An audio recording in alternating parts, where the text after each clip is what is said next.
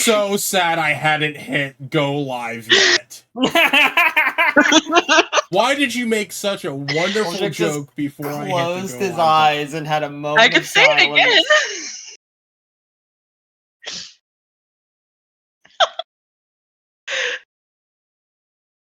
I feel attacked. I mean, like, this is your chapter. You're taking psychic damage. I'm taking psychic damage before the session even starts. Honestly, I've got fun stuff in mind for Uldric, Marmalade, and Aramis. Oh, fuck. When you told me that we have... Oh. When you asked if we wanted a session today, I need you to know with how my week has been... even if it was just a silly, goofy, not actually session, let I would the record show your... that this viewer was here first. I would have kissed the ground you walked on. Ah, yes, no boot licking. 1 second, I can't hear anything with this hobbit.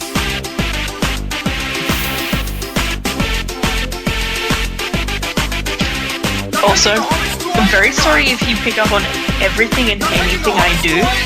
This headset is so fucking sensitive.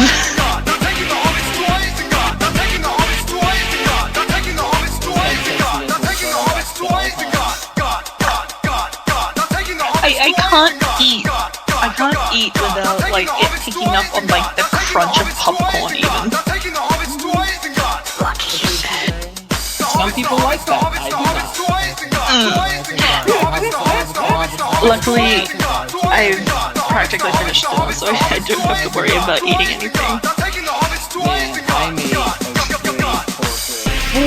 Man, I made Do not eat that, that sounds so good.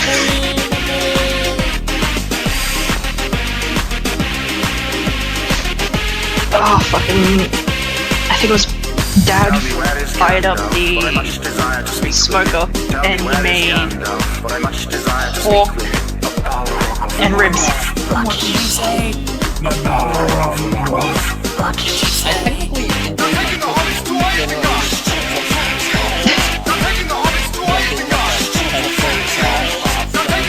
Oh. I didn't use the like imitation. And now, Bro, just rub vinegar into the cuts already, man. Hi, Karma. D&D session Some lemon today. in there, jeez. That's advice, not an affirmations. I actually did that thing where I made exactly It enough works. pasta to feed everyone involved. It's even more satisfying. How are you doing today, I Karma? know, when you actually get to the end of it and it's like, oh, I don't have a giant pot that looks like it wasn't even touched that I know I'm not going to eat all of. Oh my god. I would like the pasta, please. Also, hello.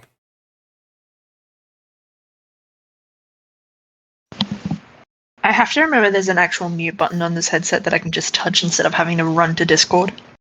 Yes, yes. No, actually, you I have thought of from you now on. sprinting to your mute button for some reason. It's across the room. No, because I'll do it when I go to the kitchen. I'll leave you guys in my room, take my headset with me, and then it's suddenly like, Marmalade, what are you doing? Sprints back to my room.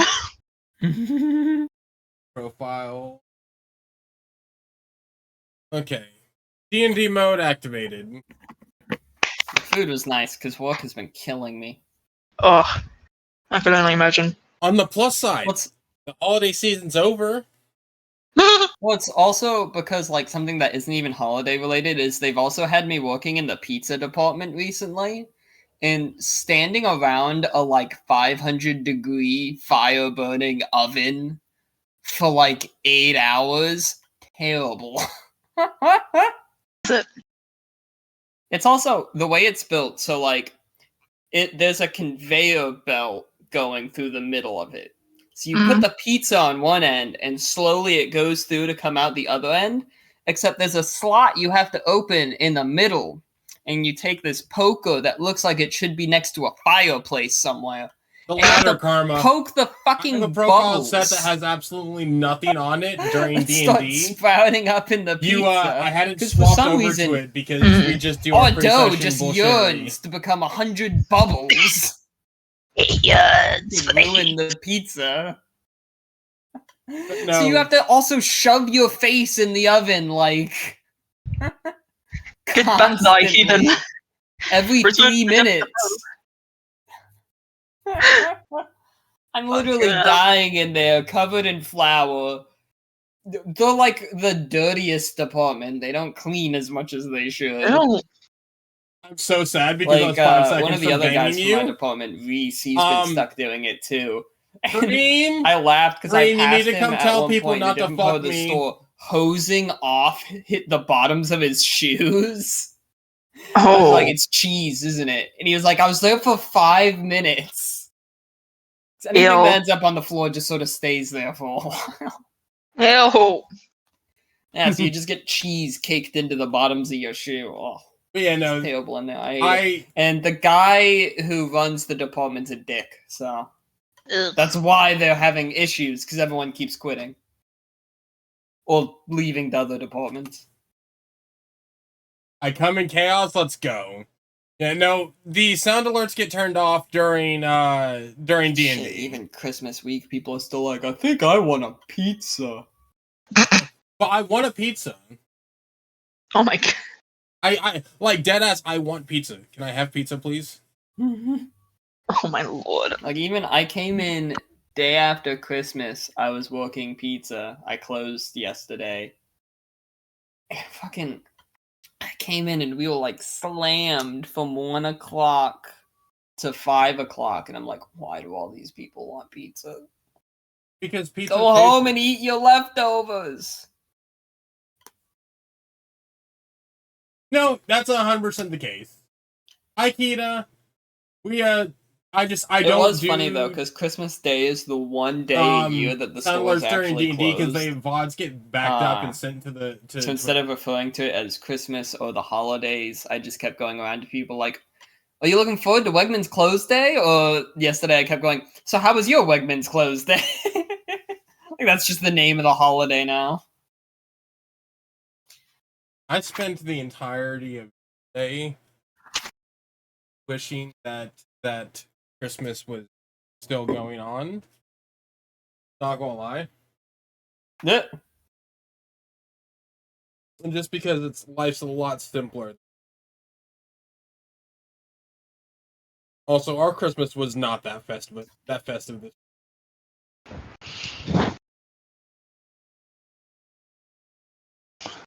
So I know that we're in pre-session bullshittering, but I do have questions. What is answer. What is name of session? Oh, that's a reasonable question. Let's look to my first page. Oh shit, I need Session to grab my book. 23.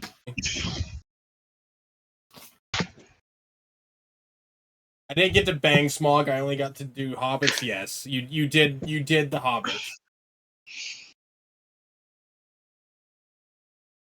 All the way to Isengard.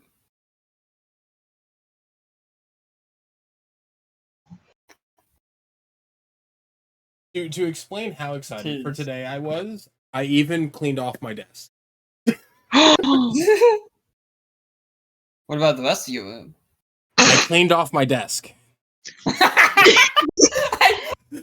Like, closer to mic delivery, I cleaned off my desk. That came out so clean. I cleaned off my desk. Look, I'm not sure if you've seen it. I have a new puppy. I have seen it. Yes. I've seen one or two of the pictures. The room will never be clean again.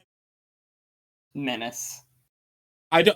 He's found things in the house that I didn't know existed.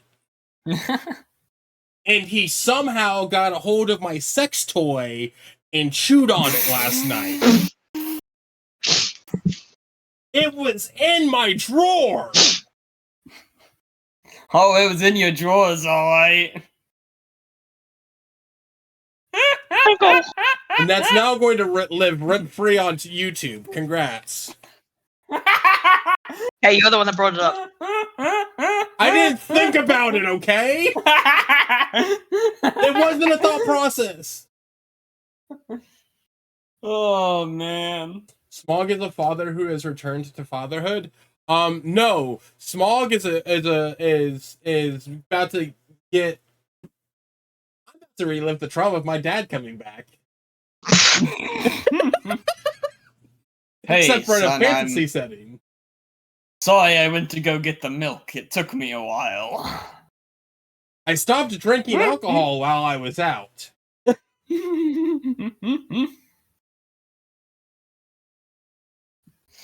Except weirdly enough, in these circumstances, you're the one that ran away. Run away, I was exiled. There's a difference. True, you just left the islands altogether. Well, I mean, people did try to kill me. Damn. And they still are. Oh, hey, look, my 800 milligram ibuprofens. Yippee. You're gonna need those. No. Oh. Wait. No, I didn't know what the session title was, Karma, so I sat down and called the session A Father Returned because we ended last session in with Papa Artorius showing up out of nowhere. Except sending a letter like a normal person. Out of nowhere, like you didn't send him a letter about where you would be. I sent him a letter expecting him to send a letter back. Also, damn, I missed a stream and lost my stream streak. I'm gonna cry. A lot of people did yesterday. When Smaug gave me that letter, I started rubbing my hands together like a Disney villain.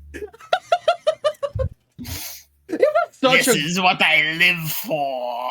To be fair to me, it was such a well-written letter. Yeah, that's why he's here. I got rewarded with trauma.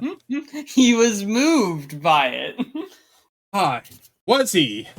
From the entire opposite side of the world.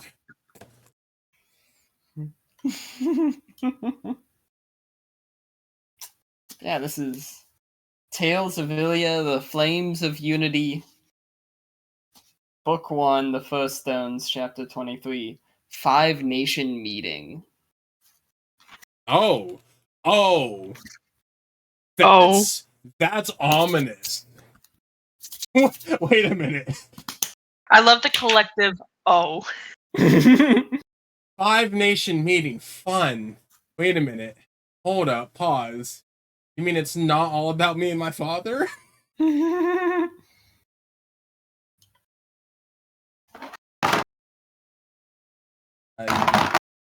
Meeting. Also, a father returned. I really like these new dice. Also, my father Ooh, what new dice? returned. Oh yeah, did I not post a picture here? No, I posted a picture of them. You did? Alright, let me check. Spirit, do I owe you an ornament yet?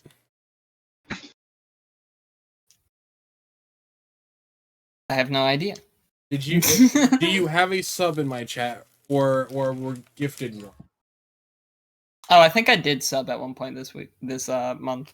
Okay, I owe you an That does ornament. sound familiar. What would you like on your ornament?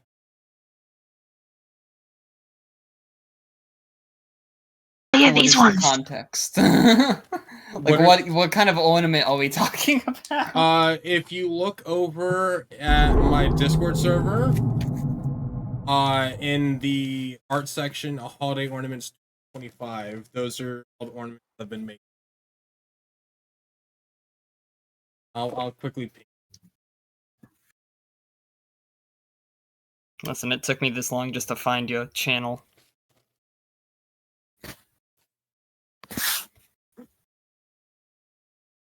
I have a backlog of like 5 or 6 more that I have see to what you make. mean. Every Christmas, I do ornaments for those who get gifted subs or sub themselves. Imp is dead. Sonic. Yeah, he want. I really like the Sonic one. It's adorable. You weren't in my Discord server, so I had to come over here and fucking tag your ass in with the imp. I'm sorry. You're fine. I really like it. It's really cute. I worked my ass off on it. All of them this year I've worked my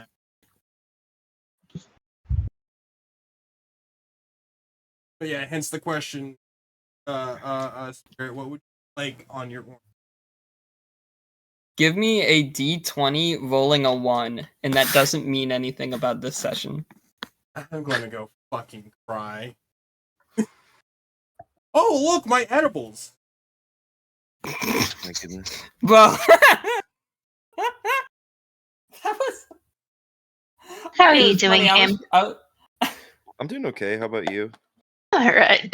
I was curious and I found out that toothbrushes were invented in like the year 619, and I thought that was kind of cool. Spirit wants a D20 rolling a 1. Easy peasy, I got you. Make a log of that.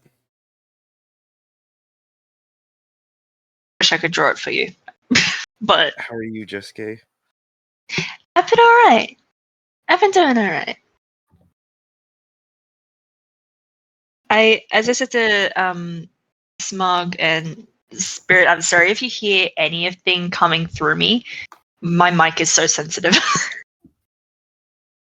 Are you good? Yeah, you're fine. Look, I remember the sessions when Spirit had family in the okay.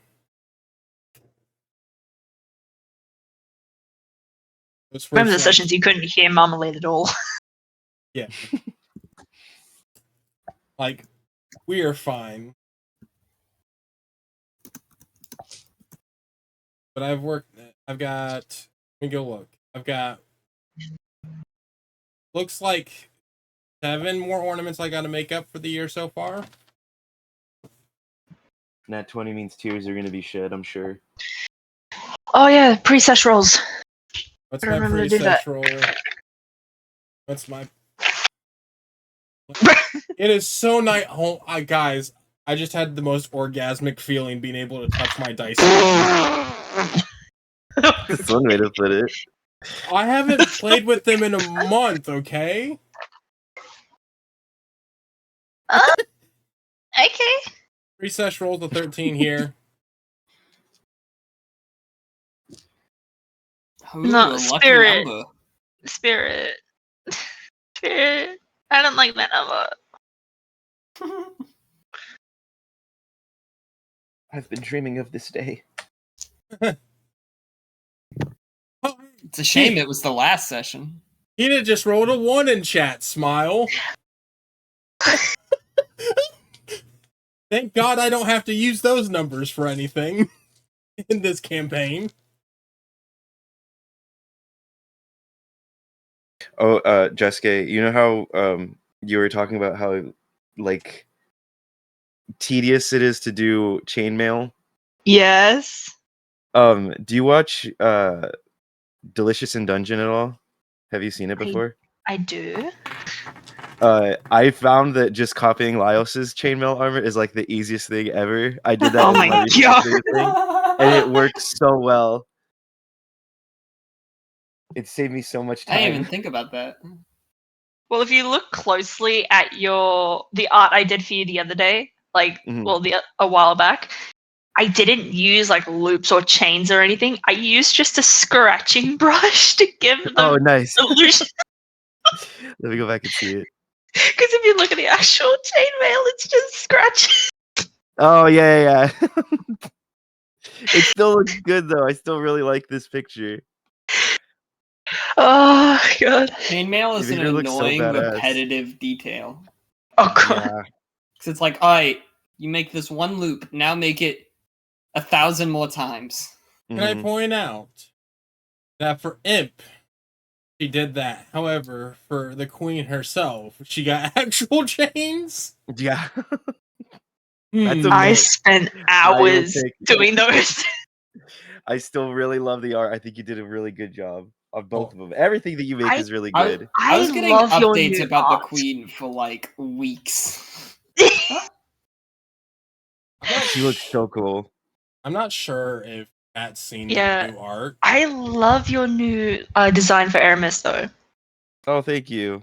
I wanted to go back to giving because I made her like too cutesy in the last one, and I was like, I need to get that straight nose back again that she has. Wait, where's Aramis's new design? Wait. Oh, I didn't share it there. My bad. I only put it because I was tired. I was like, they're probably so sick of reading the name Aramis. So I was like, I'm just gonna give him a break. No, And God. every time I see Aramis appear in your server, I'm just like, my boy. Hi. Here, let me upload it. Let me have all the art. I never get tired of seeing art. You did fucking Uldric and then like Cynthia and Silk, which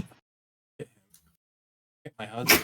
I'm really proud of the Look at my husband. Uldric one.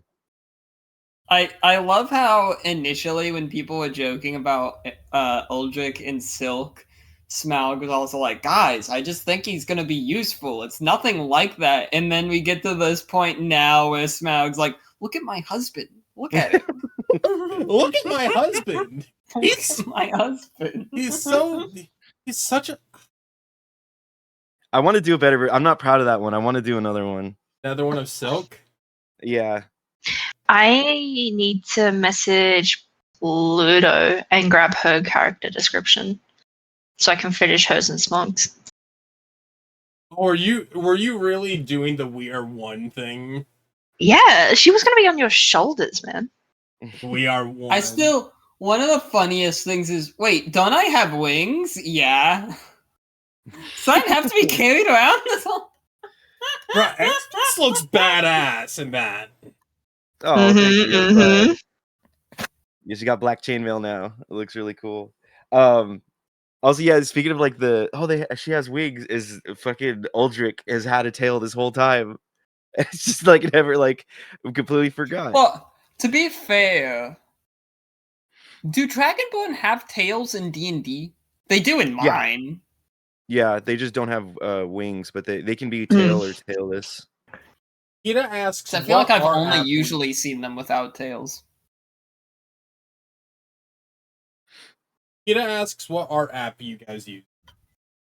I use Clip Studio Paint. I don't know if it's still a one-time purchase, but I paid I think only like $50, and it's really good. I like it a lot. I do really like that armor. I usually use my tablet, so I use Procreate quite often.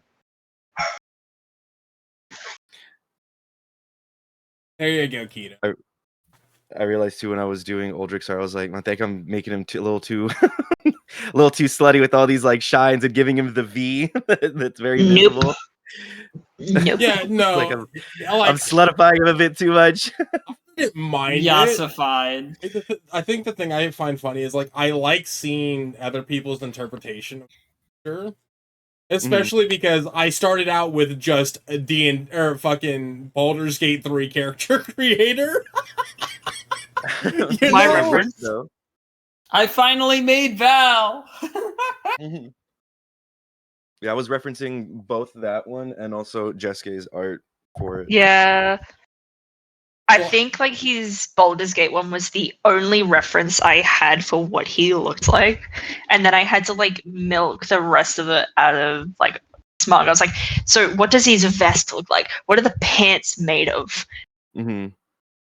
It was like I had to message him like, hey, what is the vest? Like, what does it look like? Are we talking like slutty vest or are we talking like sailor vest? I mean, like, I wouldn't say, like, here's the thing is, like, I feel like Uldric has, like, 2 or 3, like, sets of clothes, you know?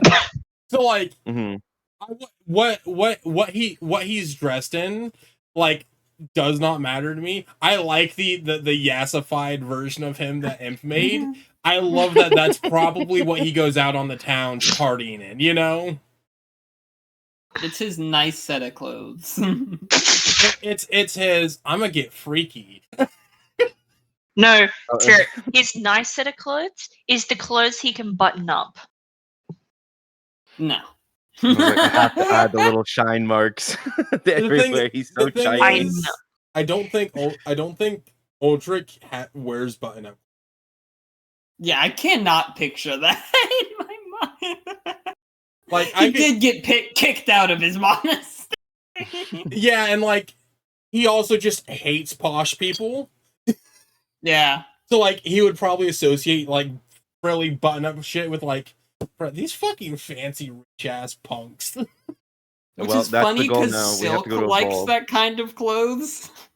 My God. The difference. It's my husband. It's not me, it's my husband. Uldric's hoarding money just to give Silk a lavish lifestyle. Listen, my husband has expensive tastes, I'm sorry. If you remember when we were talking about like doing portraits for everyone, and we said that we wouldn't do them in wanted posters because nobody would be wanted enough to like Marmalade and Aramis wouldn't be wanted. Like they'd be missing characters of anything. Uldric just is. Uldric is the wanted poster. Here's the thing is you guys would be wanted by association with at this point. Probably. Turn you in. You're harboring a criminal. Like they all probably think that like I actively fucking hold you guys at sword point.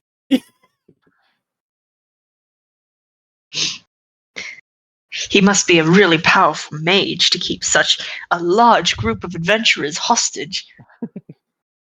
Us all sitting down and fucking walking back to town with a whole ass entourage. No. Marmalade therapy. Hey, Schroeder. Oh, we'll get our therapy in, don't you worry. Oh my god. Okay, what was that? I don't know whether or not we'll even get through this whole session. It depends on how long people are able to sit. I have my whole day free. You've got my full attention. So tonight is technically date night with Babe, but I told her that it would get pushed aside for D&D. So crazy. And she went, that is okay. She's even in chat. She'll sit down and listen to the whole thing and go, this is what I'm dating. What's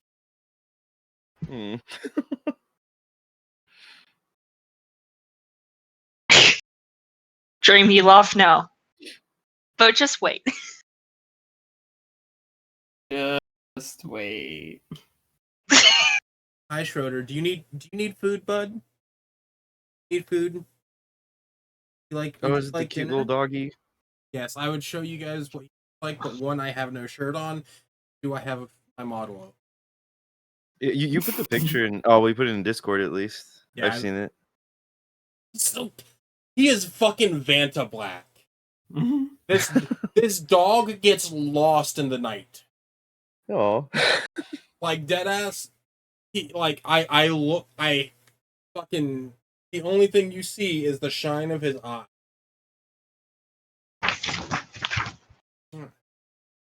Dogs are cute. I just don't have the free time for one. I don't either, but I didn't have a choice here. They'd be home alone way too much with me. Yeah, no. Mom decided that we were getting a puppy, and I looked at her and I went, sure, whatever. You know, we're raising it together. Notice it's in my lap at the moment. She's currently halfway across the state, taking care of my sister, her kid. Smaug's that dad that's like, we don't need a dog. This isn't no, we're fine. And then gets one and it's like, oh, look at the little boy. Yeah. Schrodinger. Like, I'm like, I don't mind him. I'm currently kennel training him. So, like, going to sleep in the kennel now. Except for he's not, Lucky. because he will whine on. Oh my god.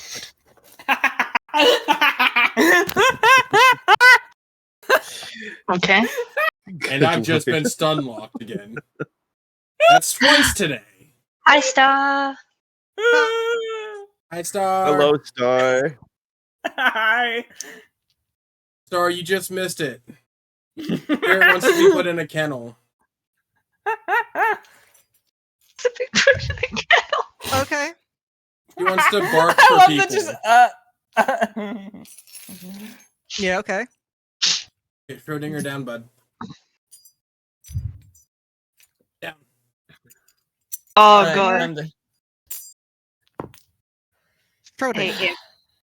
Hey, Yes. Is that dog actually real? Yes. Although, if it's dark out or even in the shadows, you have a very hard time making out where he is because he's that fucking black. Fair enough. I gotta Cool get him name. dinner I dig and it. then we're ready. Every time I hear it, I understand what the name is for, but it just makes me think of Heimerdinger. so Imp, is your Yes. voice ready to do your accent? No, I haven't done a warm up. It's okay. I know, me neither. I'm like, shit. What does she sound Yeah. like again? It's been Every I'm probably gonna sound really bad. Every few months when we actually have a VTM session, I'm like, oh shit, I'm gonna be Russian tonight. I forgot. I know. If you have an accent, you have to stick to the accent. You can't change the accent.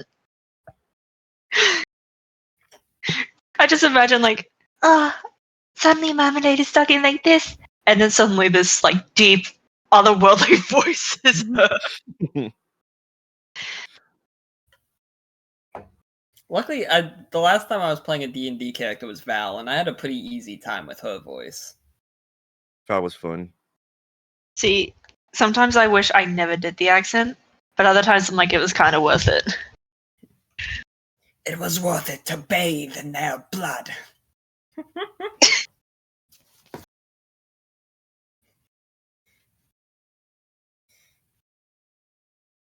I'll say it's taking me this long to write nearly a whole page of information.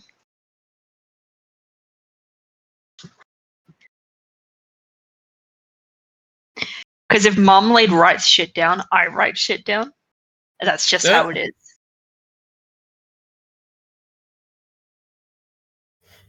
You just have a separate note section of things Marmalade writes down. Exactly. That's funny. I like that.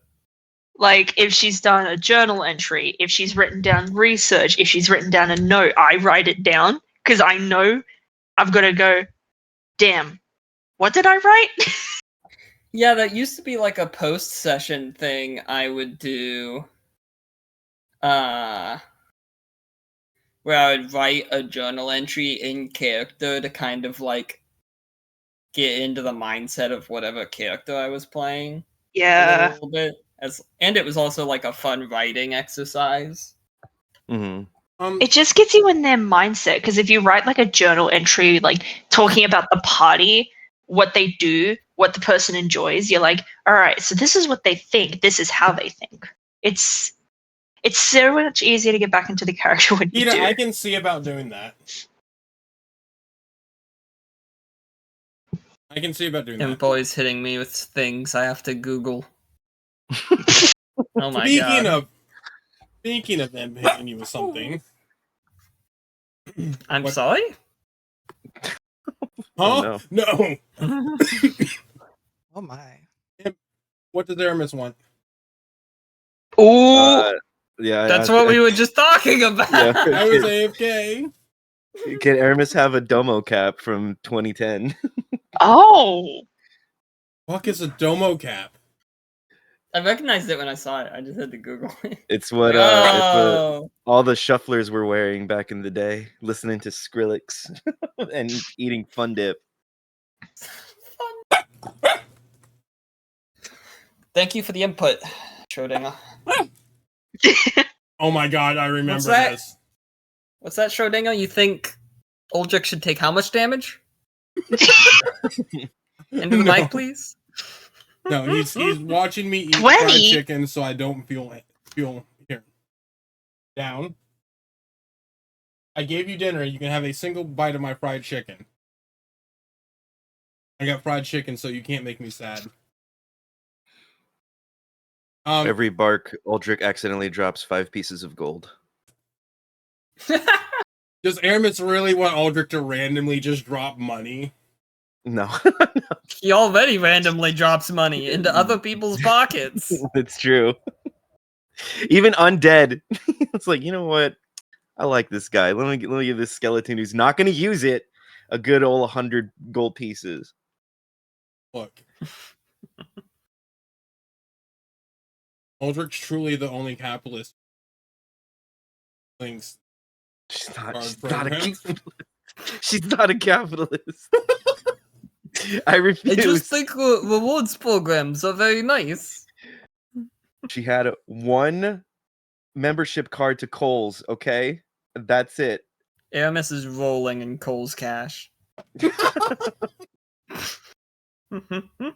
Or as It's great, I get the money for the gold As I a true spend. expert would say, coaling in the cash.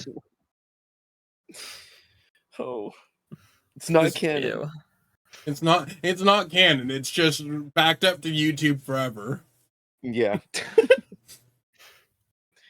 It is not canon, but it is forever. Never going away. Clamp.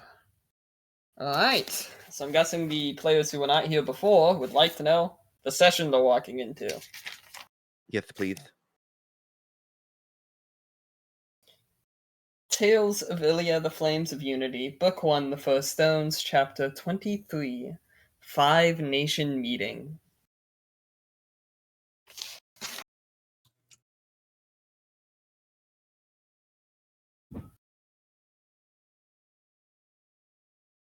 Can you spell that? 5 FIVE I'm just kidding. I'm kidding. Nation NATION meeting.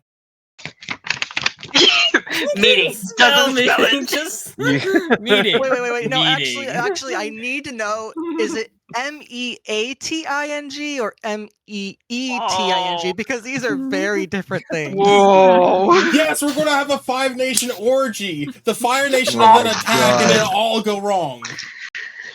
Oh, I miss D&D. I miss these moments. Time for an orgy. Alright, now for Let's another go. session of Dicks and Dildos. Hell yeah.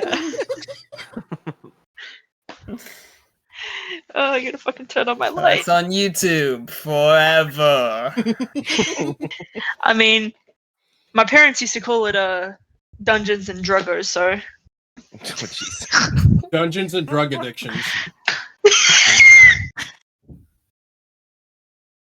Hi, Blowing Ye D&D session.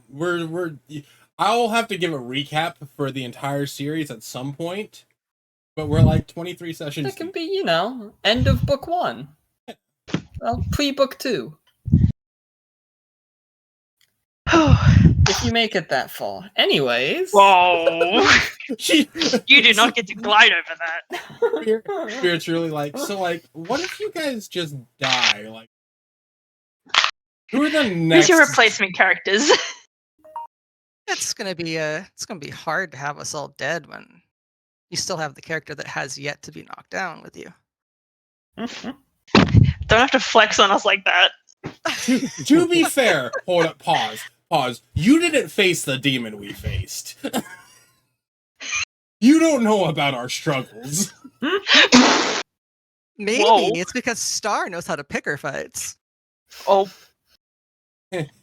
We didn't pick The it. girls are fighting. Wait, Uldric's not one of the girls. girl fight. Yes, you are. I got news for you. The Flames of Unity. That you're one of the girlies. Yeah. You basically got- just joined the Spice Girls, bro. Clearly, it's like a girl group, but then Uldric's just the manager. Are we K-pop demon hunters? Oh my god. No. Categorically, no. Categorically. I love our pre-session fights. Yeah, we're just K-pop. That's it. Question. You did hunt a demon. Answer. 18 to 39. How many years is that?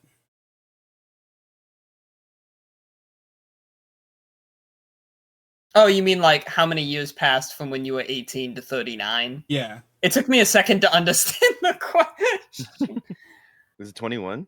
Yeah, I was saying 21. So you just go up to 19 and then plus 20. I haven't seen my father in 20. Aged 21 years. Mm. Oh no. He's 21 years wiser. Or 21 years grumpier. Oh, Let's find out, shall we? No, Yes. let's not. Start with everybody else. You guys got this. I'm not ready. You know, it's funny. I thought about how I would arrange the session, and I did think, wouldn't it be funny if I just ignored Uldric for like half the session? Just watched Smaug stew uncomfortably under his skin. What? I'm not doing that already. You can't prove.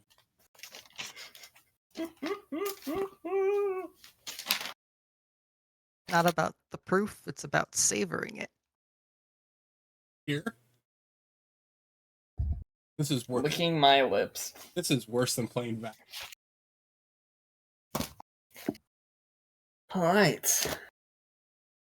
We go back to a library where a plethora of knowledge is currently unfolding. And one man in particular comes face to face with his past.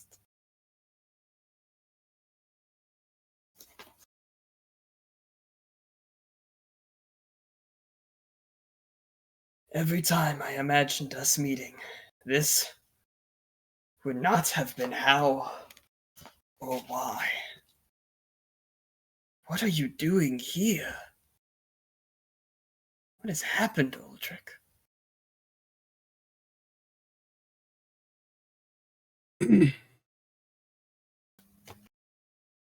Uldric's going to turn around his seat.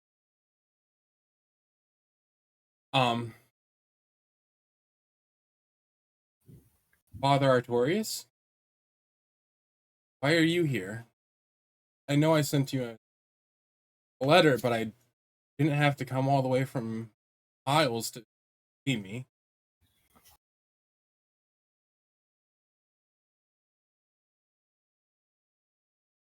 He steps forward. In his gait, he seems somehow older than you would have imagined. Of course, 21 years is a fair amount of time, as we just discussed, but the years weigh heavier the older you get. He leans ever so slightly on his quarterstaff as he goes to a chair not directly next to you. He does leave an empty seat as he sits down. Things sounded drastic. More so than I could have expected. Now that the temple is fine. Eldarin will watch after it for me. He's gotten fairly good at it. He can take care of the younger initiates for the time being. Good question. How do I spell that? I'm always ready.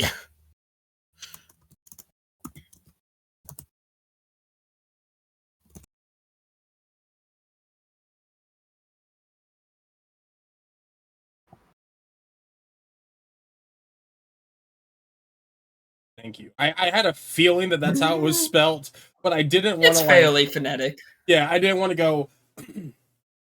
Okay. I'm not always very phonetic. Sorry, didn't mean to cut you off. How? I know you had started adventuring off to far lands, but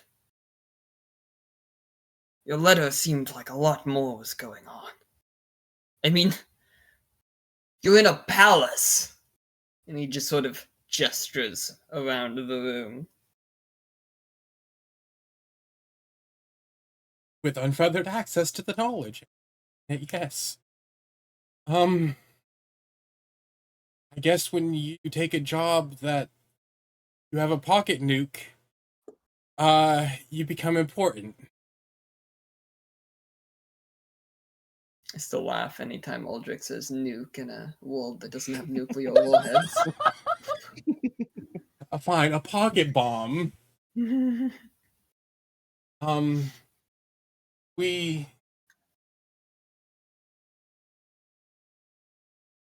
I took a job and it was far more than I expected. Now they're trying to revive a god or create one. Stop them. Gotta try and own for sake of killed that they'll out. Yeah. Sighs deeply. Even what was that? No, okay. Does a sigh sound suspiciously like a small dog barking? That's just Silk. He gets a little antsy when he doesn't have boots. Oh my god. And here I thought it was one of my pack members. Jinkies! Even without his influence, he rubs the bridge of his nose. How much like your father you are. The longest time I thought you were my father. Found that out. Case also. A lot of things. I'm in. And I had to back burner it all. Forward and I can't. Then Uldric's gonna turn. I think it was a tiefling that was with us. Yes. Silk. Here, take my pouch. I did promise you guys a drink. And Uldric's going to turn over 4,000 gold to Silk. Oh, that's a great idea. Go, make sure I get some of this back, but go have a good time. Have some catching up I have. Is there anything you want me to tell the others? Don't spend all the money. I mean about where you are! Just tell them I'm catching up with my father. Yes, I'm sure they will react to that very normally. When have we ever reacted?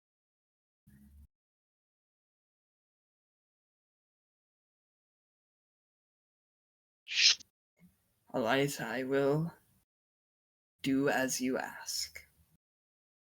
And he tilts his head slightly to you, and he exits to give you your alone time.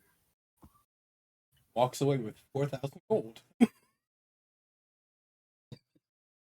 Jingle, jangle, jingle. Oh.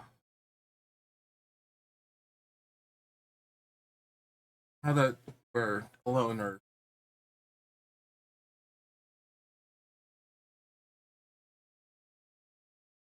who is my father? I know he has to be somebody in power, considering that my first couple months of exile almost got captured. Group that was with sold back.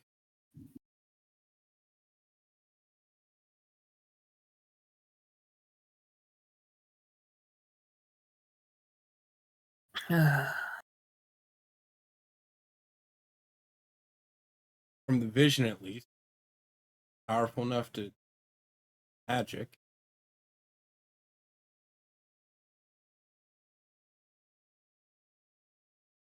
He is one of the most powerful sorcerers of his time. The most powerful one I've probably ever met. You're right. There was a time where he was very, very important. His story started much like yours. A young adventurer trying to, well, go out beyond his parents' reach as well. He also got entangled in forces much greater than his imagining, that eventually led his tale entwined with the War of Ashes.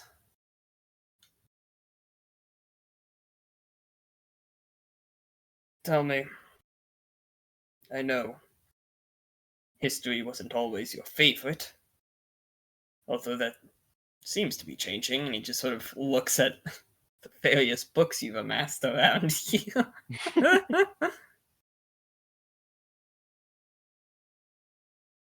How much do you know about our previous High Chancellor? High Chancellor, not enough. I haven't looked into too much of the Draconia or Draconis. Draconis. Haven't looked. Oh, that shit.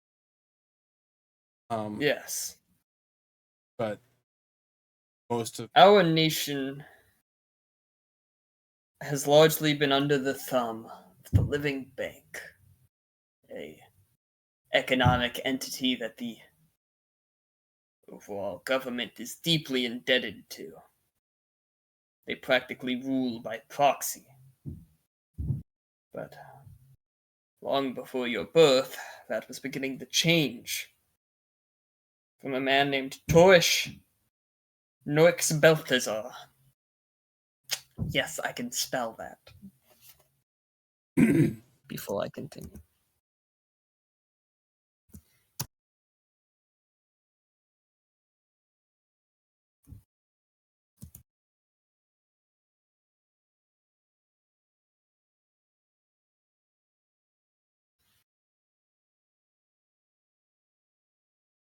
He had begun trying to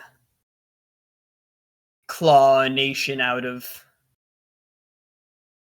well, a great deal of its issues. And a part of that plan was to aid the North and Catalina in exchange for the rewards of a rather sizable portion of the Attican treasury. He was going to more or less buy his people's freedom. Very nearly managed it.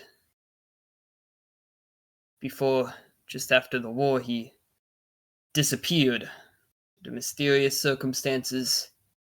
It has since been presumed dead. With the last man alive, well, the last man who had seen him alive, having been blamed for his death. That man is your father, Telbin Belzorak. He was one of Torish's most trusted advisors, comrades, and friends.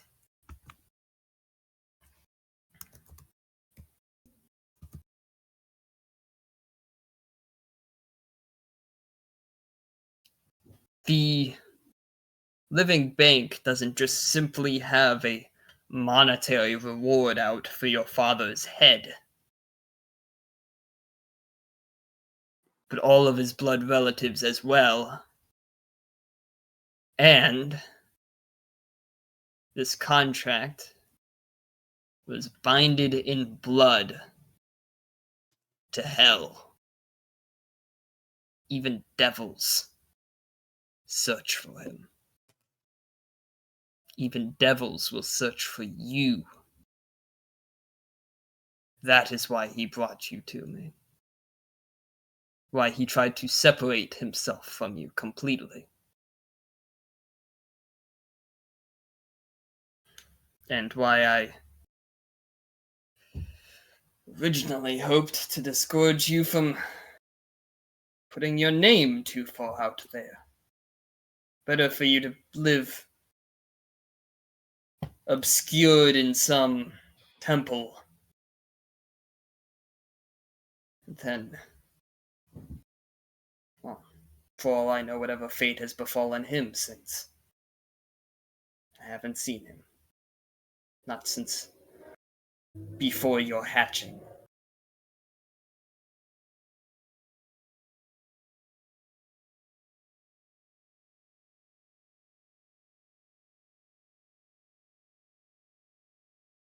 God's love.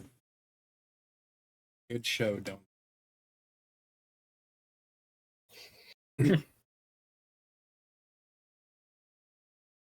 They must have known. Beans. Why else would they happen to put right on the path?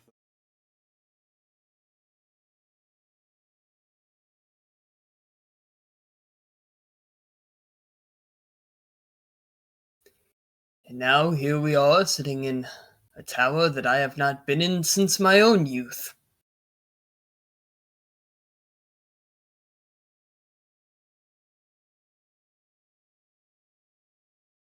Illia works in mysterious ways.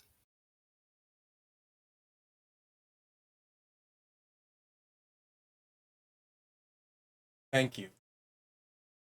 Trying to protect.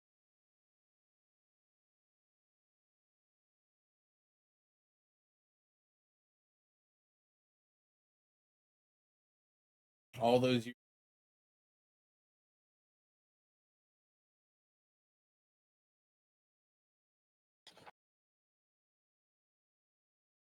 Focus. Because I was a crotchety old man.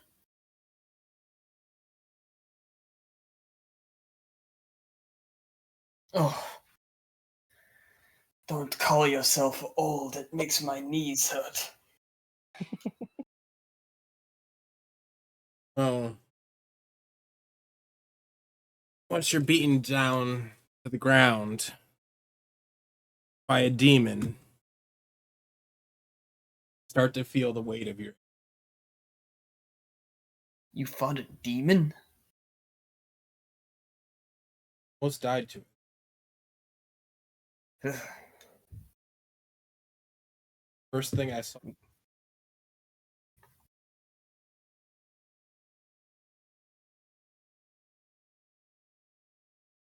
Happy you. Yeah.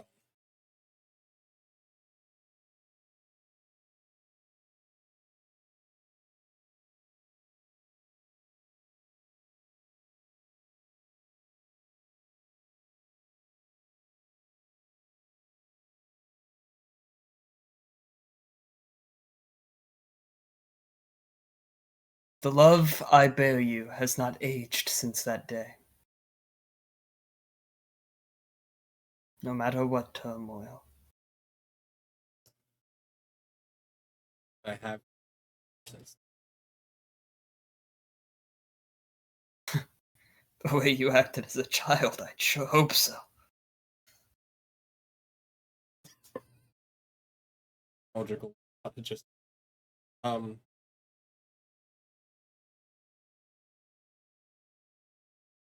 seen a lot in my or probably have lost a lot. Learned a lot. Stronger.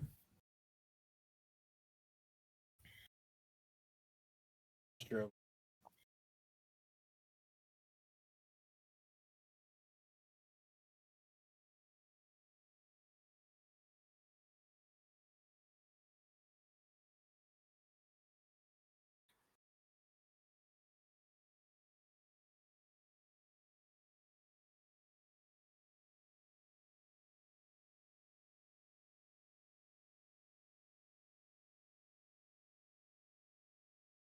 want to kind of take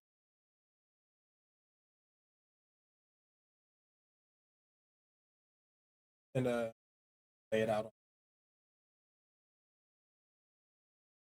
This staff, some of your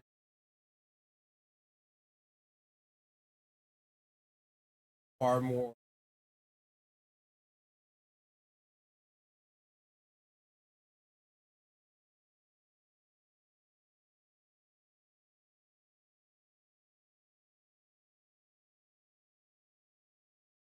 internalized some of it. That's it. Presses of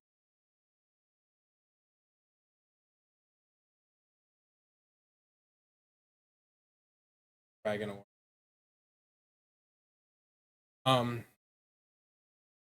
You have no clue how grateful I am poured so much energy into a brat that wasn't even yours. I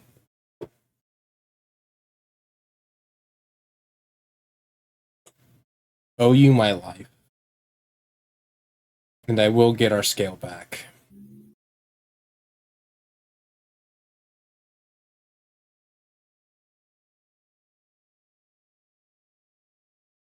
So you're all manifested. Quite the journey you've been on.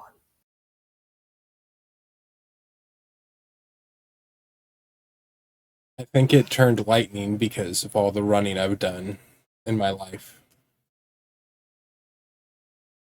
All the other red and gold dragonborns had fire.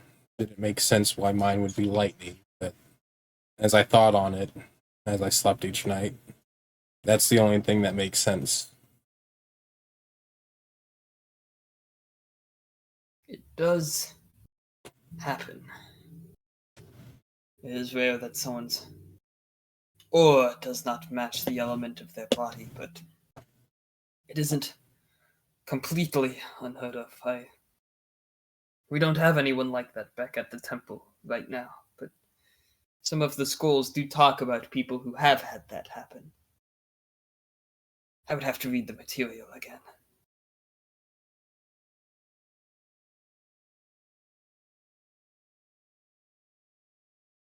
But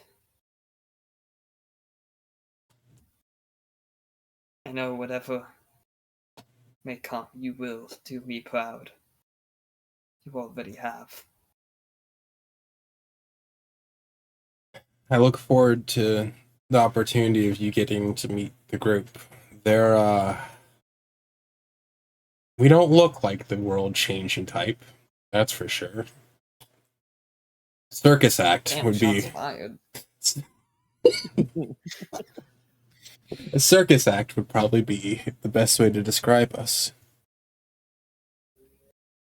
But they've become family.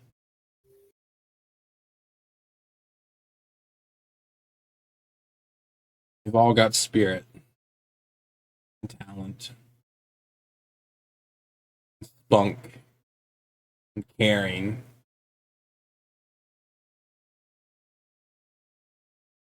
And the softness in their eyes, just like you had for me.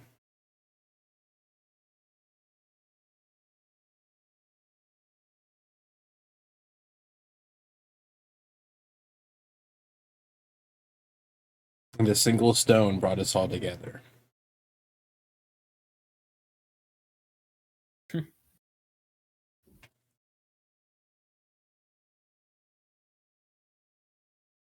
It can be a surprise how things like that work.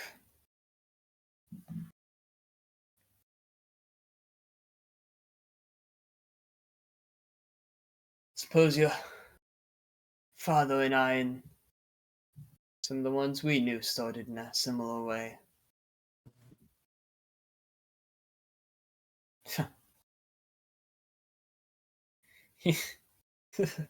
I can hear him right now, upset about the fact that you're here in a library trying to outstudy your opponent. He'd say I've been too great an influence on you. Ruining his child. Tell him it's his fault for leaving you with me.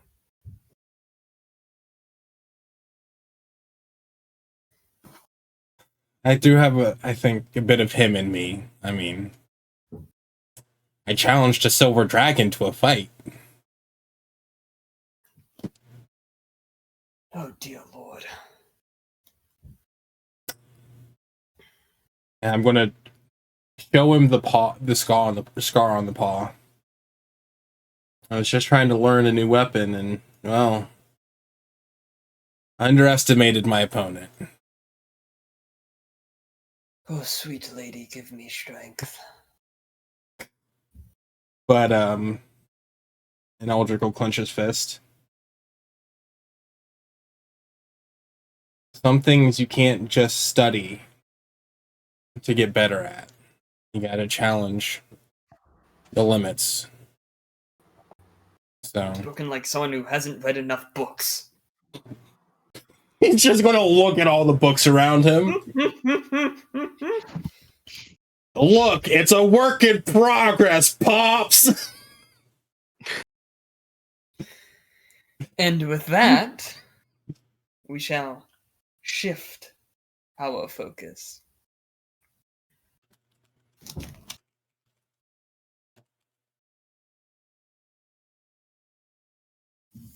Marmalade. Yeah. You, of course, are at a temple, a very particular temple, one set to Ravana. It is the largest house of the dead in all of Illia. Its tunnels are deep and winding, renowned for housing generations of the dead. But there are also two other particular sites here.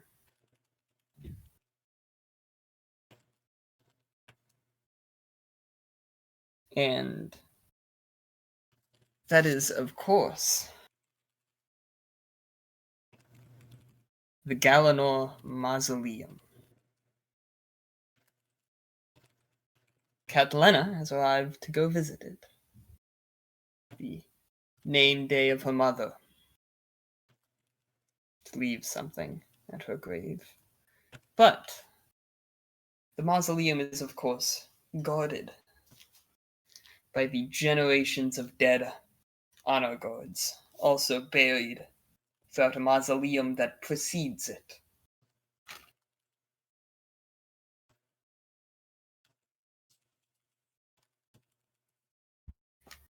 They, of course, have just headed down, both Catalina and her wife Astrid.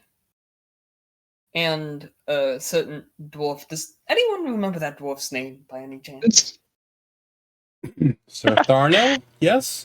Tharno Nystrom.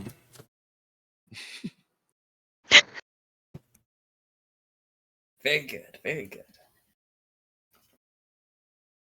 Heck, for the combination of that and you not breaking down a few moments ago, Smaug, you get a crisp handshake.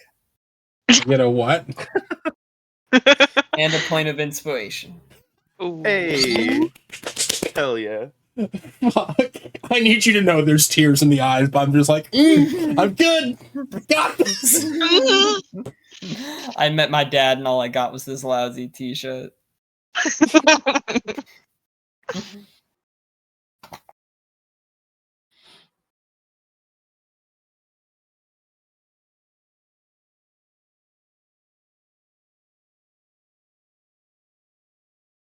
It is right around this time that a glowing rock in your position vibrates. You're being paged. Hello? Is this thing on? It's... Oh, man, Uldric really needs to show me how. Hello? Hello? You, of course, hear the familiar voice of Silk on the other end. No, it's so kind of use a Rocky Talkie. Ah, Marmalade. Hello, Silk. The... Is there a problem? Oh, no problem. Can I insight this motherfucker? Sure thing, roll insight. Hell yeah. Ooh. And the insight is 16.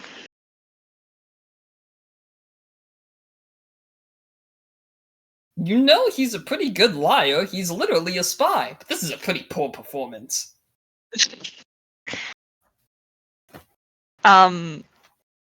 Marmalade's gonna have a bit of a smirk on her face, and in that kind of like mum voice you hear when your mum knows that you're telling a lie. Silk, is there something you're not telling me? You know, I think I'm running into a spot of magical interference. I'm not sure that I can hear you anymore. However, on the off chance that for some reason you can still hear me, I just want to say that I'm going to gather everyone up and we're going to meet back at our tower room to then go out and enjoy the night. Oh, I have all of Uldric's gold! Why do you have all of... Oh, did you steal Uldric's gold? By this logic, he would have also stolen Uldric's walkie-talkie. You hear no response. I am not going to question it. I can be there very soon. I'm just finishing up at the temple.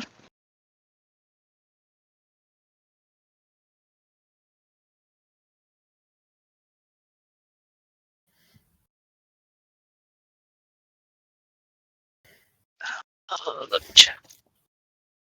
And I assume you will now be heading to the tower.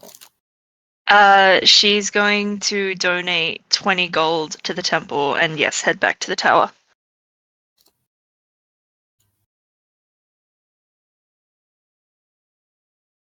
The group becomes poorer and poorer each passing second. The dead need it not. The living may make use of it. You give your coins and return to the tower. Mm-hmm. So now we will shift and cut to Aramis, who's just...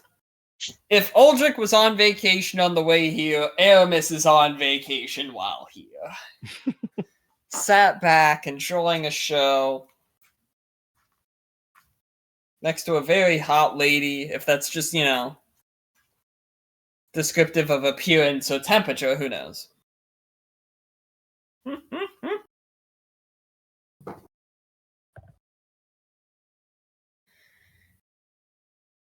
And the show has just closed out, though you are still at the crystal caverns themselves.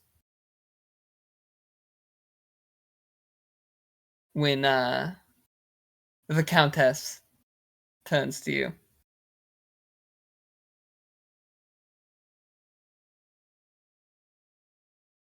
Aramis, there is something here that's also rather nice as a part of the crystal caverns, but I'm not completely sure you'll have the stomach for it. That sounds very ominous, and you've piqued my interest. Show me. So demanding. But of course. She bows exaggeratingly. I'll follow her wherever she's going. What's she going to show me? She She takes you down a long tunnel of crystalline lights of different colors. It glows almost like sunlight. But eventually, the crystals above stop. Now there are just sporadic crystals around the edges of the walkway. And above, you quickly realize you've exited what you imagine as the perimeter of the city. As above you is only the glass walls and ceiling of this elf-made tunnel heading out underneath the harbor, surrounded by sea life.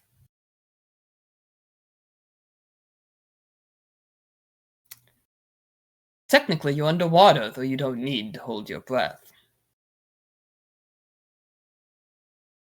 So is this like an aquarium? Almost. That's Just so sick. Just a like naturally occurring one.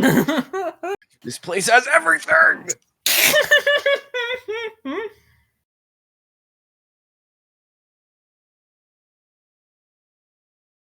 I'll be marveling at this. There's nothing like this back in Greyhorn. Schools of fish pass by. You can see a ship on its way to head into the underground harbor beneath Starhaven.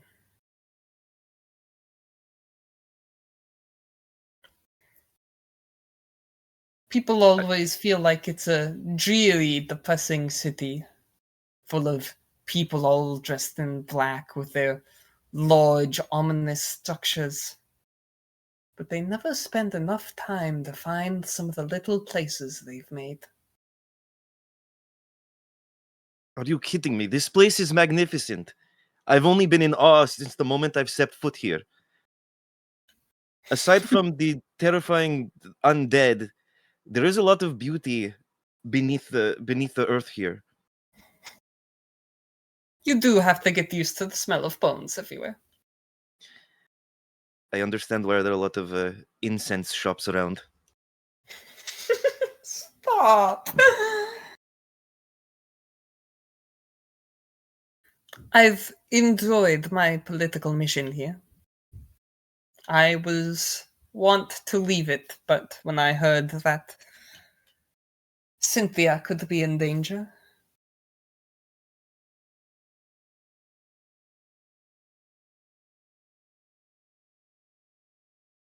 who knew I would be back so soon? How long have you Also- known? Oh, sorry. Yes? How long have you known the princess? Or she would love being referred to that way. Really do it all chances you get. Oh, trust me, I will absolutely.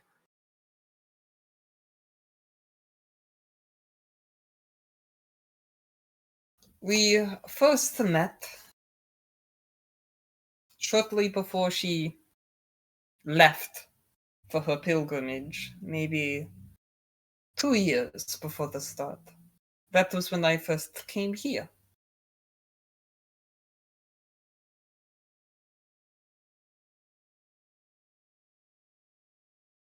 I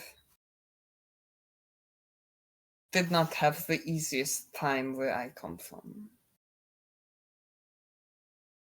Being countess, I am essentially in charge of a third of my kingdom, answering solely to the Grand Duke. But my family, because of our heritage, have history. People treat me differently everywhere. Different how?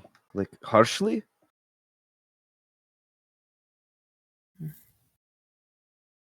Oftentimes, yes. Dealing with hushed whispers anywhere I go. The mark I leave is not one most would speak of kindly. But it doesn't help that I didn't know many people like me growing up, as my parents died when my brother and I were very young. It was just the two of us.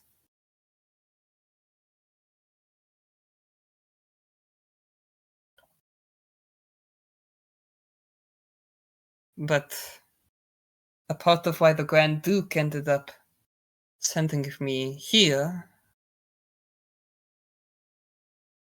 was because when that happened, my brother and I were both fostered.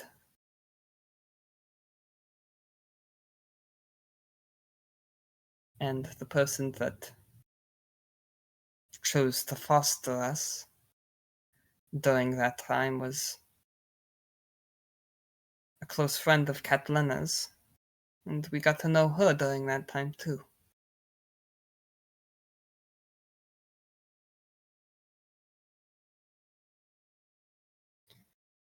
But I will say, they are fools for treating you in such a manner.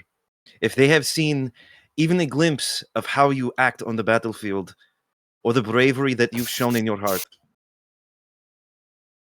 I believe that you would be well revered. kind of you to say. It is true that this group has helped me in a number of ways. Who was it that had taken care of you?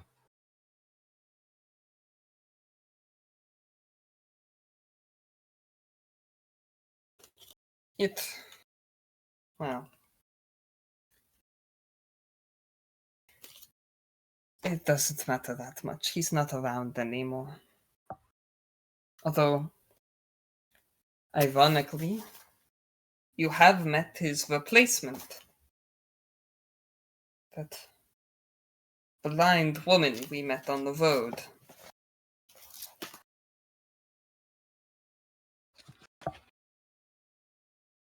She's the head of an incredibly powerful magic school here in the north. The old head was the man who raised me.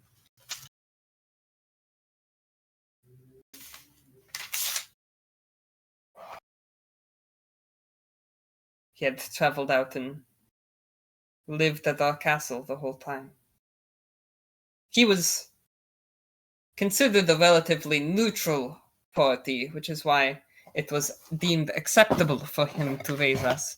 If one of the other noble families in my kingdom had raised us, then everyone would have said that they were currying favor, or that we would only rule as puppets to them. If someone from another kingdom had raised us, then they would have said the same thing, but in that direction, that we would only ever work in favor of a different homeland than where we're from, so it would have to be someone completely neutral. And he was respected. If I remember right, there was an entire meeting like the one that's about to happen over it. My childhood was a source of voting for all the kingdoms, I guess.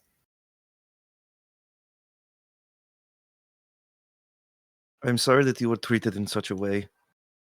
More of some sort of political piece, a chess piece rather than a person.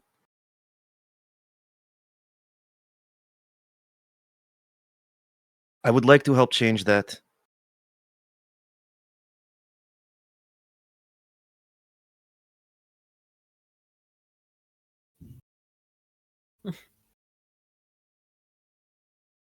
You too. And before she can finish her sentence, well, hello there! The fuck? And I'll take out the Rocky Talkie. Is that what's vibrating? Or is that where the sound's coming from? Or is it just him? It's just him. Oh, okay. Hello, Silk. marveling at our good city? Yes, the Countess was just showing me all of these wonderful sights, and we got out of the oh shit, what's the name of the composer?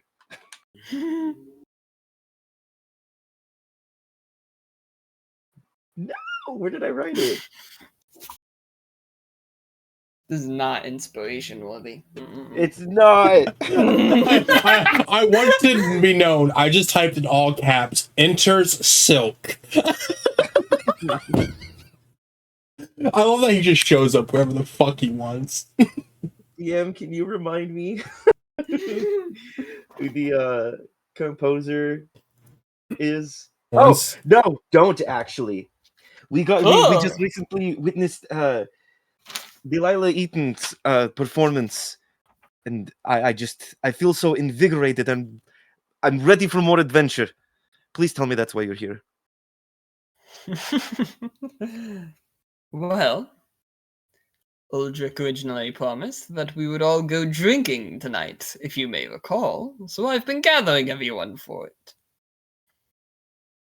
I figured it would be easiest for us to meet at the tower and then head on to whatever festivities we'd like to hit. All right. Well, I do have all of his gold. Silk, please, I know you care for him, and if you do, you need to convince this man not to give out his gold so easily. I guess with you it's different because you have a thing, but still, in general. He lifts up a pouch and shakes it, and you hear various coins and bars shaking around. I'm just gonna pinch the bridge of my nose.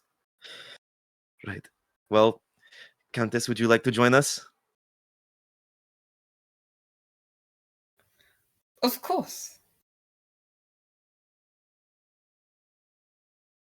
All right. Silk, it would appear this little one needs supervision. Me?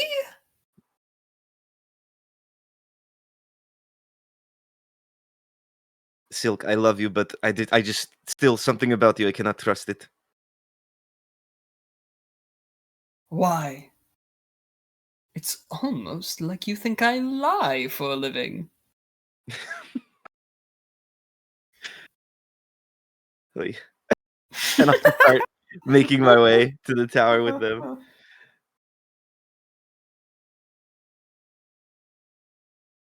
All right. We will jump to that meeting of everyone. Since Star, of course, is still there. Naturally. Star's where I left her. And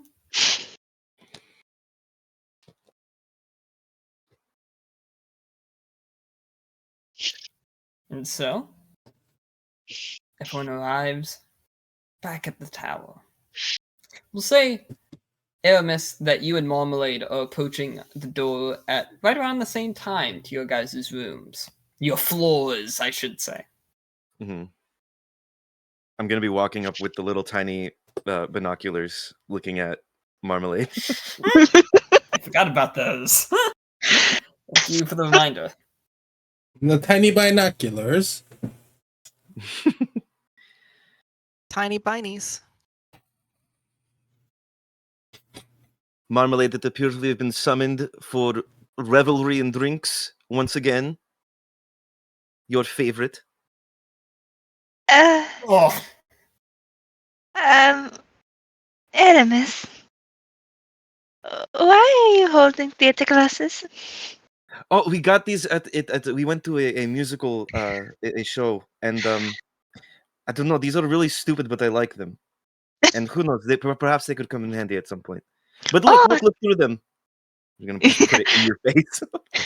she's gonna laugh a little and indulge and look through them.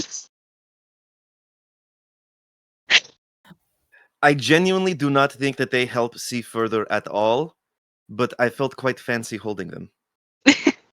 She's gonna laugh and look up at you. I'm so glad you had so much fun out in the city. There are so many +1 places. zoom. We must show you if we get the chance. There is a whole area that is like you're underwater and you could see all of the fishes out in the deep dark ocean. It is beautiful. That sounds nice. And I'll look. I enter in wherever everybody is at. I love that Amos didn't like being on a ship, but underwater dome is fine. It's different than being in the sky. And the sky was your worst reaction. Yeah. I normally don't do this, but Kita made such a comment that I need a confirmation from you, Spirit. Does Uldric's husband need a child chair at a tavern? Oh my. A high chair. I'm over here just fucking giggling while writing notes because I was like, I need a small second to say that. Does he? How tall is Silk again? They make plenty of things that are sized for goblins, dwarves, halflings, and gnomes. There's a lot of races that are smaller heights. It's not that odd.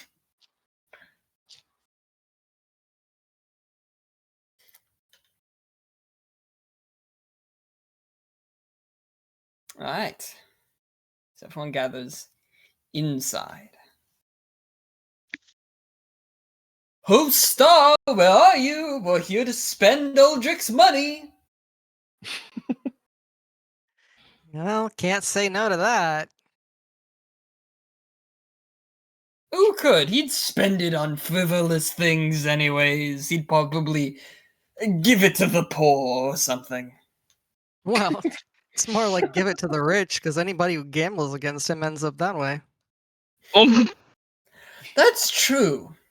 Damn. If you take money from the rich and give it to the poor, don't you just make the poor rich? Exactly.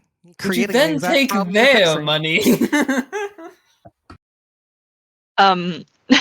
Marmalade is gonna turn to Silk. So, is Outta gonna be joining us later? Uldric is preoccupied. Really? And you're Preoccupied. here?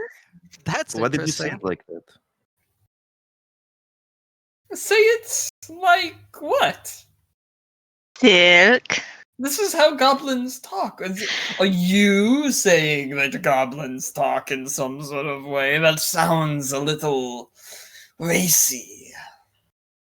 Silk, I've traveled many places. I know what the goblin sounds like. Then you should be backing me up. Don't you worship my god or something? Motherfucker. Silk rolls crisis of faith. Shit. I don't He out of think line, it's very but he's right. Silk, Star is right. The only time Uldric is ever preoccupied is when you two play like hide the cucumber. So where is he? It's not very hard to find the cucumbers. I only have so many holes. Okay.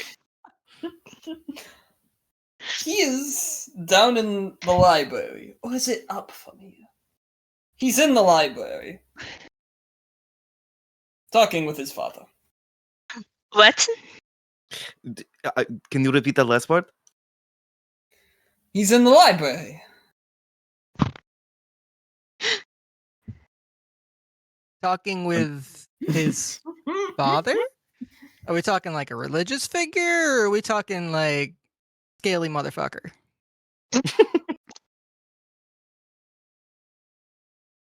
Well, would it change if the scaly motherfucker was religious? No, he's just a scaly motherfucker at that point. Then that one. Marmalade is Okay. just gonna turn her head towards Hermes. So like we could be totally respectful and let them talk with each other and catch up because he doesn't really talk about his family, or we could barge in and make ourselves known. If we were kind people, we would probably stay back. If we were kind people. However, Is if we a good were point. us, What I said.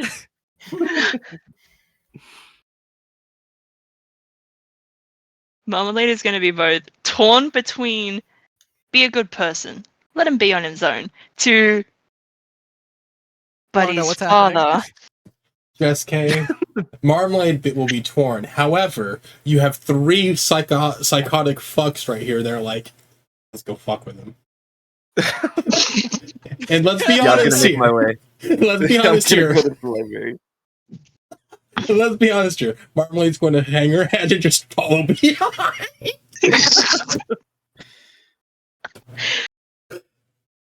Marmalade's being carried under the arms.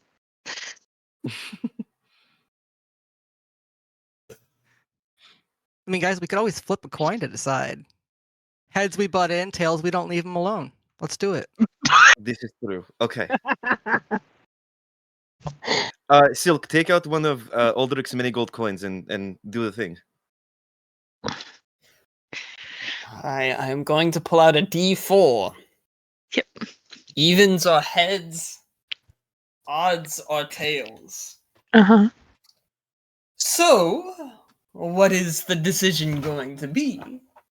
He does that thing where he plays with a coin between his fingers.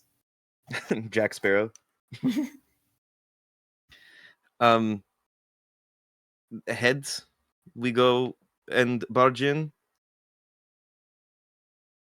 Heads we barge in, tails we don't leave them alone. I like that. I like that a lot. Didn't you say we don't? Indeed. You see, one is more polite than the other. Barging in is with intention. Not leaving them alone is mild inconvenience. It's true. We have to make sure that he's safe. We Get the barge! paper cut. Oh. Let's go.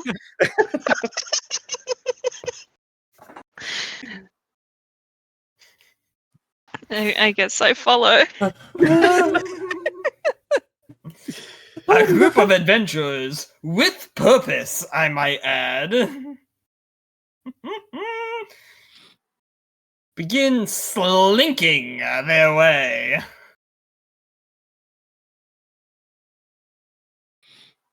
Down to the library. Marmalade's just gonna lift the hood of her coat over her head in embarrassment.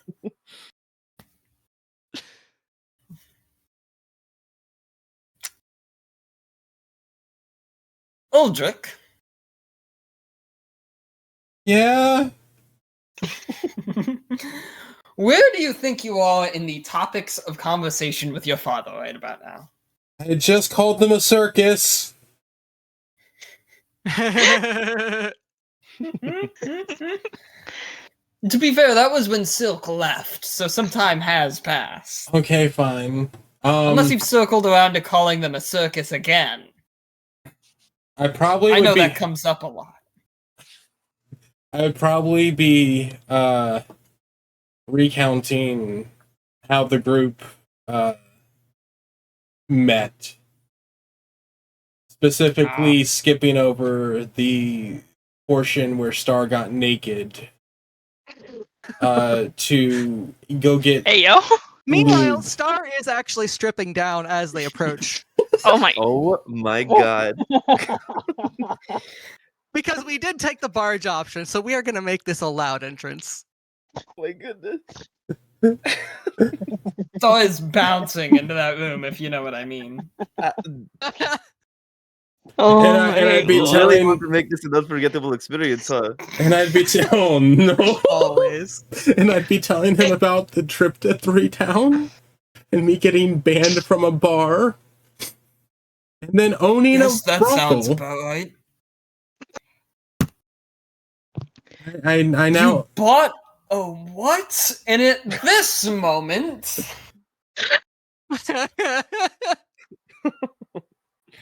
What does a lot of you do? Well, Star, would you want to go first then? I saunter on into the room. And I looked Uldric dead in the eye and I go, "Hey, Scale Daddy." Oh my god. Oh my god.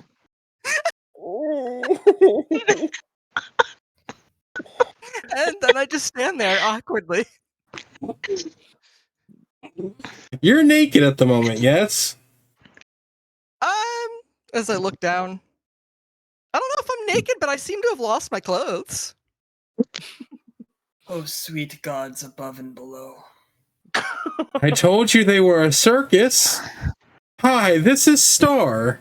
You know that fight in the tavern when we got captured?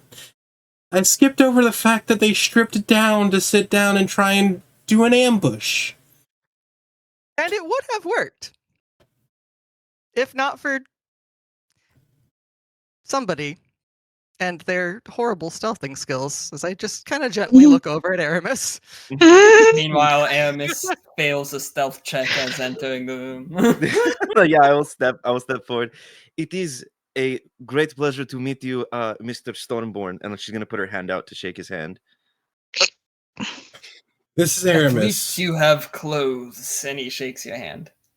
She also yes, I has just bought these. Do you like? She also has a lot of class and talent. That is the first nice thing you've ever said about me. Uldric's going I to could punch get her in the emotional right head. now. Uldric's Ooh, dad you are looks so at lucky your Aramis father is here. at her, saying that it goes, he does really lack gratitude, doesn't he? Do you know, you would be greatly surprised that it is the exact opposite. And then I'll look to Silk. Probably, is he still holding the big bag of money? I'm going to look to my husband and snatch the 4,000 gold back from him. I thought I told you. You hope 4,000 gold. How much do I snatch back? I don't know, you'll have to count it later. It won't take you long. I snatch back my wallet. You man puss. I thought I told you to get everybody together and go have fun, hubby. We are! This is Silk Tonar. He is he was the drunkard in the story that I was telling you about, but he's a very skilled member of espionage. You called me a drunkard? He says in his fancy clothes. You were playing as one at the time.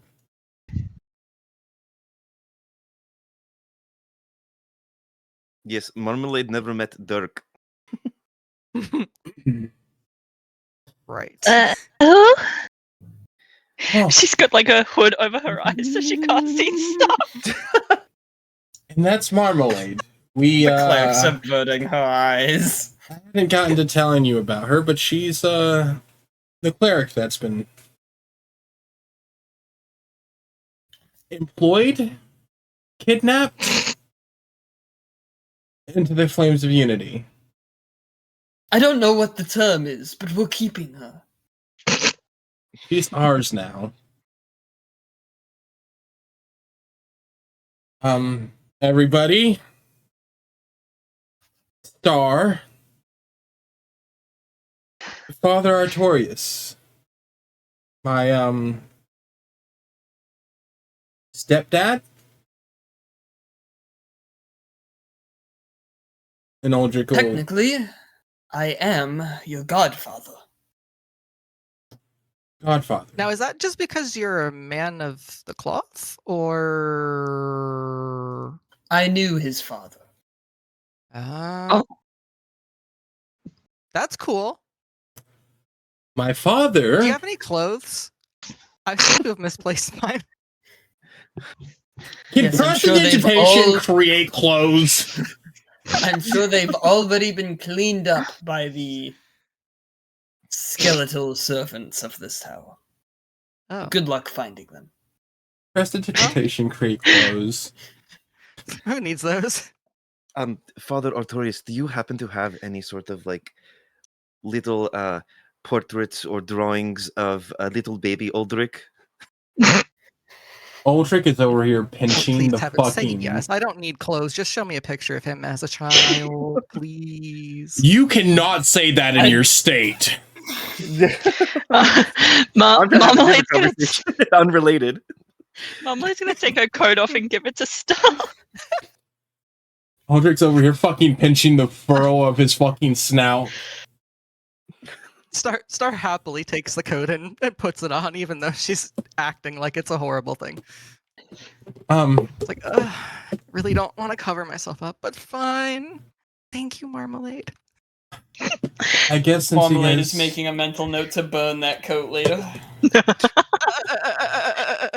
I guess since you guys are here, and I did say we were going to go have fun, Father, would you like to join us and rev one my bullshittery as a child?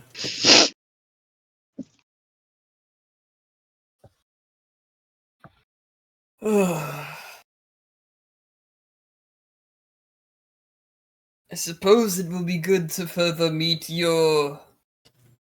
He looks around the room.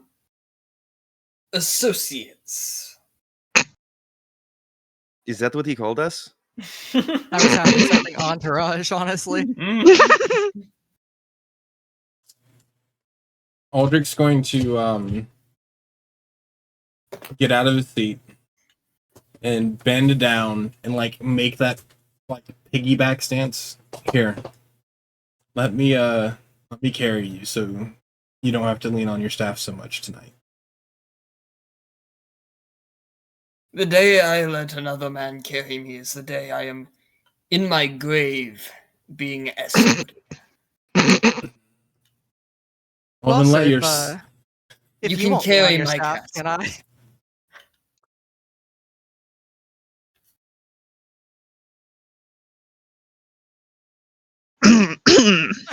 Star just awkwardly looks away, mortified at her own comment.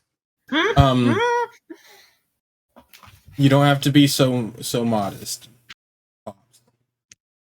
Let me sit down and at least take care of you tonight.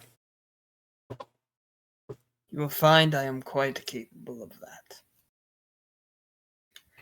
Now, time to see what all has changed in this city since the last time I was here. Do we all have a place that we want to go first? Or would you like to show us your favorite place to come?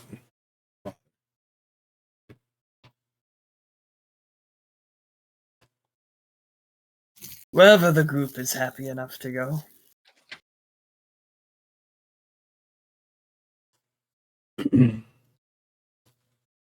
Oh.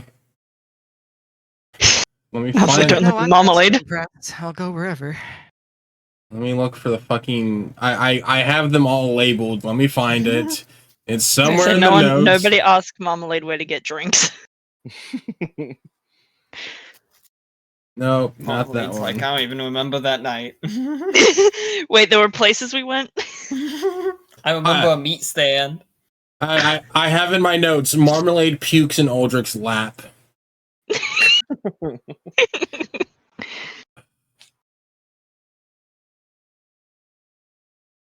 Let's head to the raised mug.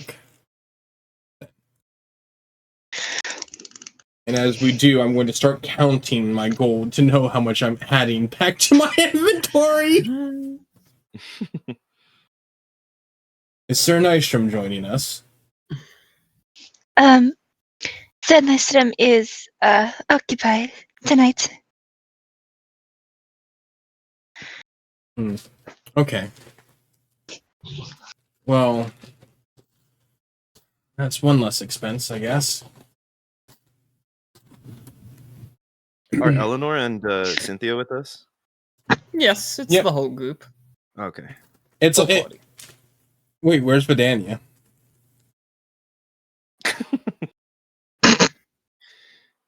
Facepalm. Deep cut.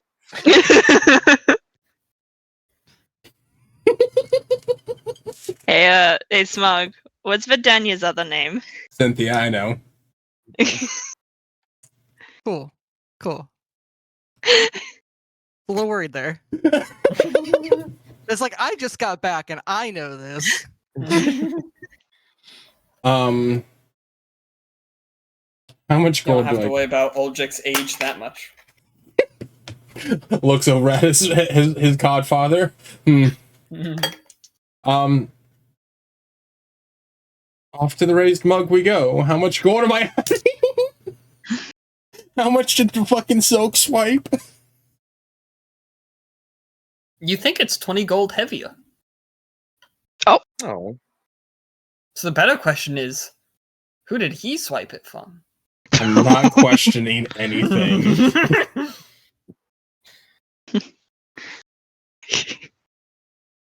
If I remember correctly, the raised mug is the one with the mech. I believe your memory is correct. Does There was have a the mech? golem. Golem, yes. My brain just went mech. I knew that there was a different word, but my brain just went mech.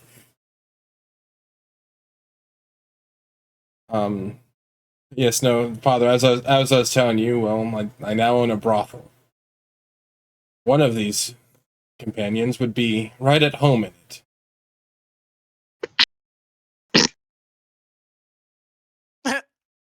I'm gonna look at Marmalade. He's talking about you, Marmalade.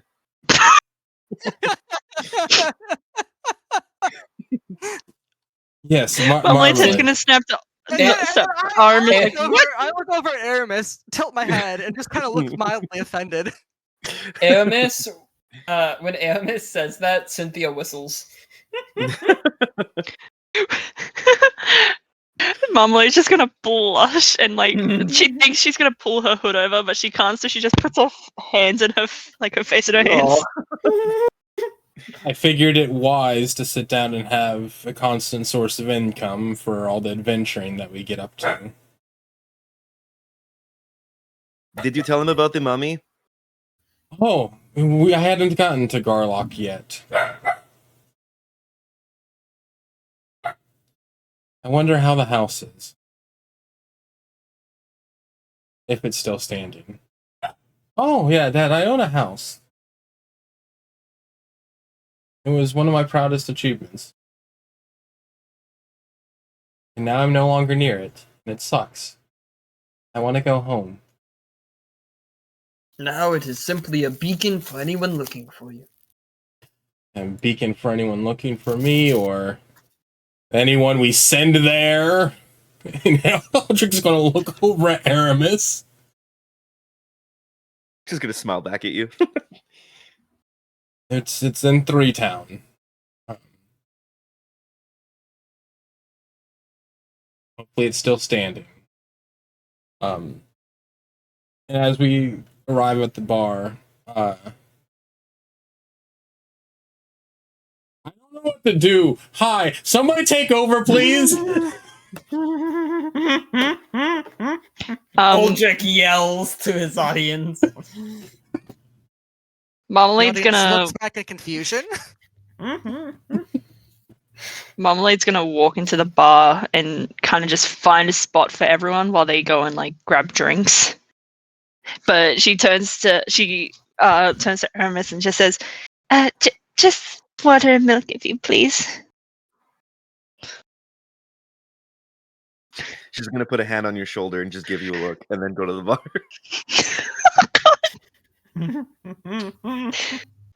Aramis, what did Marmalade want to drink?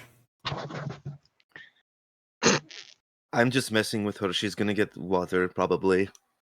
Bartender, I need 3 of your finest wine glasses. And if you have any spirits from Draconis. They nod, grabbing a rather intricately designed green bottle from the shelf. It curves as it goes upwards, and the design almost makes it look as though it has scales on it. That's cool.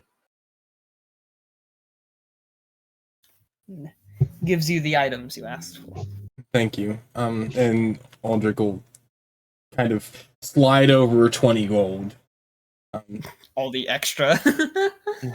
I don't think we'll be conscious come end of the night. So I hope this is enough to cover whatever food and such that they order. You arrive back at the table, as provided by your fluffy companion. So I figure you guys all want to know. This is my father. My godfather. He exiled me. Feel free to ask any embarrassing stories or questions, like I know you guys are going to do. As Uldric starts pouring a heavy glass of the bottle. If it makes you feel better, Uldric, you never took off your clothes when I introduced you to people. I did, however, bite rich people, so there's that one.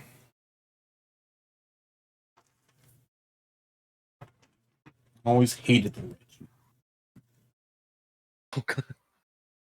People still think I put you up to that. To be fair, if they didn't act so snobby, I wouldn't have bit them. They still think it was because I wanted bigger donations. I didn't put you up to that for that reason, but I didn't punish you as severely as I could have for that reason. Speaking of bigger donations, and Uldric does what he does best. Oh no. He hands his father 1,000 gold. Oh my. I will let this one slide because it is your family. It's like having... What is this? Consider it a down payment for what I owe you. And to help better the temple. You're like a son to me. You don't owe me things. And then consider it as use it to build a new training hall for the acolytes. Algin would probably appreciate that.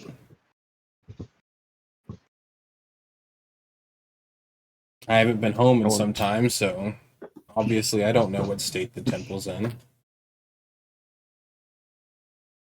It isn't in as good of shape as it used to be. Oh. Uldric takes out another 1,000 gold. There we go. Well, that's all the more reason. Oh my all the more God. reason to sit down and help improve where I came from. Look. Even though you're technically the reason it's not in as good of shape, you don't have to give me this money.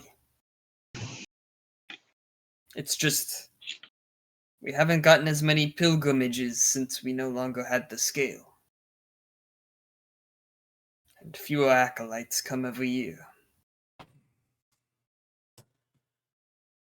Well, if everything goes well, you'll have the scale back. And also a face to put to the temple. The power that the temple can harness and promote.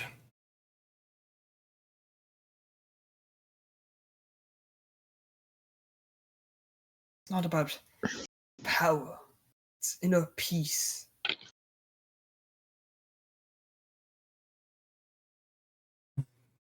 The world doesn't care for peace, sadly, Father. If it did, the remnants would have stopped years ago. That war of ashes would never have existed. That is why we provide people a big stick. And he raises his quarterstaff.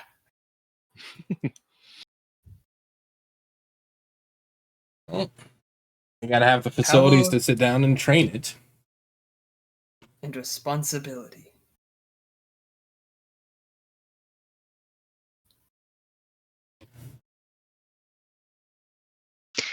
As Uldric and his father are talking, Marmalie's gonna like play with her fur for a minute before looking to Uldric's father, and she's gonna quietly ask, Is Draconis?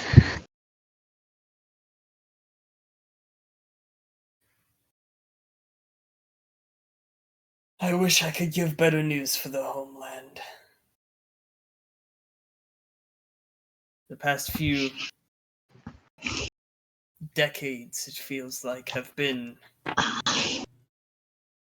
like lost years.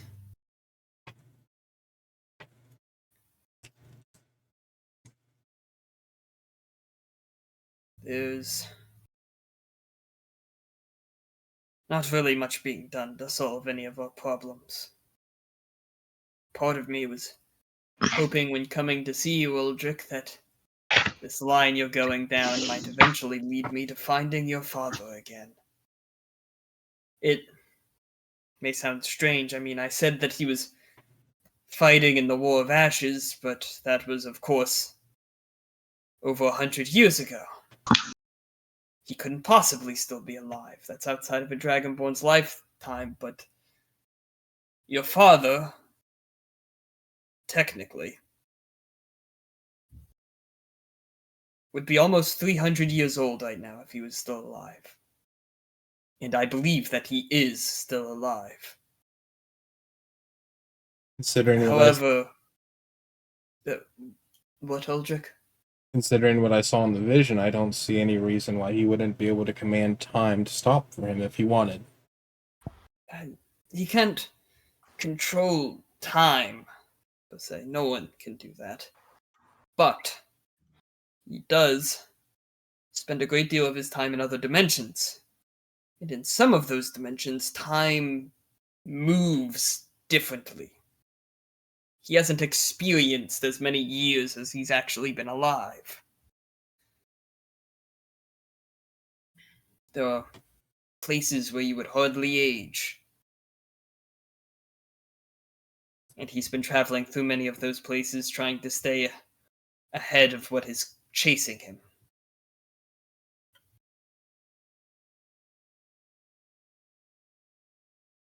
I'm gonna put the mug that I was drinking down and look at Uldric. I'm sorry, like, so what is all this with your father? He can do dimensional stuff? Is that why you can do that the the lightning that appears on your body? Well, not exactly. You remember when we went into the mirror and we each saw something? Mm-hmm. And how I told you guys I saw my father, my other father. I guess I didn't tell you guys that he, with a single dagger, just ripped a portal in the fabric of reality and was gone.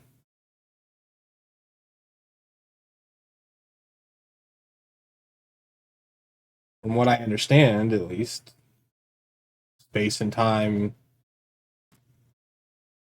are kind of one and the same thing, so I don't see why, you know. But he couldn't take you with him?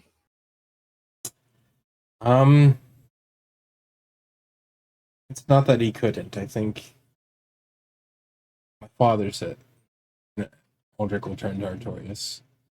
He was trying to protect me and hide me. He has gone to dangerous places.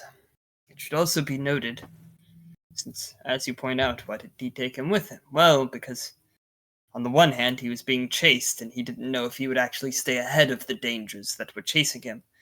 On the other hand, as I mentioned, he's gone to a number of places where time works differently. Had he taken Uldric with him, he would still likely be a baby. I wouldn't be even after all this time. I wouldn't be the fun old man vacationing on an airship.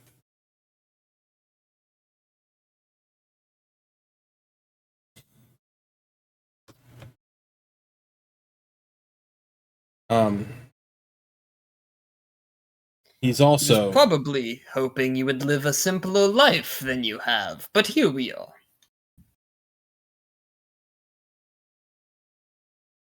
Uldric will raise a glass and toast to that. Same. I know what blade you speak of.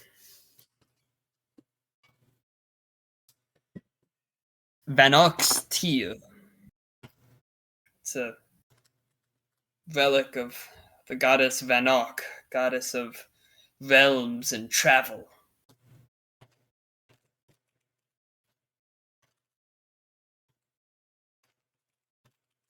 He's had that since before I knew him. He's, of course, far older than I am. We adventured together for some time. After the war. I'm not that old.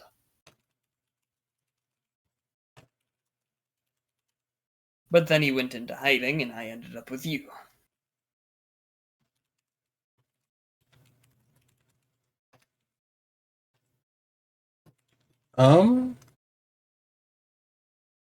I guess the group should know. And Uldric's going to get a real serious look on his face.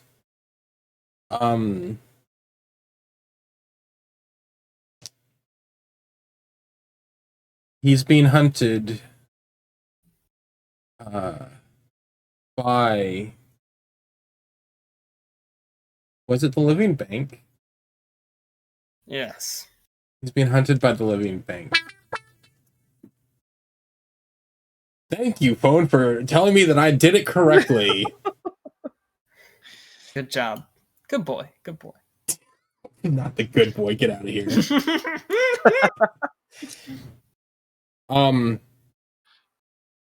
They made a contract, bound in blood, to hunt him down because they believe that he killed the former chancellor of Draconis.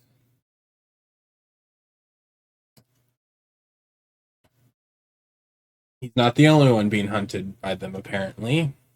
I am now also. Is that the way that demon tried to take you?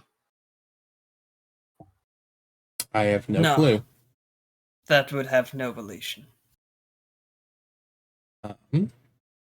That said... Demons are creatures of a whole other matter. They wouldn't even understand something like that. That said, at least the way that I understand the contract to be worded, it is him and his kin. Since I consider you guys family, congrats. We're all being hunted. He really invited you into that, huh? I'm going to chug my tankard. So we have to stop a god from being created, and then take down a governmental establishment, I think.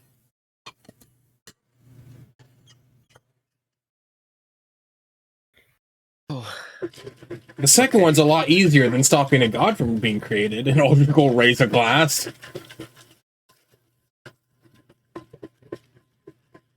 Silk, sitting in his chair, just goes, You only grabbed one bottle for this information?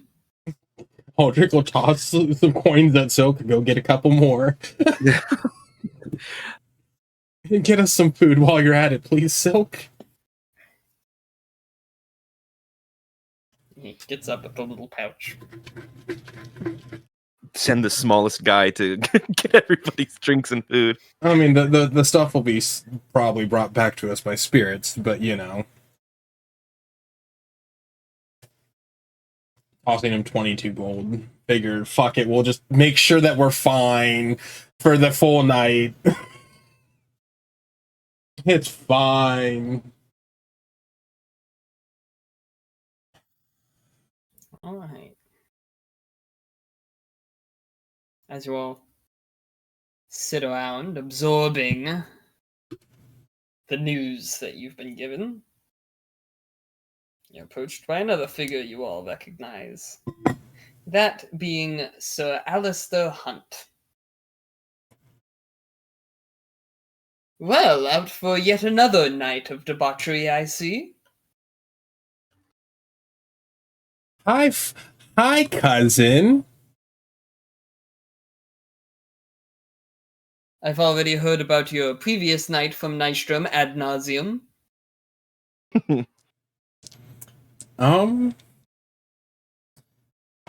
Much more somber than debauchery, but we do have some good times to be had. Mr. Hunt, this is my godfather, Artorius Stormborn.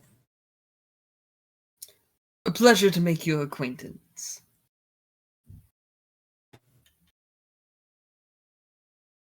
At least this one is mannerly. I told you, Dad, they're a circus. I've actually been looking for this circus. If you don't mind me taking a seat. Of course, Mr. Hunt. And Uldric will pour him up a glass. Oh, please, Mr. Hunt is my father, and that is not worth talking about. You're much nicer than your father. I like you better. That's why I'm here, instead of back home. Though, home is what I want to talk to you all about. As you know, the nations of the North are gathering to speak on the decision you've set before them. Y'all's word is going to carry a lot of weight in the sort of decision they make. I hope you all know this, yes? Yeah. Unfortunately. How I love dealing with a bunch of stuffy bureaucrats. Well, I can give you the good news that not all of them are going to be like that. The nations vary a great deal. If anything, I think you might even like the diplomats that get sent from a few of them, and you're going to hate the diplomats that get sent from a few of them. Well, I guess public assassinations aren't on the table then. That would certainly do more harm than good. Well, fine. Then, Mr. Hunt, could you give me any information on the diplomats that I would hate, so I could assassinate their character at least?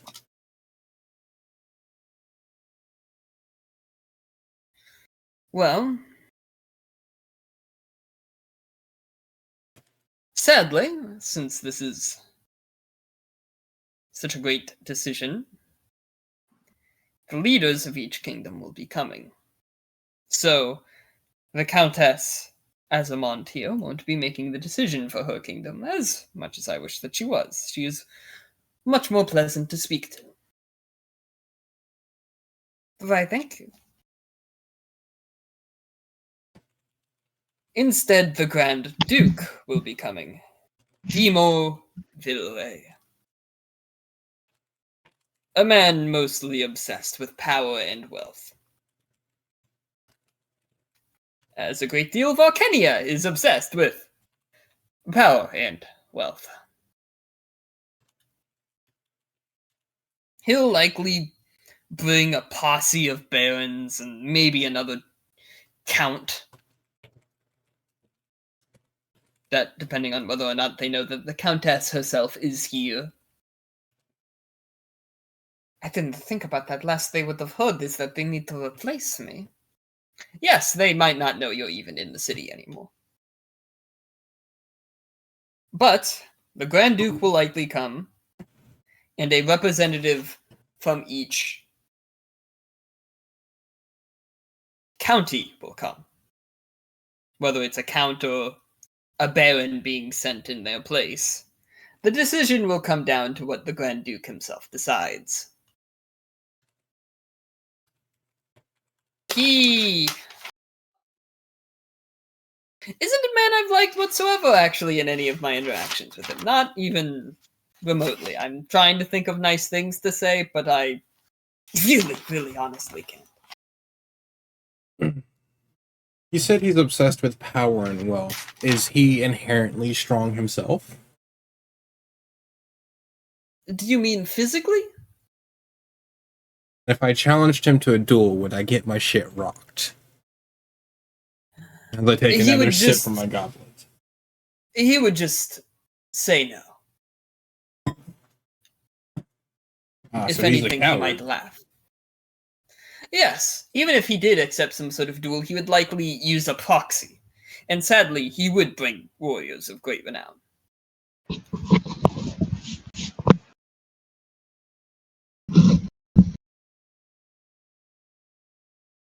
He will be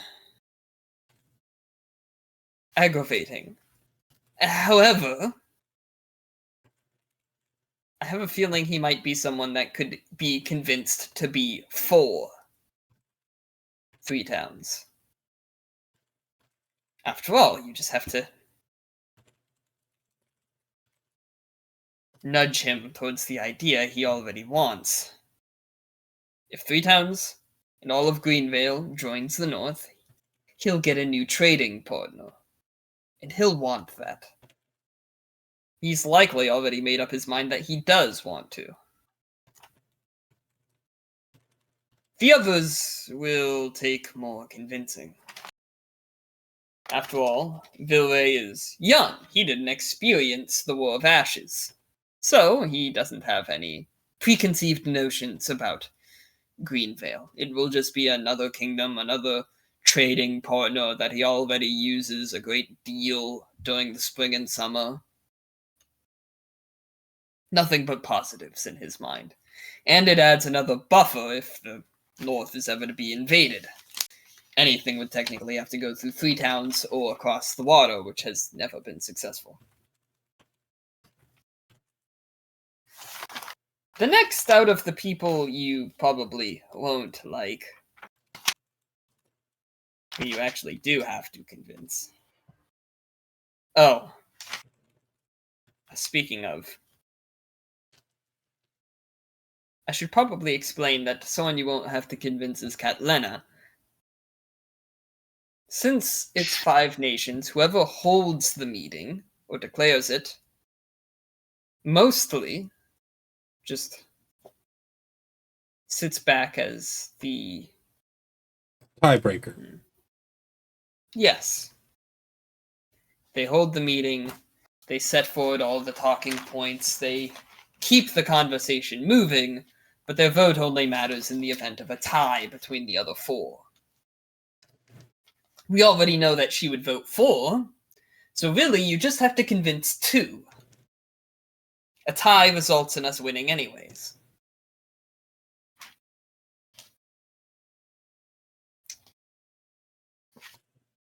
I found out... Oh, yes? Mr. Hunt, I know you hate that. But Yes, I have a question for you, specifically. Do you think it's good for 3 Town and Greenvale to join the Northern Alliance? I'm not one for politics, but you have made it your career. In my opinion, yes.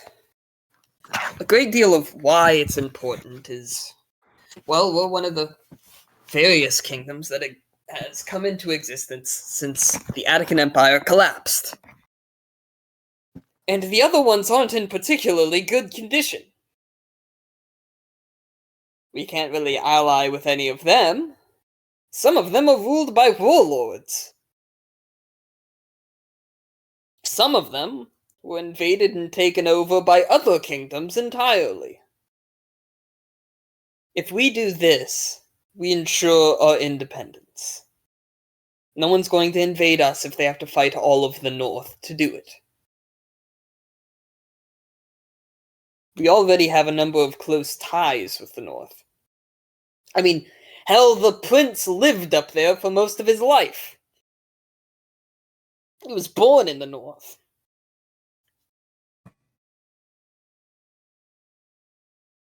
That and I'm sure even if things have changed in the capital, you saw it. Even our home has problems. Sure. Problems we probably can't solve on our own. Regrettably.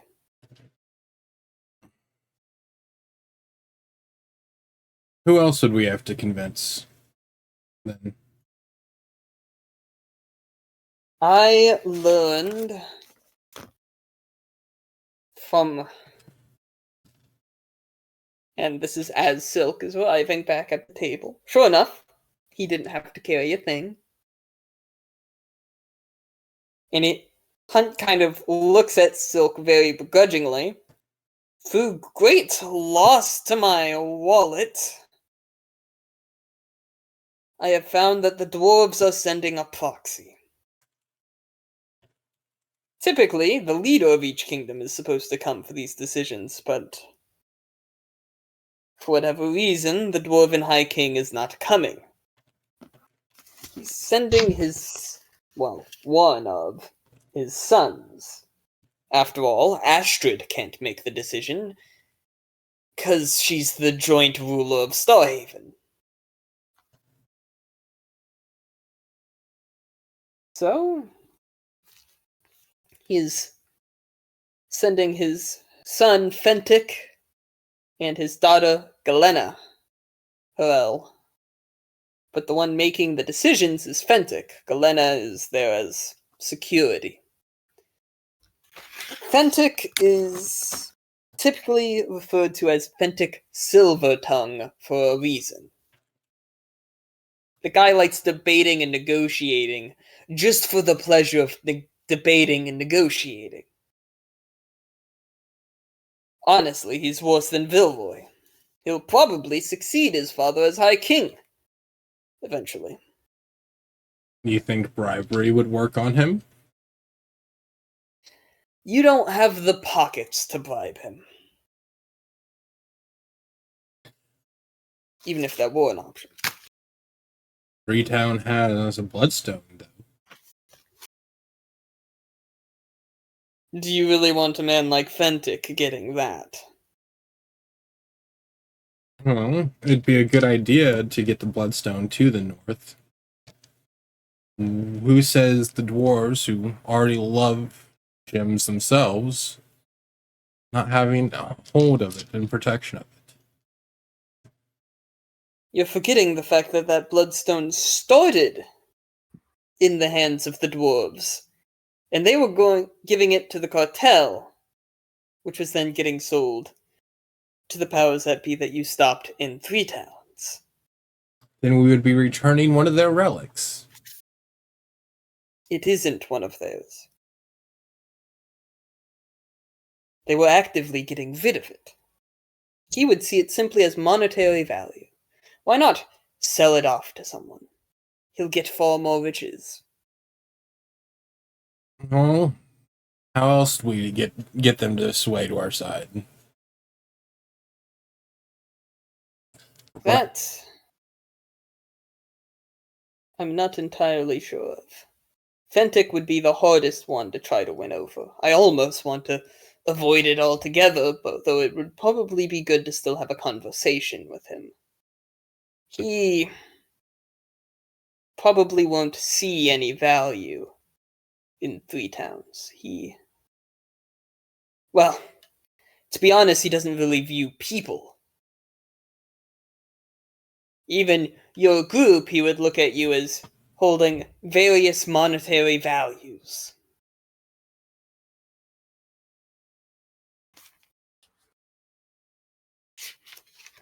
Galena's the nicer of the two, but she won't be in charge. So just ignore him as a whole?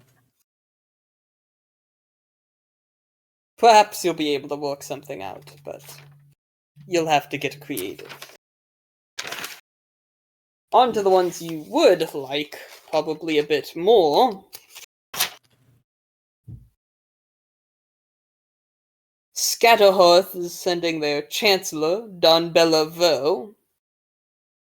They actually vote for their Chancellor.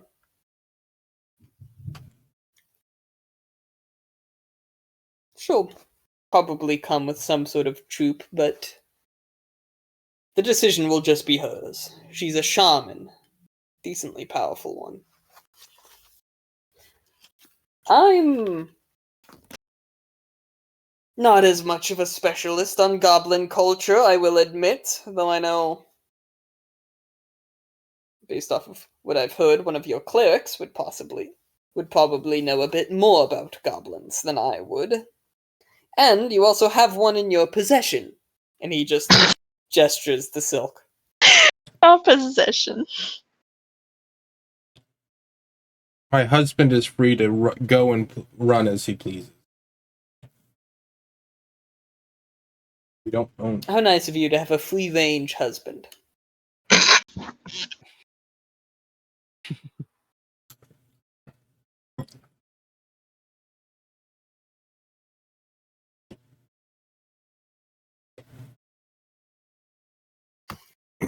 I don't know how their thought process would be.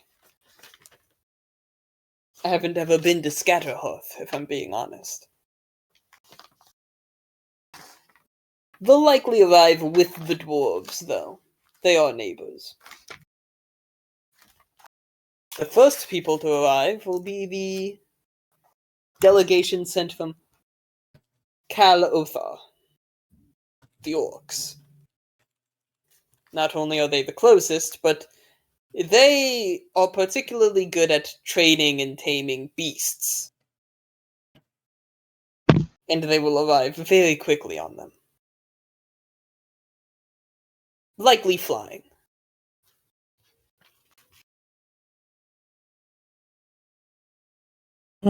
Their negotiator will be Salroon, son of Maul. And at that, can I get, from anyone who would like, a perception check? Absolutely. I was gonna say, who's better at it? You know, No this excuse to roll a die. this fits I gotta me go roll on perfectly. Perception? Yes. I've got a +6 in perception, and I just rolled an 18, so that's a 24.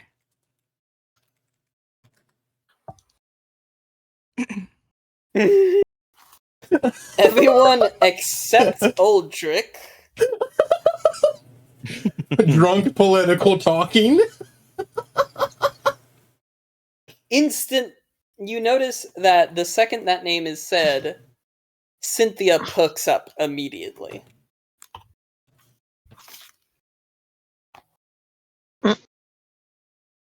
Interesting. Oh, wrong. For context, I rolled a 6 for those who couldn't see the rolls.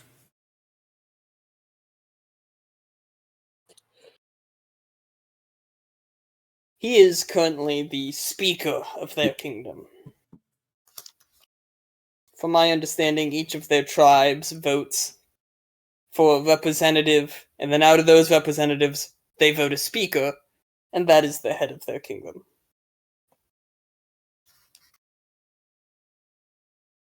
He'll probably be leaning away from Three Towns joining rather heavily, given our history.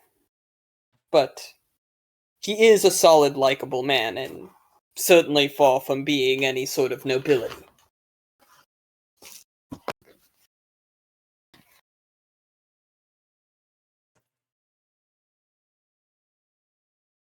For instance, his mother, Maul, even didn't come from a highly background or anything. She was one of Catlena's honor guards. And a warrior of great renown, from what I've heard.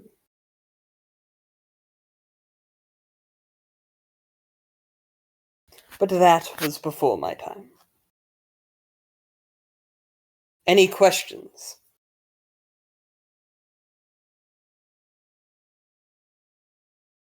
I will leave this to you, Uldric, because I'm not very good at public speaking. Would Uldric left with the bill. would we have Uldric's over here thinking.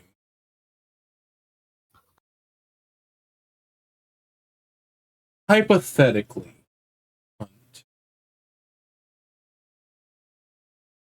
would the son of Draconis's right-hand man's chancellor. Let me reword this. Would the son of the former chancellor of Draconis's right-hand man hold any weight to that?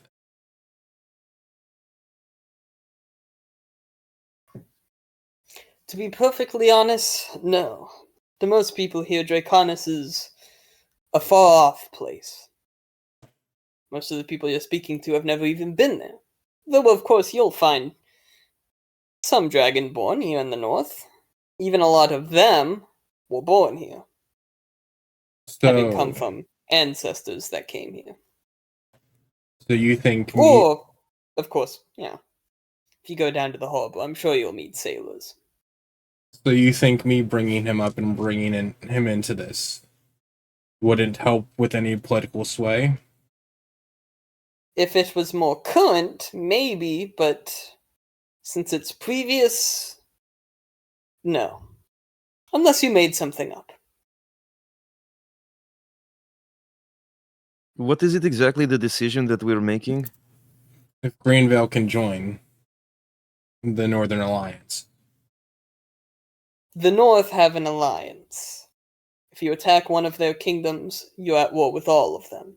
It has kept them protected for a fairly long time. They maintain their own separate trade agreements and things like that, but being in the alliance makes that a fair bit easier since everyone wants to be relatively friendly with each other. 3 towns mainly wants to join because we're worried that groups like the Remnant will eventually become a bigger problem, and if we face an invasion, I'm not so sure that we'd hold out. How many of the kingdoms would be aware coming into this that the Remnant are trying to create a god? Chances are that information will come out during the meeting. Everything that you all have found out recently will likely be a discussion point. This is why I hate politics.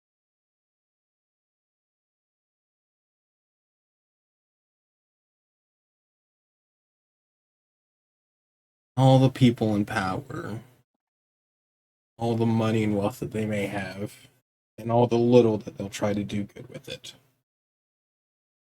The devil's always in the details.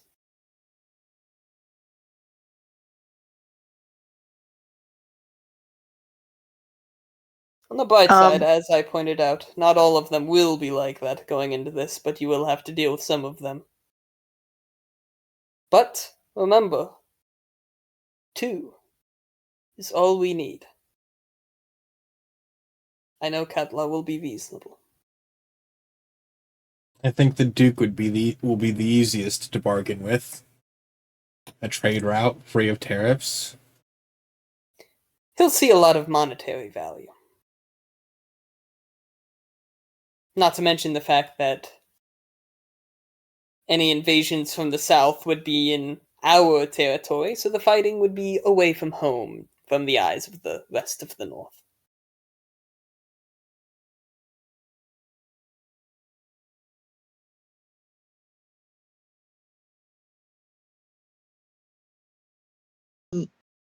As everyone's talking, Momley's just gonna try and stealth out and just walk outside.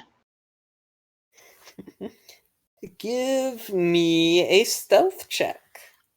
Stealthy. I will just base it off of how high it is. What's my stealth at? 18. Damn it. Dang. Yeah, that's high enough. Yeah, my passive is 13. My passive is 13 also. My ass over here my passive perception 16. And I was Oh just my like, God. damn. Yeah, like I was like, yep, that's actually a high enough number. Yeah, Mama's gonna like sip on her what she hopes is water and just walks outside for a little bit. It's vodka. Pure vodka. You 2 find shots your- of vodka. You find yourself in the well-lit caverns of Starhaven. And what do you do? She's just gonna sit out there for a little bit, grab out her journal and start writing everything. Cornovis, what have I done? Gnovis, I know I fucked up. Unfuck me, please. Oh my God. I heard a song about unfucking at one point. I don't think that's how that works. She's just gonna sit out there, right?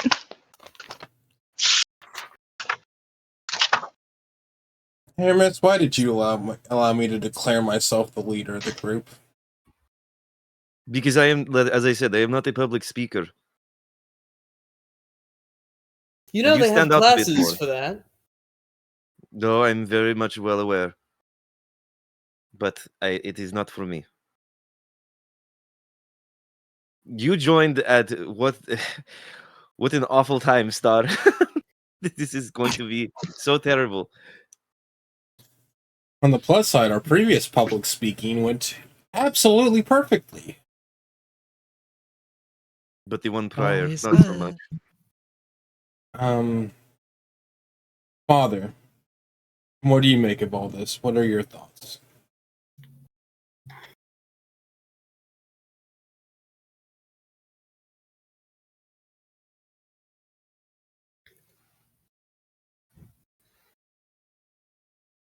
You really are too much like him without trying. Oh. What would I have said to him doing something like this? Then again, your father would have blown off my advice.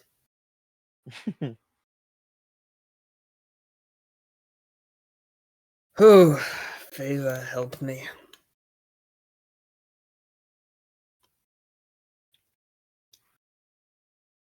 Sounds like all you can do is make your case to these people. I've always believed in honesty.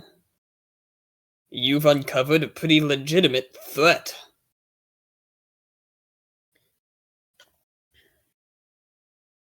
Whether you choose to meet any of these people as they arrive, or just speak to them at whatever meeting,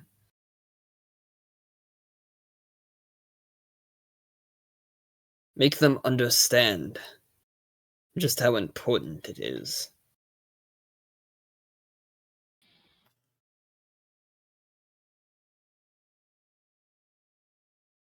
And, drink deeply. And he grabs a glass and just downs it. Are monks allowed to do that? I do it all the time. Takes a sip.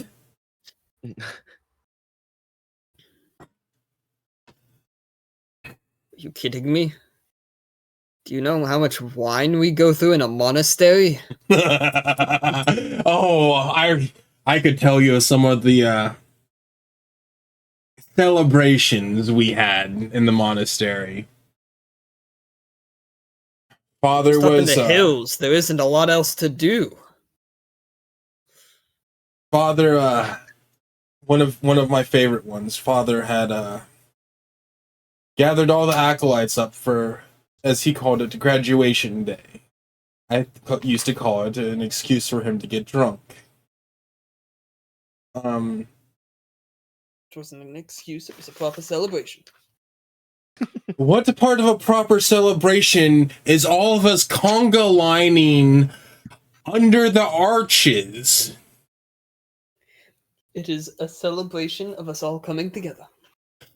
You had us walking on our hands. One must always stay dexterous What even goes on in those walls? It does not sound like a monastery at all.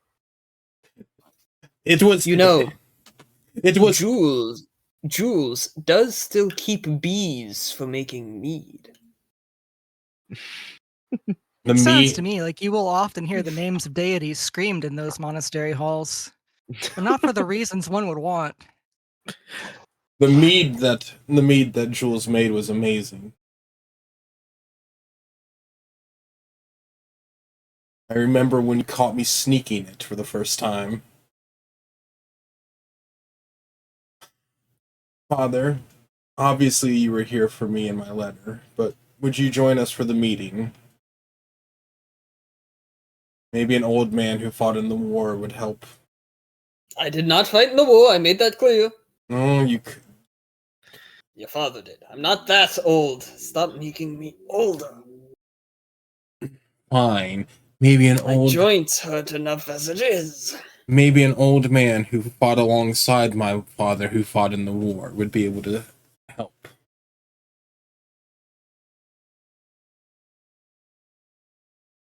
I should probably mention the fact that Catlena knows your father.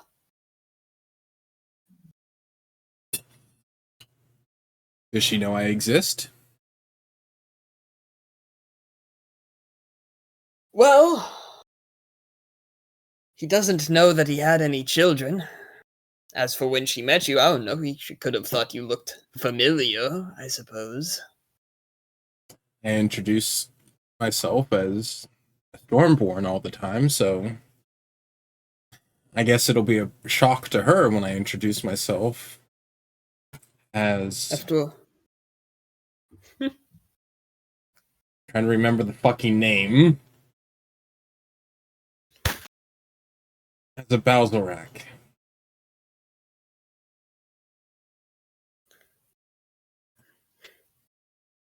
Quite.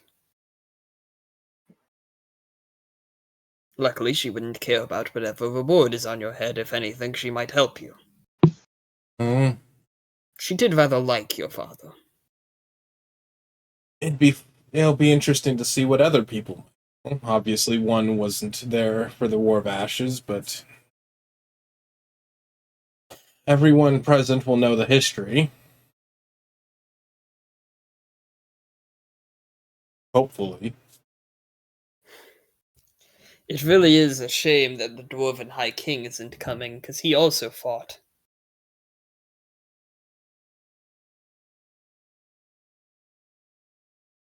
Why is he sending a son?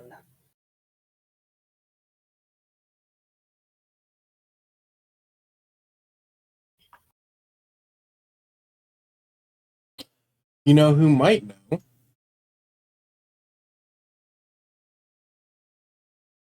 Astrid herself might know why he himself is not coming.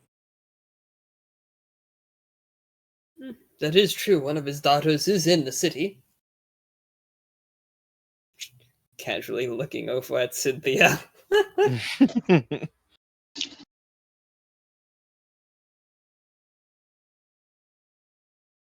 Why don't we go see what she knows? Yeah. Well, I'm missing a dwarf for the debauchery anyways, and knowing him, he's probably hanging out around Catlena and Astrid. well, does anyone know where they are?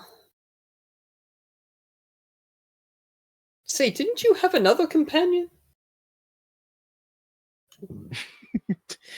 We look over and there's just like the dotted line outline of tiny dragonborn. Oh fuck! Did anybody see her leave? I hope she didn't get kidnapped.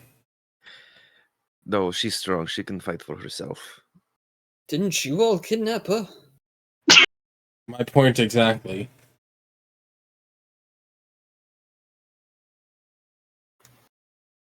She seems easily tempted away with, there's somebody in need of help. I don't see why she wouldn't just disappear with somebody.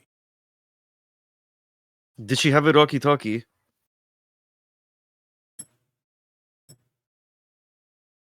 Marmalade!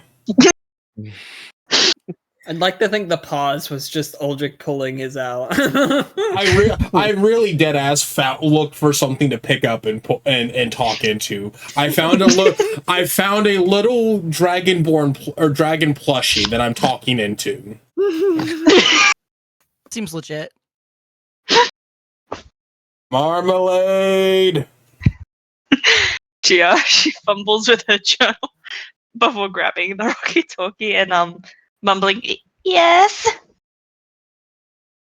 Where'd you go? I'm outside.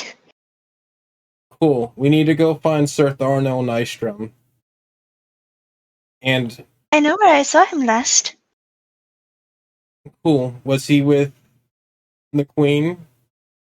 Miss Catlana, Miss Astrid, and Sir Nato. Yes. Perfect. We go. We march. I don't think that's a good idea. This group's never done good ideas. Beep.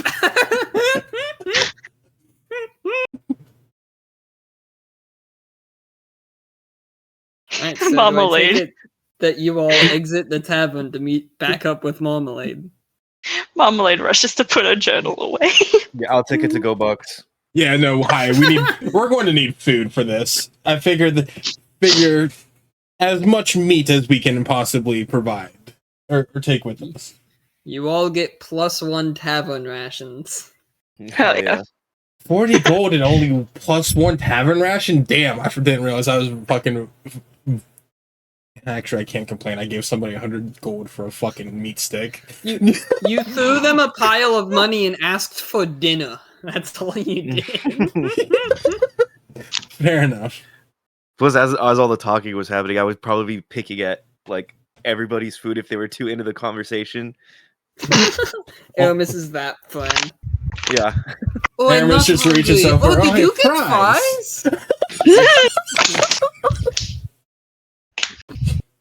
Uldric over here fucking sipping his wine. Uldric, as you leave, give me a perception check. Oh my Where'd God. Silk go? No, then I would ask you for a d20 roll. Oh, fair. 19 plus 3 for a 22 Percepi Weppy. As you leave, your godfather looks around the room and then plucks the bottle that was still on the table and pockets it. Wow. You really did raise Uldric. Uldric's just going to clear his throat. I could have just bought you. You have a spending problem. You really should get that checked out. You refused my gold.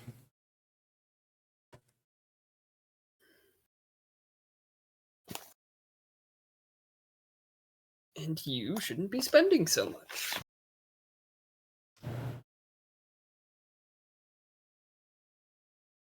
You have a place to stay, by the way, Dad.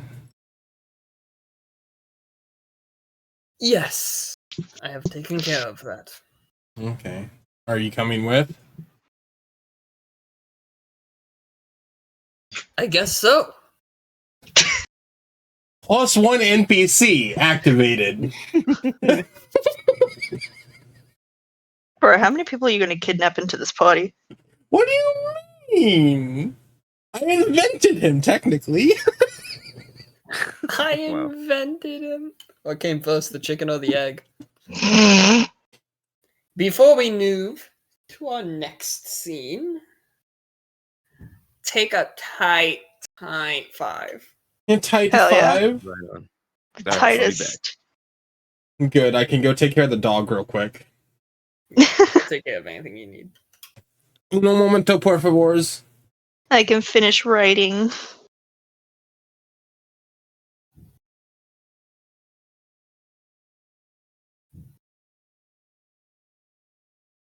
Dear diary, what the fuck?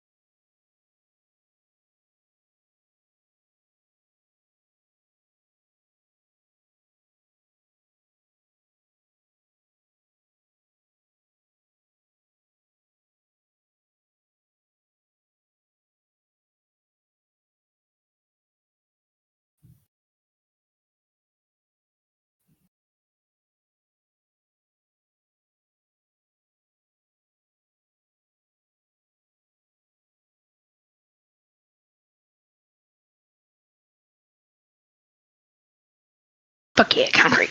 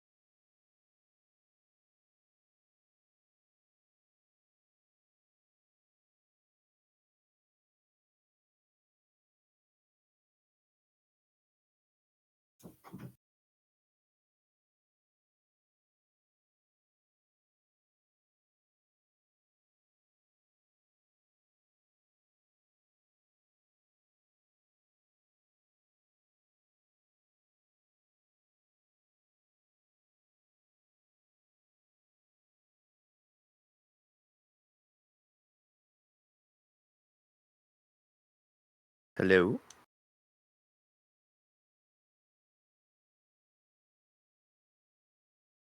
Myself some popcorn. Hell yeah. I got quarter of a Subway sandwich. Fuck yeah.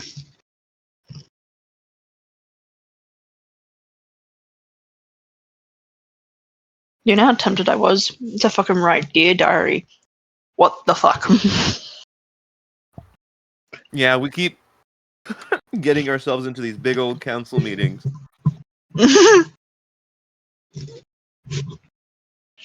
I went from tending sick people to, for some reason, world ending.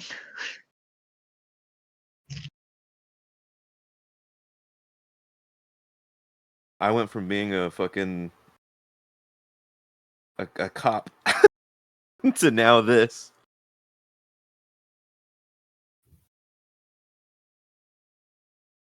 I can't wait for the goblins to get here, though.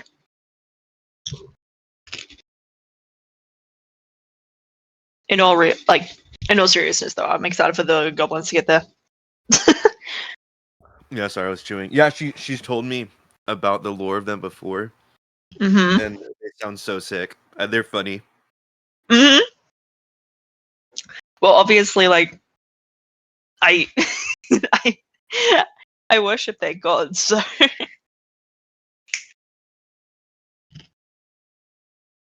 I fucking love their god, man.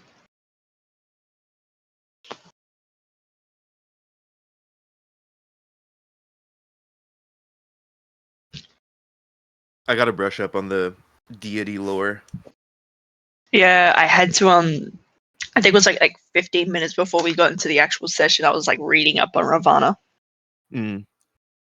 because like I remember I'm in her temple, so I want to be respectful. Yeah. I think I just know the basics of Goliath. That's like the war god. Mm. That me and the orcs, well, hobgoblins and orcs, have a rivalry of who's the better child. I heard rivalry and better child. What did I just put my headset on to? You're welcome. Talking about Spirit's deity lore. Mm-hmm. Yeah. And Goliath, the hobgoblins and orcs are fighting for parents' love. Makes sense. Hi. I wish to remind you guys, I hate politics. Yeah, but you're better at it than I am. You know what's funny is slowly I've started to realize this group really, really hates rich people. Yeah. It all Like stems no from one Uldric. told me this. It all stems from Uldric. Ooh. Oh, is that our logo? I was like messing around. I'm not a graphic designer, but I was messing around like I love it. getting an idea for it. I want to do it like because it's on her the cloth of her armor. There's a blue one that's a little harder to see, but yeah, I was like, because it also looks like a brazier or whatever they're called. Yeah, The I got hands you. making it. Brazier. I love it. But just the concept of it. Yeah, That actually looks really cool. I'll go look at it. 1 second. Kita. It's what Aramis is drawing on the road. Yeah. Aramis is actively sketching out our identity, our logo. Yeah. She's grown on the flames of unity more than she was in the beginning. It's on the book cover. Smug, you better praise Kita after this. I swear to Christ, I just looked at it. What did Kita do? You better go look what Kita did. Does Kita need good pronouns? Oh my fucking... I told you. Praise Kita right now, Smug. She deserves it. Holy... What the fuck?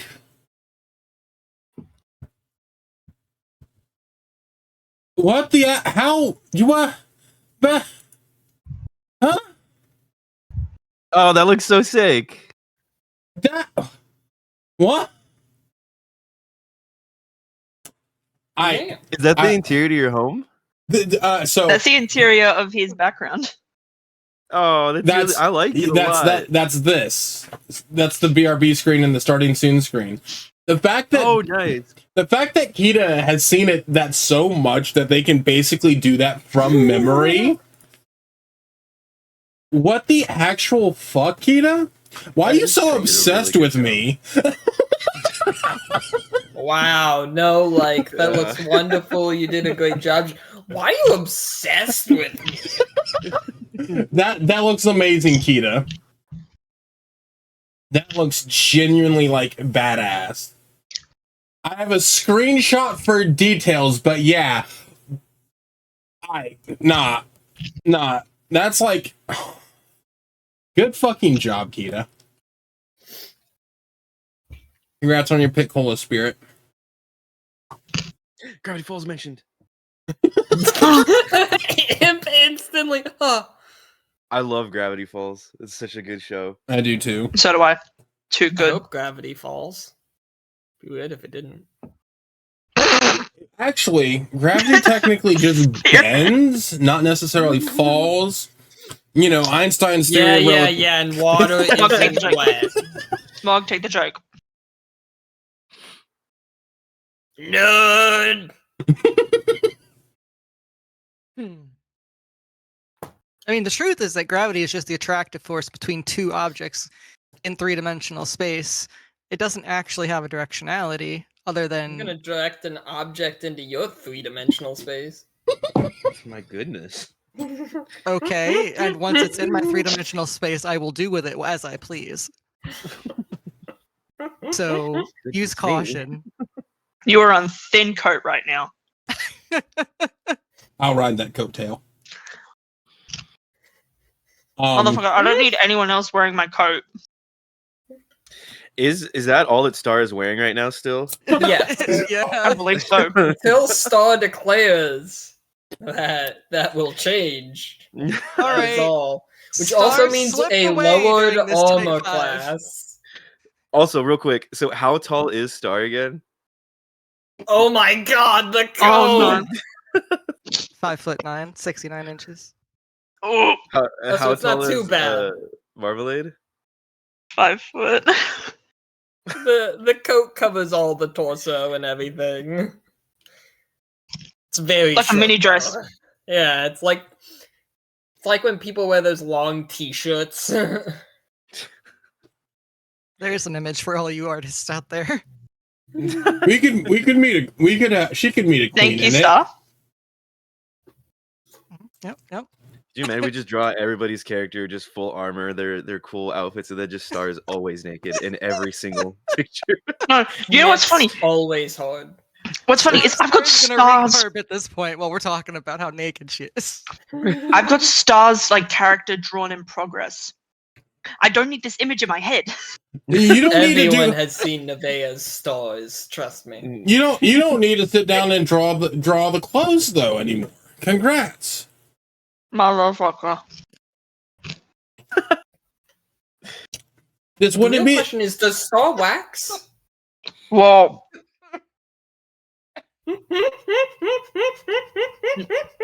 Just wait, Star's a druid, right? yeah. Star's a druid, so they believe in natural. So, She used the natural light of the moon and stars to burn her follicles. She no longer grows hair in those areas. I love the magical reasoning. You The know, science behind it. hi Tony. You know, if you think about it though, Jessica. Moon laser hair removal. Jessica, if you think about it. Moon haunts you. Star cast moonbeam on her hair follicles.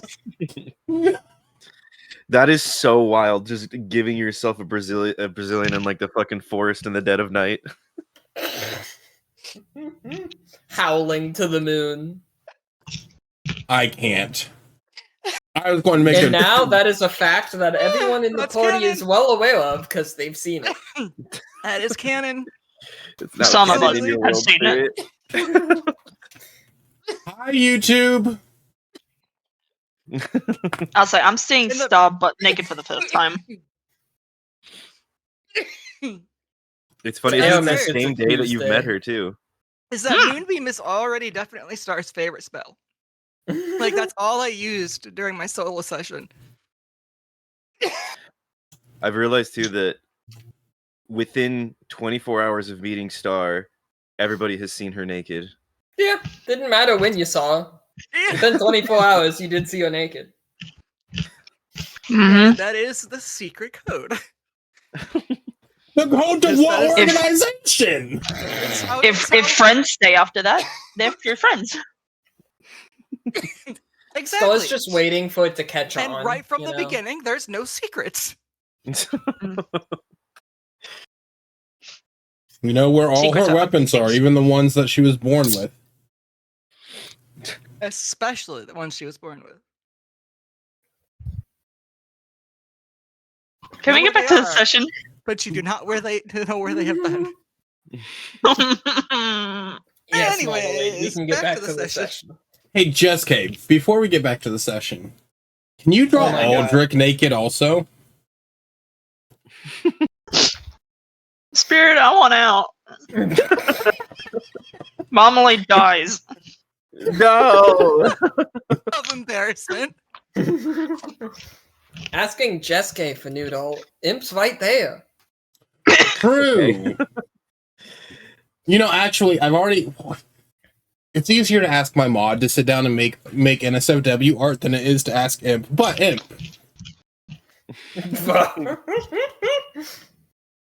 plus I've made If Just you K really make want it. NSFW art If you before. really want it, I will do it. Just later in DM's like, so what size do you feel like? Hey Imp, could you make NSFW art of Uldric and Silk? Enter. Oh. You can say no. This is a safe space. You can say no. Blink twice if you're in danger. I would have loved to be able to say that that was the kind of art that no one asked for. But I just witnessed it being asked for. I'll ruminate It could have on been I'll worse. think about it. It could have been Star and Katlana. That's hilarious. Okay. Anyways, so we are surrounded by the dead. Mhm. Oh, hold up, we're just I jumping already- machine. Got it. Cool. I already described this place, the Aramis. I mean, not Aramis, Marmalade, before. With the appearance of stained glass caused by glowing crystals on the walls of the interior. And all of that. So, just completely moving on from that conversation. Good job. Good job. Marmalade, I am guessing you take them down into the mausoleum. She takes them as far as the entranceway, but then she puts her arms out as if to stop them. And she stands there, looks to everyone. This is a place of rest. Miss Catlana and Astrid, they're down visiting family. So I think it best we wait here for them. And why is nice? I'll just give her a nod. Because Nystrom accompanied them? Do not forget that it's her dwarf. True. I was gonna say it. He is her dwarf. Cynthia chuckles at that. Do you think we could at least get Nystrom out with a little bit of alcohol? I can try and Normally, see it. if you're worried about bothering my mother and Astrid, well, my mom's, when we go down there, the section that is for my family is closed off from the rest of it. I know where we could find Nystrom, because he's probably visiting Maul's grave. So if Uldric wants to speak with him first, we could always go as far as there. Marmalade is gonna nod very quickly. It's likely why he accompanied to be their guard for the day.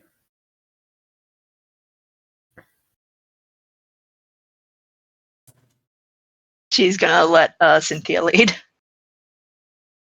After you, princess.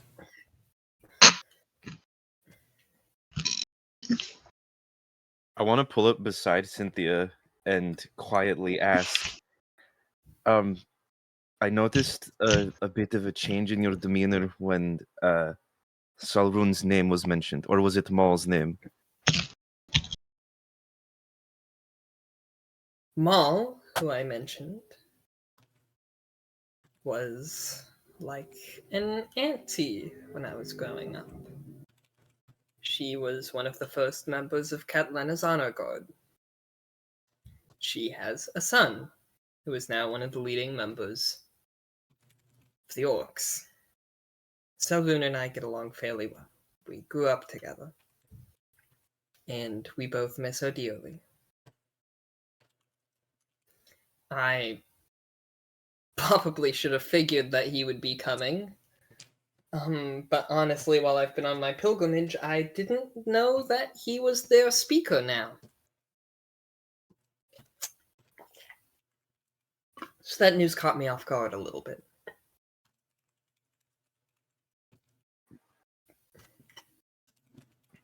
Well, it'll be a good reunion, won't it? Despite the circumstances. I think so. I just haven't seen him in some time. After all, time can be a little different even as a half-elf compared to someone who's an orc. When I was a kid, I used to try to impress Maul by listing all of the previous honor guards. Down in the crypts, before the tombs of House Galanor, is the guard mausoleum. There will be buried every honor guard who has defended my family's house since we formed this city.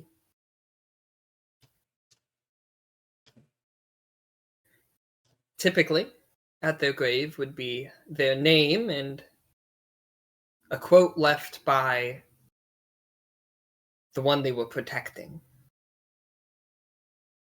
whoever they served at that time. Or if they died together, whoever succeeded might write that message. I used to quote all of them to Maul when I was little. She was bemused by how in love I was with knights at the time. It was very embarrassing.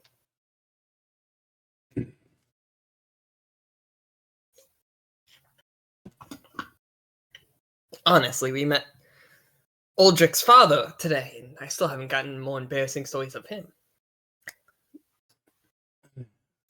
I think we could do with some embarrassing stories from both of you. What was supposed to be lighthearted turned serious very I'll quickly.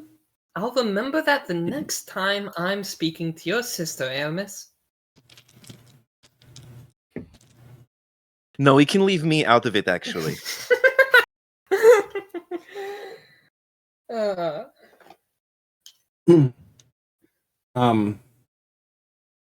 shouldn't have to say this, Flames, but please let us be on our best behavior. We are in a house of mourning. Yes, sir, father. And then I'll salute him. Oh, stop. You're in a house of moon elven mourning. We mourn with joy. Funerals are usually considered celebrations to my people. I understand, Cynthia, but remember the group that you're with. I know I'll definitely be celebrating for Catlena's. Did you say that out loud? Said what I said. Other people's idiocies aside, Excuse me?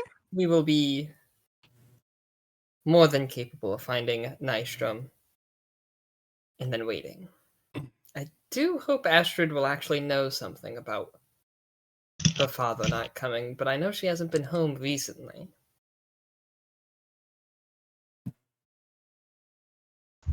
Can I, like, gently lead Star to the side? Like, if we hang back a little bit from the group? I'll allow it. Star's like, I'll be led. Are you okay?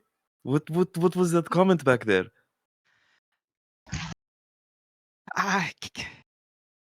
Catlina just gets under my skin. I don't know what it is. I just don't trust her. Never have. Never will. Have you met her before? No, but growing up, all I ever heard was my parents raving about how great she was. Catlina this, Catlina that. God Slayer, Queen of our people.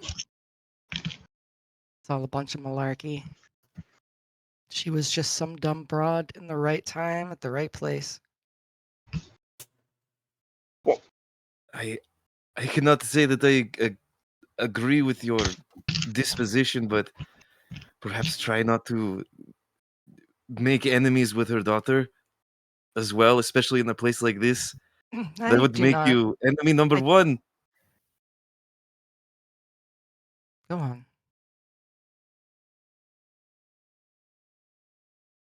She'll just kind of like give you a sad look and go Aramis join back with the activates group. puppy eyes. Don't Still worry, being mean to my Aramis. girlfriend. I am not going to punish the children for the sins of the mother. And to be honest, despite my strong disposition, I have no objective evidence to support my current position. So, convinced though I may be, I have nothing compelling to present at this time.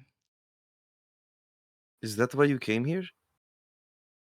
Yes, that has been my purpose this entire time, is to find out more about Catlina, to reveal her lies and deceit, or to prove myself an idiot and show that I have suffered needlessly for my beliefs.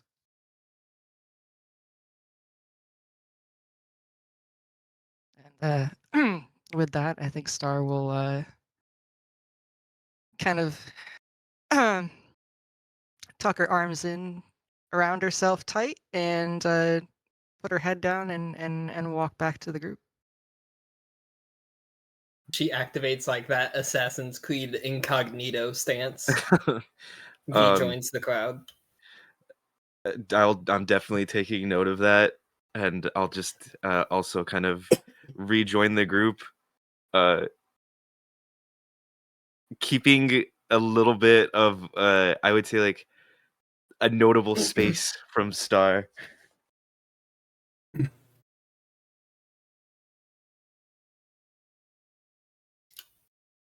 Eventually. How about everyone give me a perception check? Can I really? Uldric I don't know. definitely. Do you perceive that you can make a check? Uldric's definitely sobered up Alright, since the yeah. last time. That's a nat 20. Plus 2. I got a really good one too. 3, sorry. Nat 20 plus 3.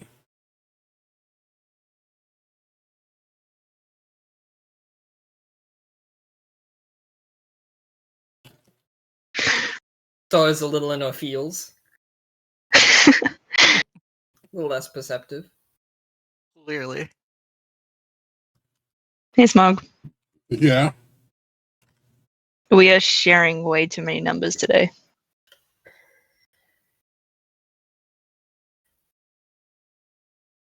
What do you... I got a natural 20 plus 2. So, We're just so fly. all of you hear a voice up ahead.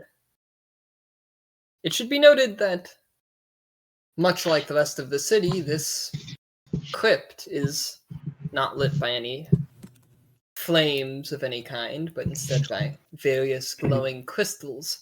Though the only color of crystal down in the crypts is a very dark purple. Doesn't really provide the most lighting. And ahead you all hear a voice. Everyone but Star recognizes the voice as being that of Thor Nystrom. Although Star met him, she doesn't hear it well enough to recognize it. But he isn't speaking common or dwarvish, instead you hear him speaking orcish. I don't believe any of you have that. I do. Let me check. I was about Can't to remember if you all did or say, didn't. Aramis should have it. I have Dwarvish, I Celestial, love Common, orcs. Infernal. Oh, that's right. I just always remember your giant thing. Yeah, I have giant. I have common, giant, and orc. I don't think I know Orcish. I've got common, elvish, druidic, gobbledygook. So no, I don't have orc. Gobbledygook is a good language. It is. It is. Spoken by the gobbledyes. And the gooks. Don't forget about I'm that. not even. I know what We you're don't doing there. talk about the gooks.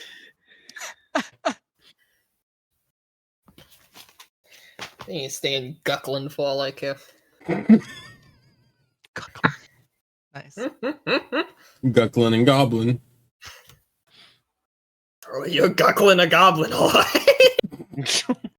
Gobble and some guggling? What? Damn. So what is Nystrom saying? Yes, thank you. Aramis, you hear him just sort of talking about the past few weeks. Seems to just be casual conversation. Heck, he's even right now talking about the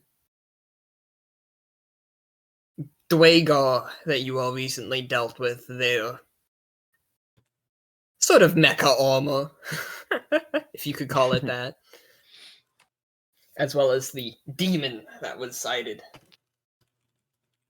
And as you all turn the corner, he is simply sitting and speaking to a grave, a small tomb in the wall. Small only because it's embedded into the wall itself. So you have no way of knowing the stature of who was inside it. The woods above it being in both common, elvish, and orcish.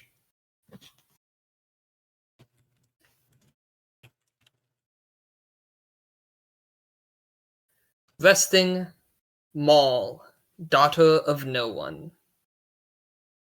Here lies the only sword I've ever needed. Quoted to Catlena.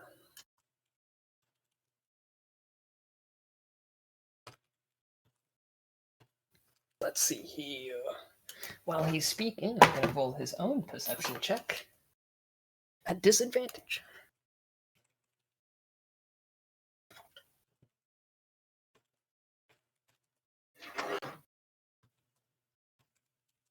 He continues speaking. He doesn't appear to have noticed you all have walked up.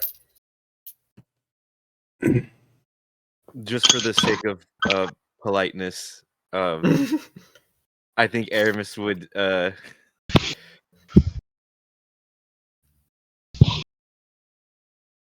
would say just clear her throat. As Aramis is clearing her throat, Uldric would probably go sit next to him and offer him a drink that he was carrying. Which one of them? Some of the spirits from Draconis. He takes the bottle from you, taking a swig. Didn't notice you all come up. I don't think any of us wanted to interrupt. He looks at the grave, takes another swig, looks back. You wouldn't find it strong enough, but all the same. And then he pours about a shot's worth out onto the stone floor before handing it back to Uldric. Uldric will take a swig and do the same.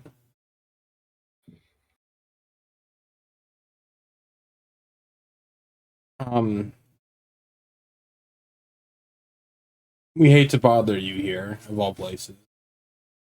But, You're not bothering me. The loss isn't recent. oh, still. We need to talk to Astrid. And obviously, you were the one that's with them tonight. So. They should be finished shortly. Okay. Would you like to join us in some more drinking and debauchery after we're done talking to her? I'm sure Maul would appreciate it. Oh, she'd like your group. The circus that we are? Or the spunk that we have? Both counts. Towering woman that she was.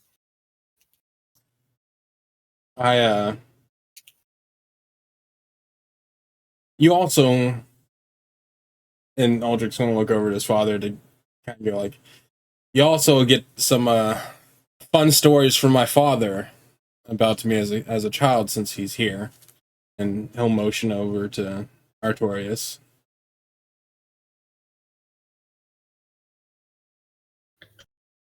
You begot this. You raised it.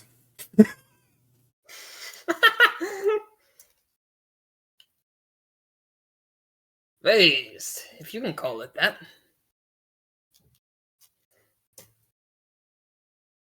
Kidding. You did a fine job.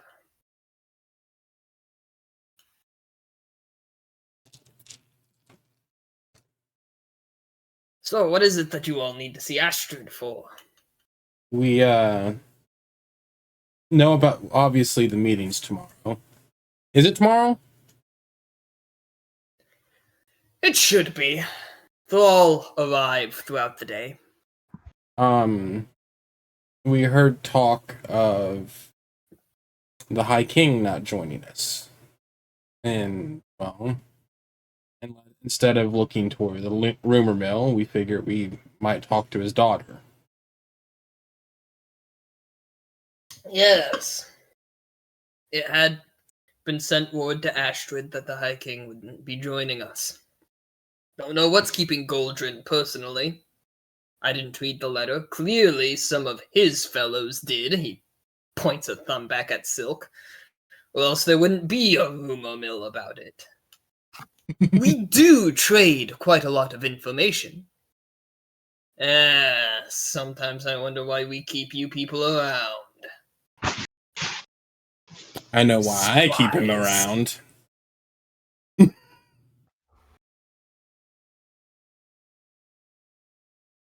Yes, you're fond of him. But I figure because we're going to have to convince 3 people that Greytown and Greenville should join the Alliance, it'd probably be best to know what we're walking into the best we possibly can. Yeah, you really stepped in it. There's a reason I don't get involved in politics. And then he pulls another bottle from somewhere else, takes a swig, and then motions it to you. I'm gonna interrupt and I'll grab it.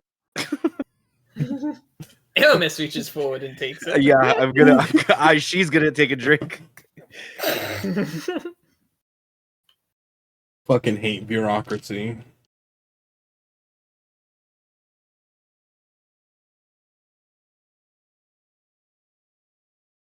I figure the Duke will probably be the easiest to convince. I don't know much about the dwarves, or about any of the other kingdoms, but clearly the Duke only cares about wealth and power. And 3 towns can provide both those things. Who knows? You could offer up your brothel as well. I am not giving away one of the few things I own. What's that about a brothel? Kidding, grumpy pants. I'm gonna take another drink. Nystrom, you can come visit anytime you want. Just treat the ladies well and you can have free access. He begins brushing his beard in thought. I love him. I would say I'd have to find a way to get away from my duties for a time, but I don't think Katlena really cares what any of us do. Are you sure? You are her dwarf. She's not that hard about it. We can take time off to go places if we want. You just still see most of us laying around, because it's not like we really have to do much here either. Stand around occasionally. It looks scary. More or less. No one's tried to make an attempt on anyone from the Galanor family since Maul died. That was the last time.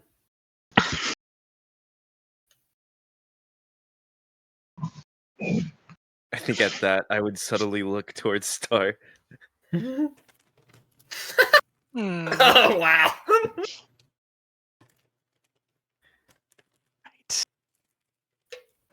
Yes. Star nods back knowingly. I missed that. They're like, what the fuck does that mean? What the fuck does that mean? Yeah, just internally screaming.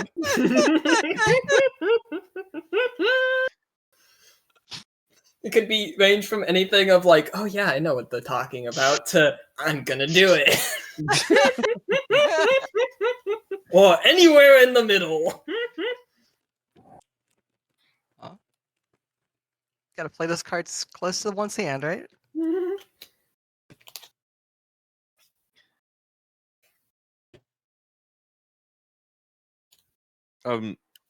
Sir Nystrom. Yes. Who was Maul to you, if you don't mind me asking? A comrade in arms and a damn good tavern buddy. Cool. And who was he to Cynthia?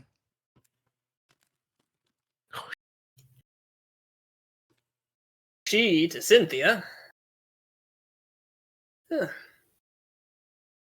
You don't look at me as being an uncle, do you? Gods, no.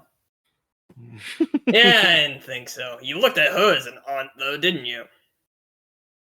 As close to it. Ah, fair enough. Sorry that I didn't quite have the same unspoken charm. Your breath stinks. I know, I'm working on solving that. And he lifts his bottle. Takes another swig. You got enough charm for me. Lifts my bottle, takes another swig. both drinking in front of it. You see, I met Catlena when she was on her pilgrimage. Maul met her also while Catlena was on her pilgrimage. When she visited the Dwarven Kingdom, I met her. When she visited the Yorkish Kingdom, Maul met her. She kind of collected us. Once we were all in the thick of the war, we were all fighting side by side. Hell, Maul was at that battle that you visited the old grounds of. Obviously lived to tell the tale. Maul's probably the only reason Catlena lived to tell the tale. Cowards always survive. Oh, I wouldn't call them cowards. I saw those grounds. They were in hell. They experienced hell. It's fine. It was before her time. The young never quite understand it. He takes another drink of his bottle. 100 I'm years going old. to- Uldric I'm matches gonna it. grab the bottle of Uldric's hand and I'm gonna chug it. Do I have to make a Constitution save or anything? Because I've been drinking a lot. Yeah, if you're gonna chug that bottle, which I assume Uldric just watches leave his hands, then yes, Constitution check. Oh, good. Can we get a Dex or dexterity save? check also to see if he actually gets it out of my hand? Well, that's why I said if he lets. Oh no! Okay, yeah, if you want to contest it, you can contest it. Of course, I'm going to contest it. That's my bottle. my bottle, roll? bitch. My bottle. My bottle, bottle. my dwarf. A lot of possession over here. Go ahead, and since you're not really nicking it, you're doing it pretty openly. So I'm not gonna have it be like a sleight of hand thing. Just give me a strength check, Strength. both of you. It's a contested roll. 16 plus Not 3. good. Yeah, you beat me. I got a 5 plus 3. You have a hobgoblin yanking on your bottle right now. Please. I Just let pour me heavy drink. I pour some out into one of the glasses that I carried out of And the he left tavern. with the glassware like a frickin' someone leaving a hotel with the towels. Here. Stop taking my bottle. Briefly losing the anxiety in my face. Why would you take this with you? You should have left it back at the tavern. And then chug it. Yeah, and then I down it. And so, okay, Do I still have to make a Artorias. Constitution saving? Despite what Uldric attempts, when you chug it, you look back down to see Nystrom holding his still fairly full bottle towards you. Okay, yeah, I'll take it too. Do I use my same Constitution roll that I made earlier, or do I just do again? Oh, did you make a constitution roll? Yeah, but that was before it was contested. Go ahead. Use that one. Okay, so it's I'm drunk. Or buzzed or whatever. I rolled a 5 plus. Is it a save or is it a check? I'll say it's a save since it is like an effect that you're considering. Okay, so then 5 plus 7. So I got a 12. So You're feeling it a little. Yeah, you're a Okay. little. that's what I need. Your head's a little Hey. lighter. Hey, Imp, it could have been worse. Could have been a nat 1, you know. That's true. I got really lucky that I got a save. Yeah, all of this now You could have hearing- puked right here in this crypt. learning a modicum of Star's hatred for the Harel Galanors, she's definitely just like, oh, what do I fucking do? This is getting worse by the minute. Marmalade's gonna step over to Star's side and just gently like grab her hand, look at her. Would you like to step outside? Sure, little one. That's really cute, though. I need it to be known. I love that Uldric doesn't give a shit.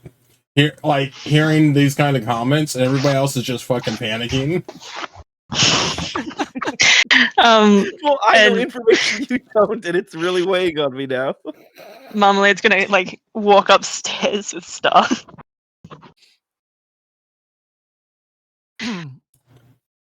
Like, so, what What did you want, Marmalade? No, it's just you seemed very tense down there. I didn't want you to remain tense.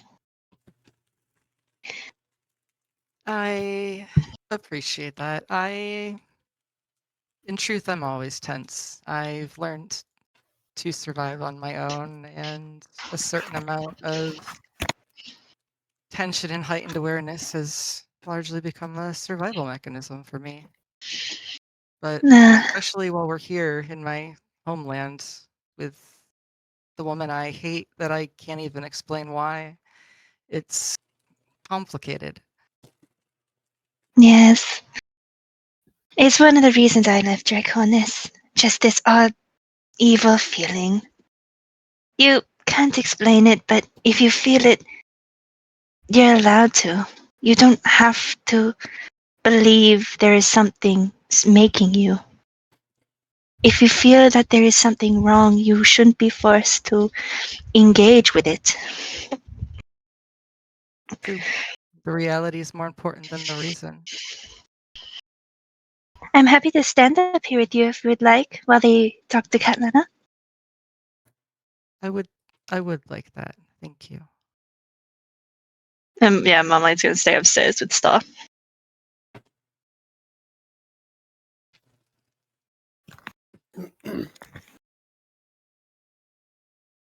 And back down below, even though we're all below. We're all float down here. Nystrom, you still owe me an arm wrestling match. Yeah. Tell you what, though, she would have beat both of us. Gesturing at the grave. Can you tell me some of her greatest feats?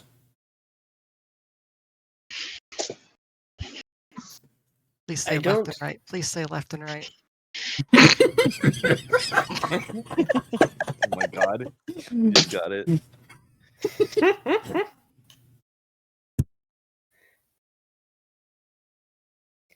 Greatest feats. Yeah, we certainly fought in enough battles.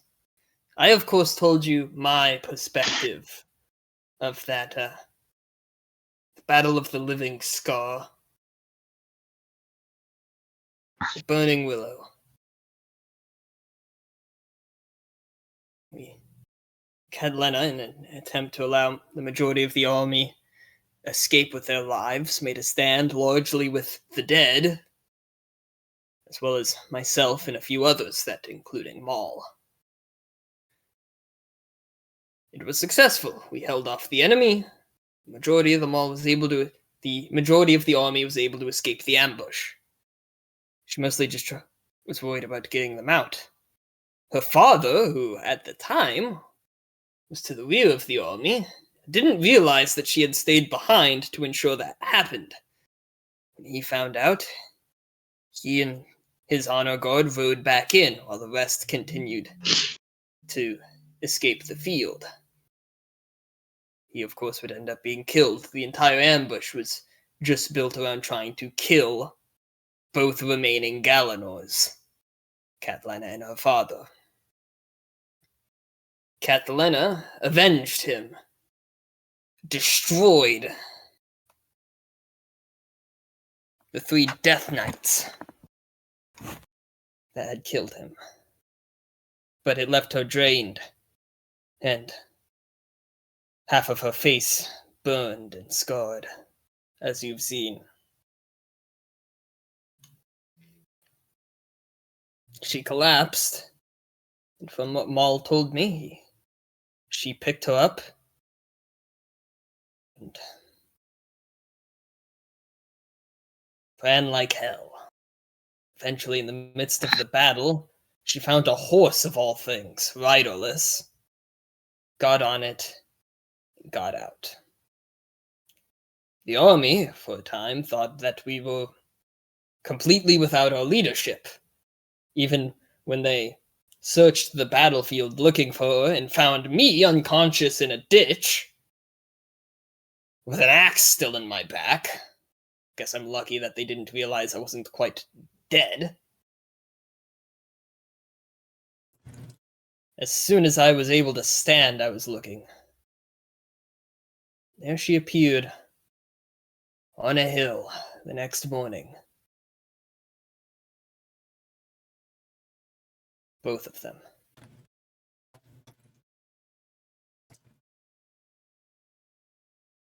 If they hadn't survived that battle, I don't know how the rest of the war would have gone. Apparently, Catlena had been poisoned. It was some sort of arcane poison. All the Death Knights used it.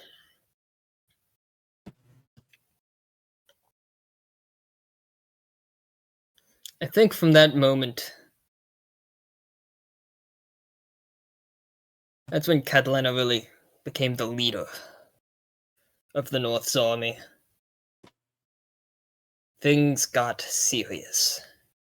We weren't, well, we were probably going through the same emotions you are right now. We weren't a bunch of adventurers drinking and laughing and braving the world.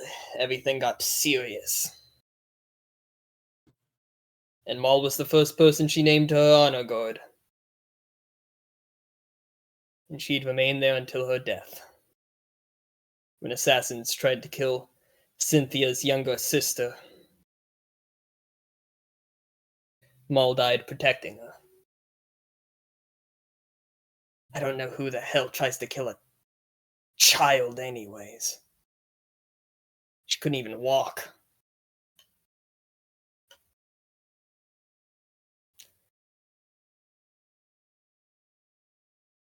Uldric takes a deep drink. If I reached forward and opened that grave, you would see Maul exactly how she was when she was last alive. Catlena, being a priestess of Ravana, it involves a great deal of necromancy, of course, but it also involves a great deal of restoration magic. She is a cleric, after all. And she poured every bit of it, trying to make her live. But Maul was poisoned with the same substance Catlena was. It's not got a large survival rate. Maul was stabbed with it multiple times. She survived for 8 days. And Catlena tried to heal her so much that her body hasn't rotted since. But nothing she did worked. She was exhausted by the end of it. And despondent. Here lies the only sword I've ever needed. And there couldn't be truer words.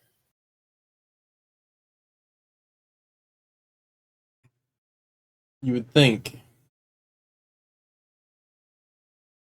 this point they would sit down and to fucking ante. Not for this one. It's... I don't know. I had it described to me at one point, but...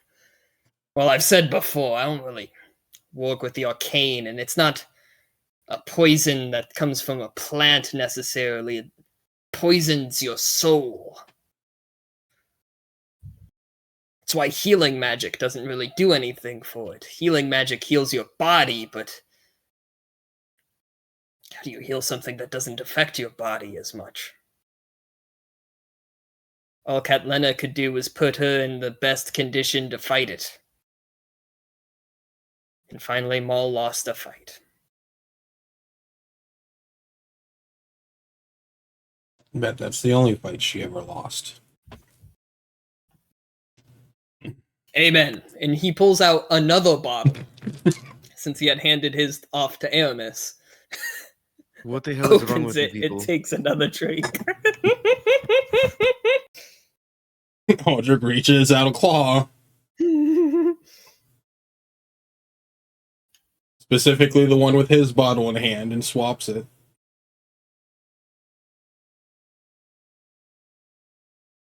At this point, I'm just gonna like put my back to the wall and slide down till I'm sitting with the bottle that Nystrom gave me, and I'm just gonna drink it. Do I need to roll a con save at this point? Because I've definitely been matching him every time he drinks. Have you been taking sips or gulps? Like, how would you describe it? I'm trying to match him. But then he's basically just been sipping it. He hasn't taken any large drinks or anything. Okay. I think you're okay, especially with your character's history. You've got a pretty decent constitution for this type of thing. Do you all think that marmalade has less restoration magic? Uldric's going to fucking just chuck a potion of greater healing at. Wait, no. Uldric's going to just chuck a regular potion of healing at you. This will do the job. I have Actually, enough. You hold on to that. he pulls out a small bottle that looks like it literally only contains like a thimble of liquid. Dude, Yeah, not drink this that. again. I will take it. I'm I'm gonna keep Dwarven drinking it, but I'm not dwarf. going to. I'm not gonna take it now. But just when the moment arrives, she's gonna use it to sober up. Cynthia's This probably is- looking at her like, what the fuck? This is not the night of revelry that I was expecting. Weak! Uldric. Uldric. Aramis. I want to fight you. Maul would enjoy the show. Let's go. Well, but not now, because obviously, as you can see, the state that I'm in. But we should spar. I've been wanting to do that for a while now. I've been keeping an eye on your technique, and I find it very interesting, and I would like to experience it firsthand. Well, if you don't want to do it right now, I'm sure soon after these decisions are made, you'll probably be heading back to Three Towns. You'll have time then. No. We've But got the some tower. We've got some artifacts to recover, and if they do send us back, I am at least going to Draconis to overthrow a government. And Uldric will take don't think another you can do sip that. at that. They told us that they had a really nice, training area in the tower, and I haven't yet used it. Oh yeah, we actually do have a pretty good facility. That would be good for that. Well, an entire entourage. What's the occasion? And approaching from further in the tunnel is Catlina and Astrid.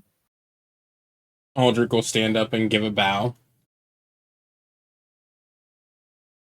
Oh goddess, please stop doing that. If I have to stomach one more person bowing to me. Sorry, Catlina, my father's in front of me, the main reason. She looks at him and goes, order him to stop. And she points at Uldric. Well, you heard the lady, I suppose. I hate Catlina sticks her tongue out at you. I hate to bother you on a night like this, but I would like to talk to your wife for a second, please. It's about the meeting tomorrow. Catlina looks at Astrid. Is anything wrong with tonight? Astrid thinks for a moment. Well, you know, now that I think about it, I did only have one honey bun left this morning. Catlina thinks for a moment before going, okay, yeah, it's a pretty rotten night then. What do you need to discuss?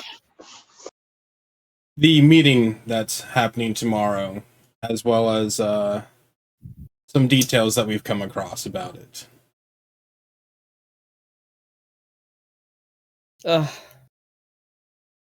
Yes, it's going to be miserable. Well, once we're done with this discussion, if you would like, you can join us in a night of debauchery prior to it. That's all my people need, watching the queen get shit-faced. Who said it had to be in public? That's true. My tower does have an entire winery.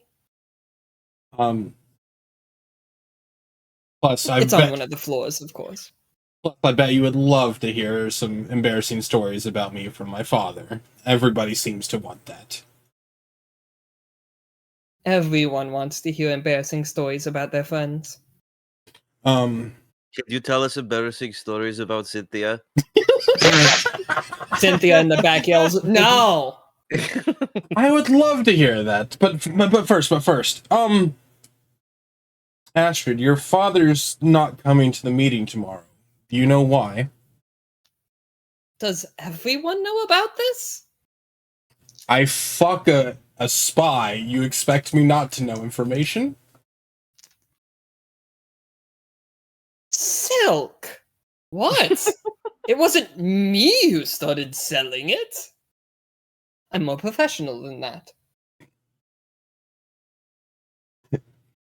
Uldric laugh. I would have at least had set a higher going rate so that fewer people would get it. Uldric laugh. No, we heard about it through Mr. Hunt. Uldric! You're supposed to make them charge for that. Still, I'll leave the information selling to you. However, this isn't strangers, these are friends.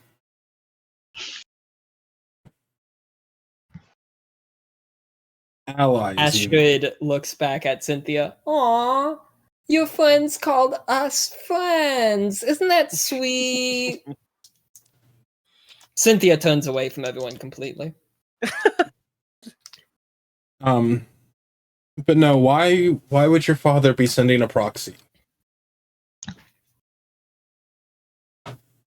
Honestly, while I did know that his health hasn't been the best in recent years, Fentic told me that he would let me know why when he got here. Okay. How should we handle Fentic?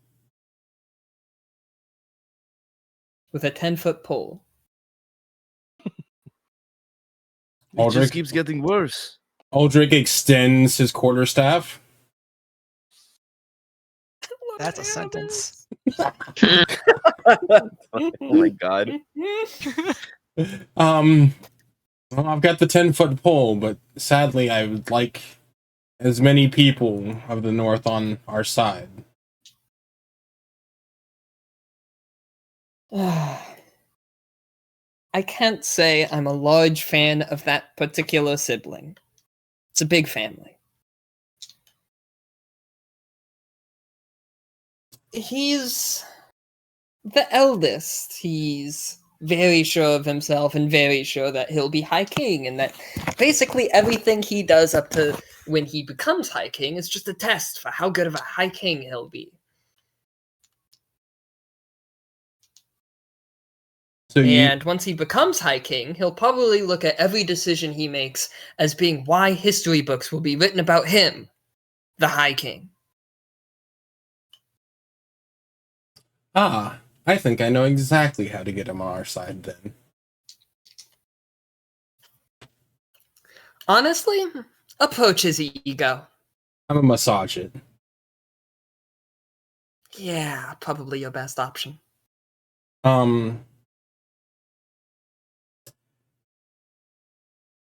I would hate to ask, and I will gladly pay, but do you happen to have anything that you would find tantalizing? Tantalizing. What they're looking for is titillating. Titillating and tantalizing that I could buy from you to present to him as a gift.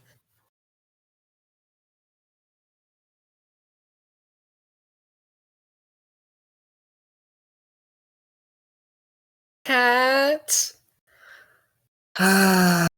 Fine. You can give it to them to give to him. Oh, thank you. I don't like his pompous ass anyways. What was that, honey? I love you.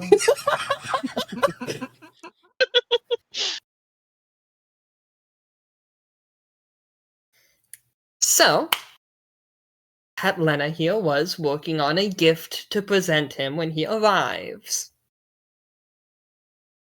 Instead, tomorrow I will give you that gift myself, and you can give it to him. And then I will get intense joy from Kat and I giving my sister a gift and just sort of shaking hands with him afterwards. Understandable. I'm glad to sit down and make both of our lives easy. Uldric's going to take out the diamond that's in his pocket. Could you possibly fasten this onto it? It's at least average quality, but it would make it seem more like ours.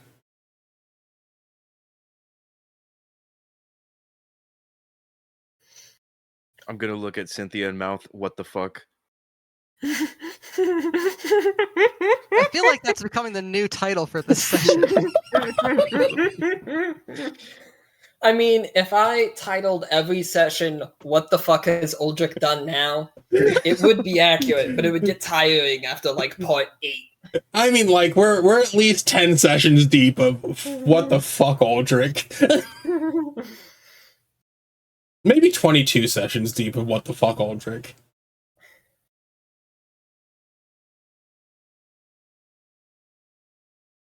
Katlina, it's not necessary. Believe me, I procured very valuable material when making it.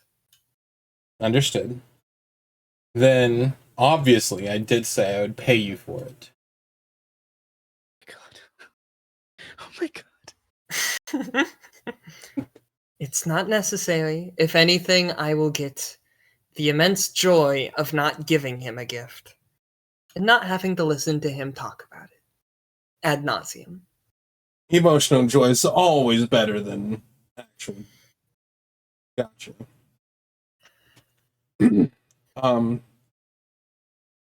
Thank you. About the other speakers that are coming, do you have any idea of how I should approach them? Since the group has basically told me I'm speaking.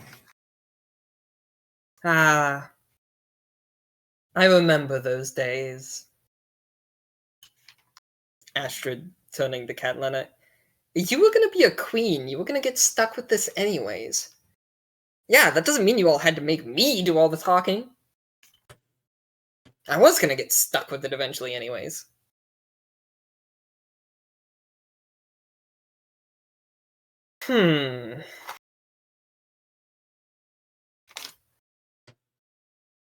Well,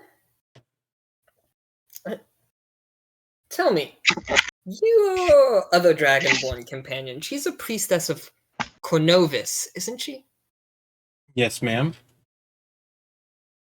The Goblin Chancellor that's coming is a shaman priest to the same god. They'll probably get along fairly well. Send that one to that one, got it. But okay, I have a question though, because while this plan is all well and good, this is bribery, is it not? Are you sure that your brother will not throw this back in our face in front of everyone that we are trying to bribe him very obviously with this gift? You forget that we were preparing it as a gift for him anyways. Dwarves... Let me explain Dwarven culture. They typically begin trade negotiations, and he does very much view himself as a negotiator, regardless of whether or not that's actually true, with a gift presented to either party. So, in terms of, but it's bribery, it could be argued that Dwarven politics just sort of is bribery? Essentially. They bribe a lot. I haven't experienced a lot of the Dwarven culture, but there's a reason I exchange drinks back and forth with Sir Nystrom all the time. Yes, and I'm sure when Goldrin dies and his children fight over who's going to be voted in by the nobility as the new High King, there will be a lot of bribery. And Astrid and I will sit on our porch and sip a fine red.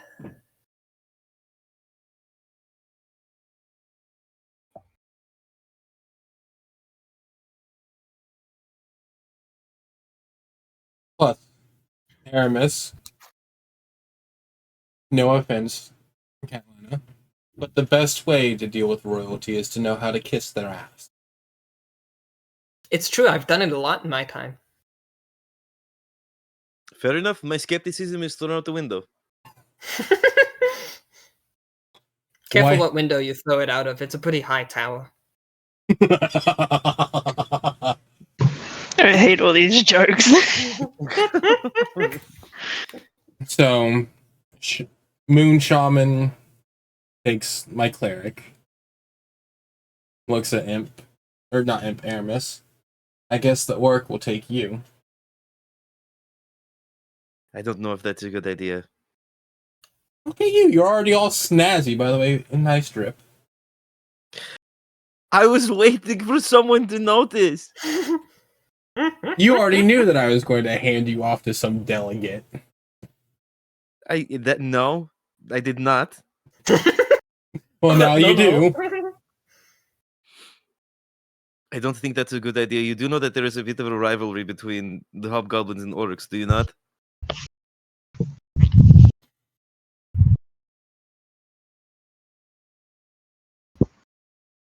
Aramis. I love the silence from Uldric's corner. Aramis. This group has never done good ideas. Why would we start now? Okay, but at the start of this conversation, many good ideas were being thrown about. At some point, it was very likely that the bad idea was going to be thrown out, and that was it. Would you rather handle the Grand Duke and Countess Azamont handle them? I would rather not handle any of them. You have your distaste for them, and as do I. I do not like these politics. I don't want to speak to any of them. I am here to do action, not to do politics. What about a show fight? Orcs revel in battle, yes. And you wanted to duel, and you wanted to spar against me. This is true. Uldric using Aramis's wants. Dangling them like keys. I think a show fight between the two of us might impress them. Your thoughts? I don't think... No. I will say, Saloon, my godson, is a big fan of combat. He's an immense warrior. I mean, he's like 6'8". Broad-shouldered. I was suddenly like, oh, maybe I do want to talk to this one. No, yeah, I definitely said that out loud. And with your girlfriend there? Wow. A great deal of joy in watching some sparring. You don't want to talk? How about you talk with your fists? And we impress. It just feels so odd to have a bunch of speakers, and then suddenly, I'm supposed to walk out and say, "Watch as I fight someone," and that is going to gain his favor. That feels very it doesn't belong. All right, how about this, Aramis? As a group, we should sit down and show our strength and why. Catlina raises her hand. You are queen. I don't think you need to be doing that. Would you like assistance? Yes, absolutely. I will take any assistance, please. What if while showing Salvoon around, I just happen upon the training grounds while you two are about to begin your sparring? That is a good plan. That I can work with. That was what I was thinking of anyways! But you didn't say that. It made it sound like we were just going to walk up in front of an entire council of people and city folk and just start punching each other. You were already throwing it down! Uldric, you have to say it with a regal air. This is true. Everything that has come out of her mouth is very respectable. So I guess in that like that case, I idea. shouldn't do it blindfolded. No, why would you do that to begin with? That feels like you're mocking me. Show of strength. I am the leader. You are so lucky that not only is your father here, but we are in a church, or else I would beat the brakes off of you. Beat the brakes.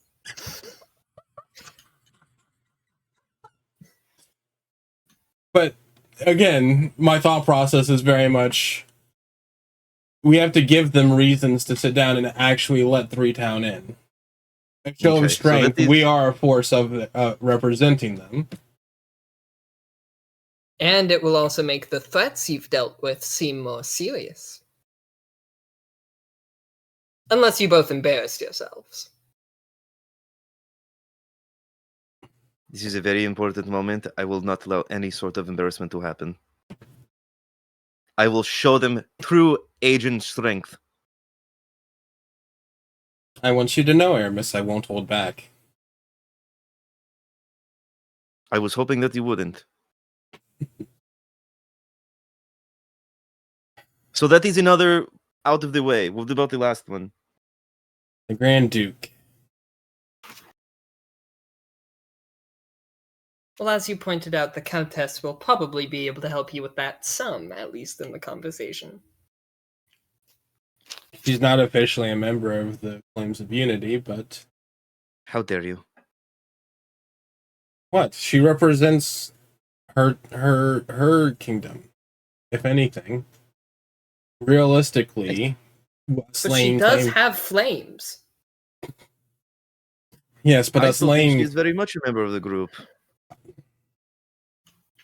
I don't disagree. I'm simply stating the obvious that the public would not see her as such.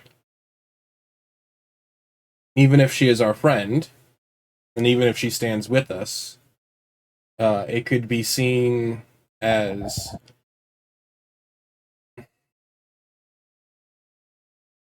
us trying to boast ourselves up higher than we already are.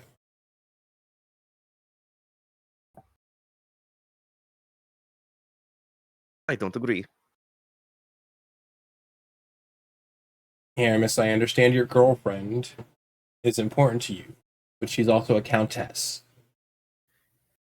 This is... It's okay. He loves throwing words around. It's fine.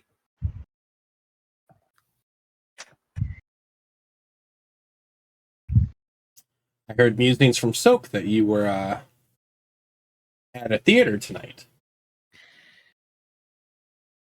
Silk, bless his heart, is a little catty bitch sometimes, okay? And he likes to run his mouth a little bit. Do I gossip? You know you do, you handsome devil. Oh my.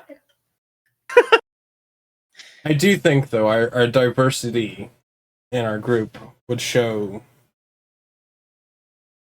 unification of all kinds. It is in the name. Yes.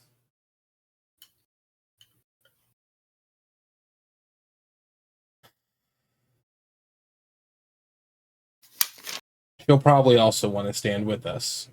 Is the pause. Out above table, is the Countess with us? I forget. Yeah, she just reacted when you called her my girlfriend. Yes. Oh, okay. I'm having a hard time distincting voices today. I'm sorry. We have an Understandable. NPC party of like 30 people. How do you They're think I always feel here. trying to remember them in conversation? They're all here. I gotta divide my brain into like 15 different people to be like, what is this person doing at any given time? Is Father Artorius sitting here just actively grave robbing? He gives me grave robbing vibes. Okay. No, how dare you? He's That's standing crazy. off to the side respectfully. Let me roll percent. I'm kidding.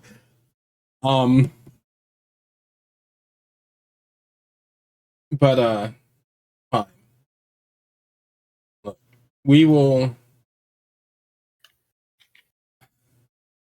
I would like ideally for this to be a united and unanimous decision from all the nations in the North. I know that that's not necessarily possible.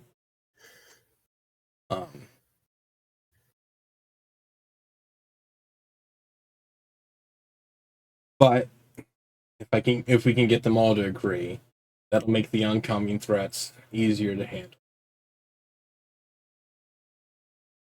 And potentially give us more of a way to travel unabated. Is that the word I'm looking for? Unimpeded. Unabated. Impeded. Thank you.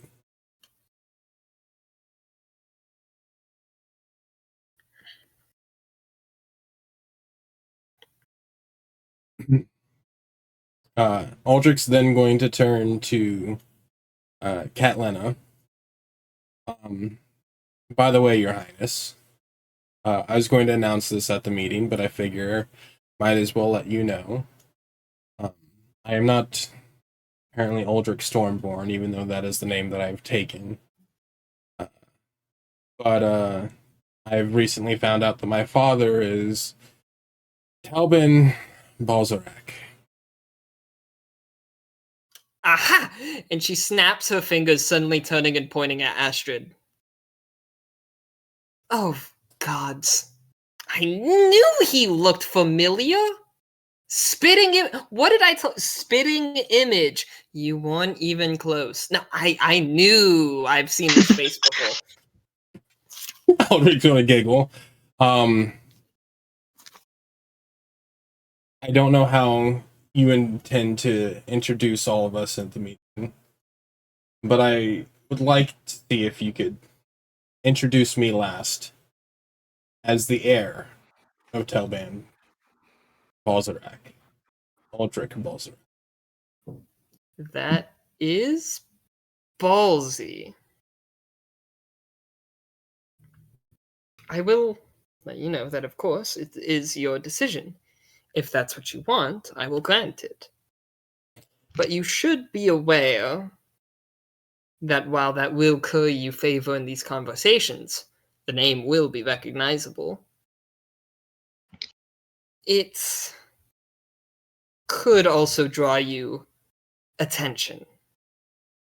I'm well aware, but again, I'm ready for anything that's thrown against me, and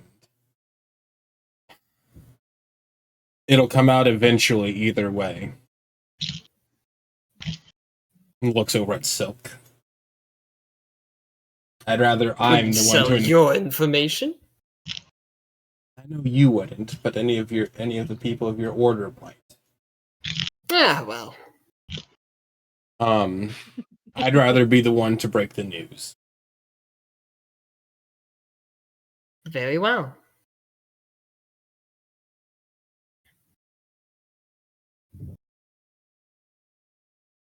I will do my best on suppressing just how much it spreads. After all, she looks over at Silk, I have deep pockets. Royalty comes with some rewards.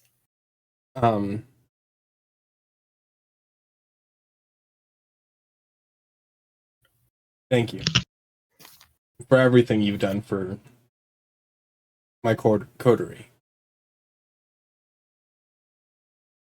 Thank me. If anything, you've helped me out. And still are.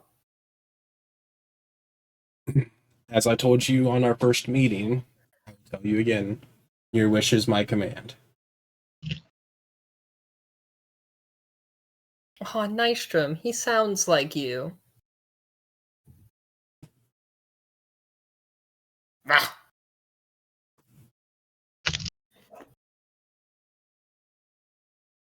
Now, shall we go enjoy ourselves? Yes. I'm ready. Nystrom, here is your bottle, and I'm gonna hand him back an empty bottle. How does Aramis walk? I'm only buzzed. I think we established, Yeah. so I'm not like wasted or drunk. Okay, cool. She's just definitely I think feeling I it in am. her head. Yeah, I think I'm vocally hamming it up a bit more than I should. Cool. Yeah, like I'm like, Well, man. I feel like the vocal stuff is half stress. Yes, this is true. It's more so the reasoning of your drinking. Uldric looking The at day it is and just taking like a lot out of you. Uldric over here just like, and this is my group. This is my circus, these are my monkeys. As per usual with every moment like this, I'm gonna turn to Cynthia and one hand behind my back and the other hand out, like palm upward. Princess, won't you accompany me tonight?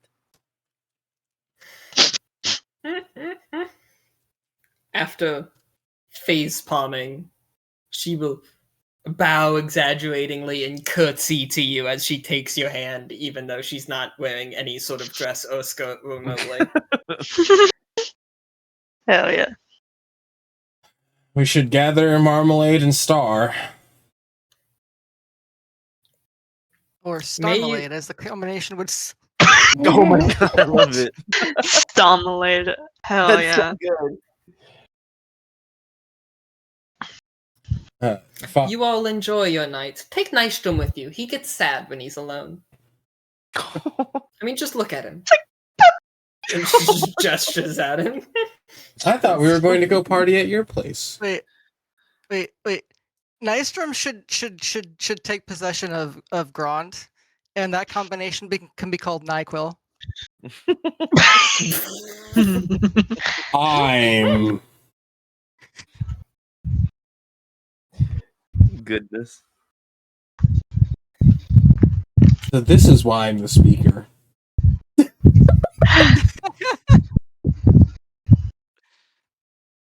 I thought we were going to go party at your place. I thought you had referenced that for after the meetings were done. But if you'd like to come back to the tower tonight, I'm certainly not stopping you. And probably the best way to sit down and go to the 40th floor. That's a lot of stairs. Father, are you sure you don't want me to carry you up 40 floors?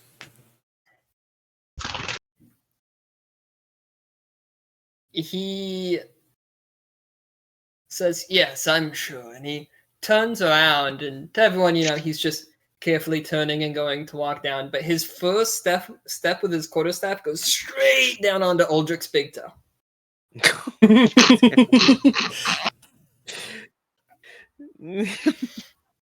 How much damage am I taking?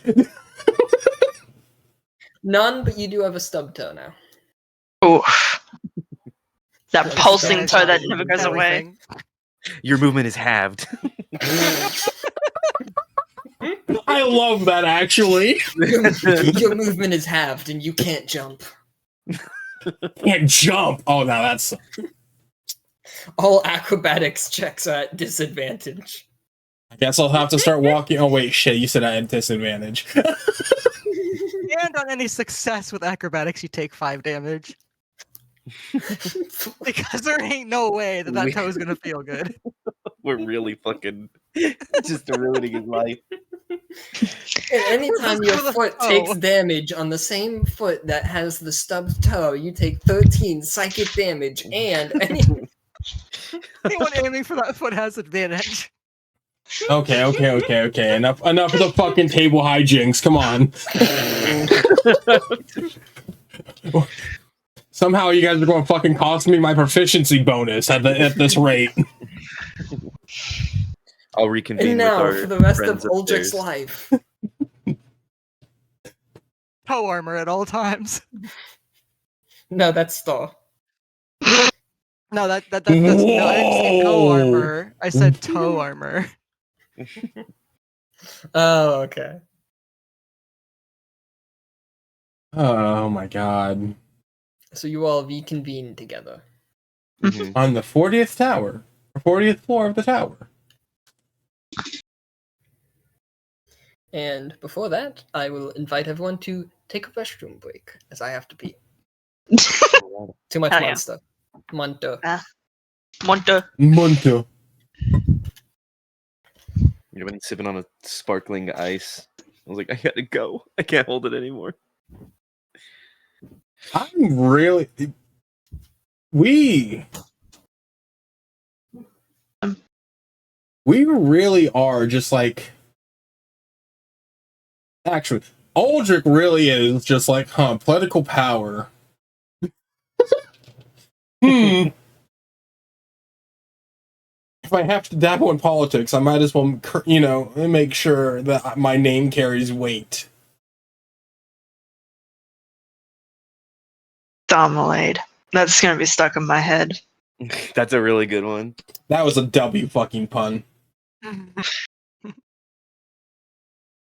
honestly, there's some small bond forming between the characters. Oh yeah. It's impossible not to form a bond with Marmalade. True. Heat over here, politics and alcohol, yeah. Also, hi D. I've been here. Also, hi Alti. I saw you come in. It's just D&D. I interact with you guys a lot less during. My apologies. Marmalade is very much uppies. It's adorable. Got you the hydrate, Alti. Well, when everyone asks Marmalade height, I'm like, fuck. And she's like 5 foot. I don't know if her coat fits many people. You going to Fair continue stream? D, we're taking a type 5, and then I don't know how much longer we're going. Double date night canceled? No, Alti. We could do a double date night. I just have to coordinate it with Dream.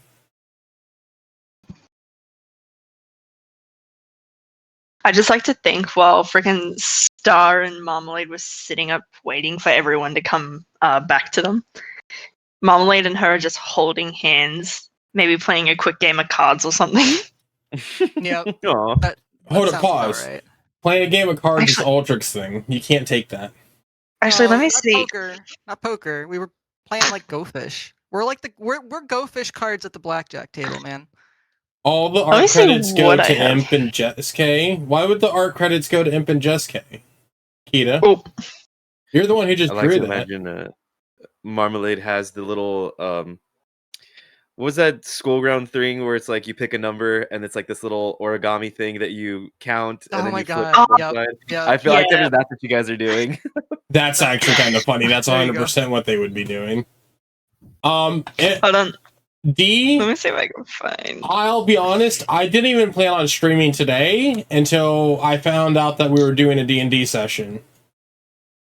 So it probably won't be till after the start of the year.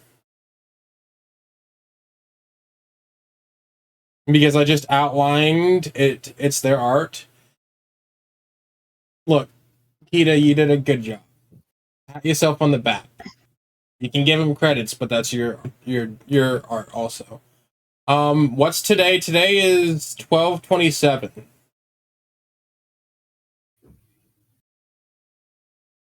Let me look at what I have for the first of the year. The first of the year is a Thursday. I think I have a collab on that. It probably won't be till Friday or Monday. So the 2nd or the 5th of the year.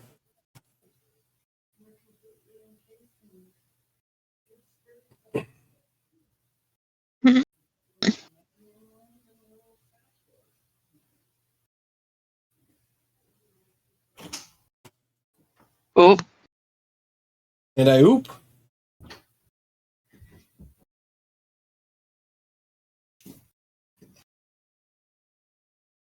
I feel like Uldric's come up with a good plan.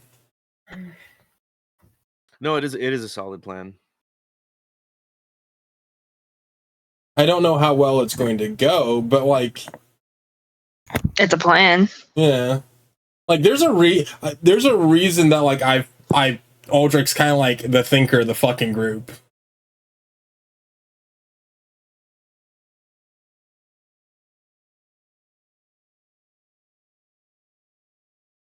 Although I wish Aramis didn't fucking shift the political shit onto me. You're asking too much of me. You really went, Uldric, you got this. Yeah, Hey. absolutely. Hey, I'm a gear in this, okay? I can talk to the shaman woman, alright? Yeah. I got this. I think that's the thing that I love is like, I know that I could sit down and turn to Marmalade and be like, hey, Marmalade, do XYZ. Aramis was so offended though when I declared myself the leader, and the minute that there's political discussion that had to be had, she's like, yeah, you're the leader. No, between Uldric and Aramis, I get the whole thing where it's like my sibling asking me to do something, me saying no with the most disgusted face, but I'm gonna do it anyway. This is above my pay grade. You don't have enough coal cash for me. Fine, but you're telling mom to get you're telling mom to get pizza tonight. And then there's Star, who's like, I fucking hate Catelyn. I fucking hate Catelyn. That's I just don't know wild. I love it though. I love you stir the pot.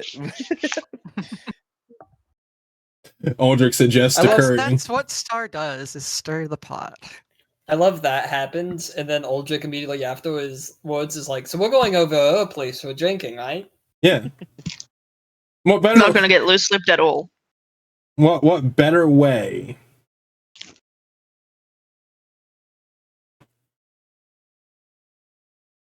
This is all these great ideas, and then that.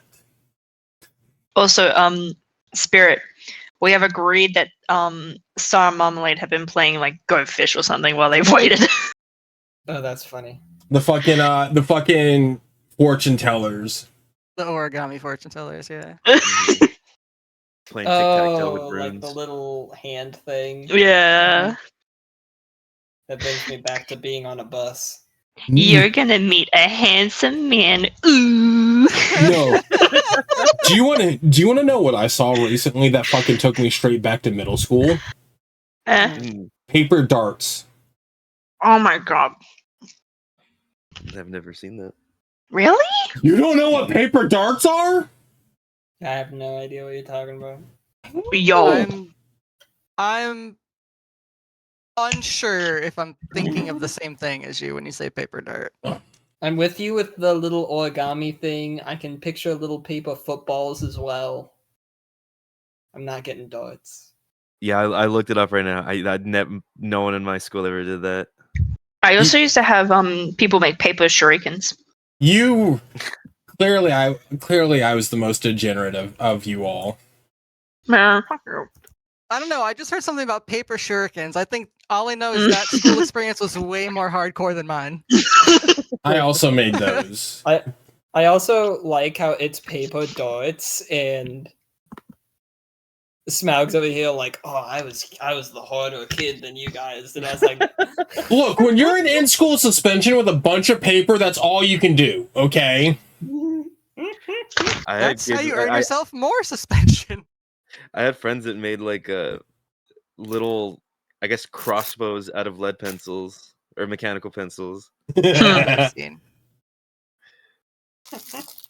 I've had motherfuckers just throw like wet toilet paper at fucking the wall and ceiling, painting it fucking white. Between the paper darts and the paper claws, that was what you did in school suspension.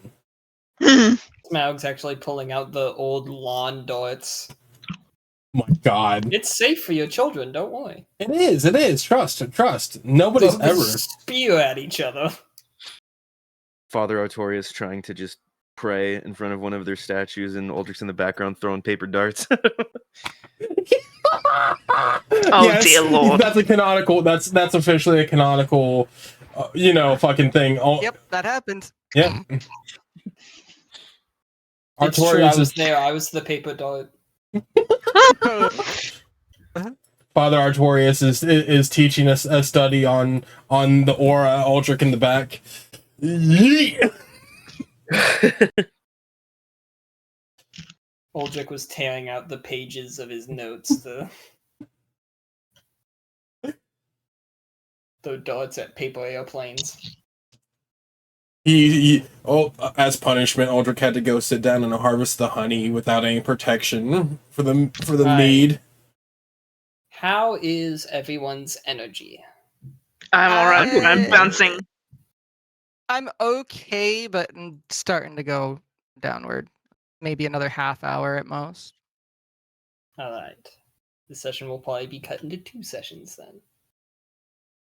Oh, I'll be honest. I'm not mentally ready for the fucking meeting. So I've hit you with a lot this session. yeah, I reached a point like an hour ago where I was like, I'm just gonna let the VOD be my notes. It has been quite a story heavy session. Yeah. Mm-hmm. As is most of our sessions. That's the thing about the plot, it always advances.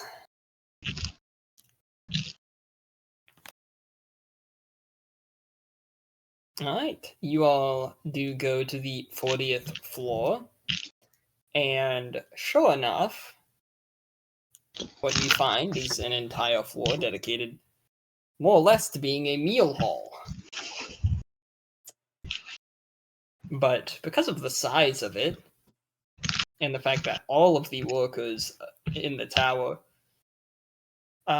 seem to be here, as well as people visiting the tower and things like that, anyone that lives in it, all around eating and drinking. So it looks a lot more like an unofficial tavern where no one is actually exchanging money for the things they're getting. This is my kind of place. No such thing as a free lunch. Be very suspicious, soldier. I've already paid my dues to eat what I wish. That is faulty logic. I love that Star's not even trusting the staff here. She's like, they're all in on it. No.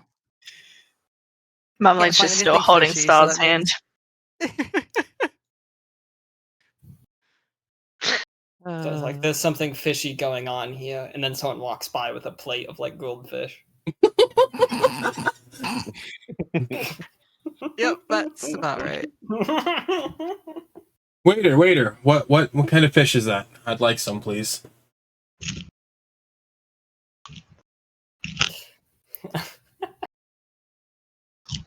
Tribe from the ocean, I don't fucking know. Person looks at you, grilled trout, and they just point back towards where they got it. Uldric runs over, goes get some grilled trout, some rice, some cabbage, some beans. Grits? He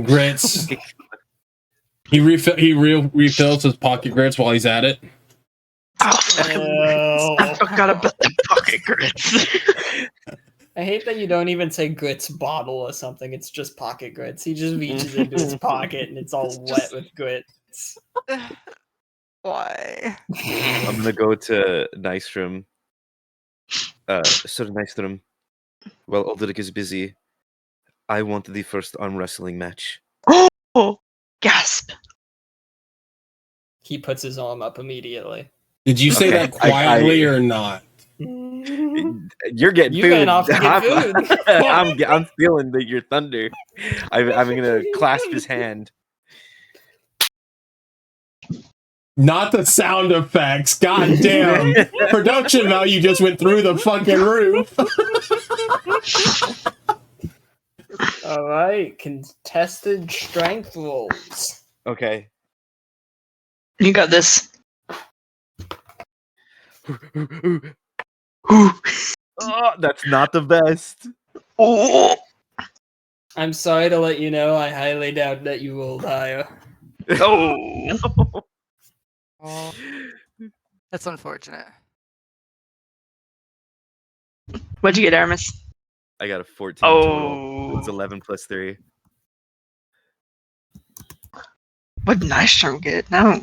Oh. Oh. Oh. The table breaks as your hand hits it. Aramis has gone to God. So, the two of you start arm wrestling.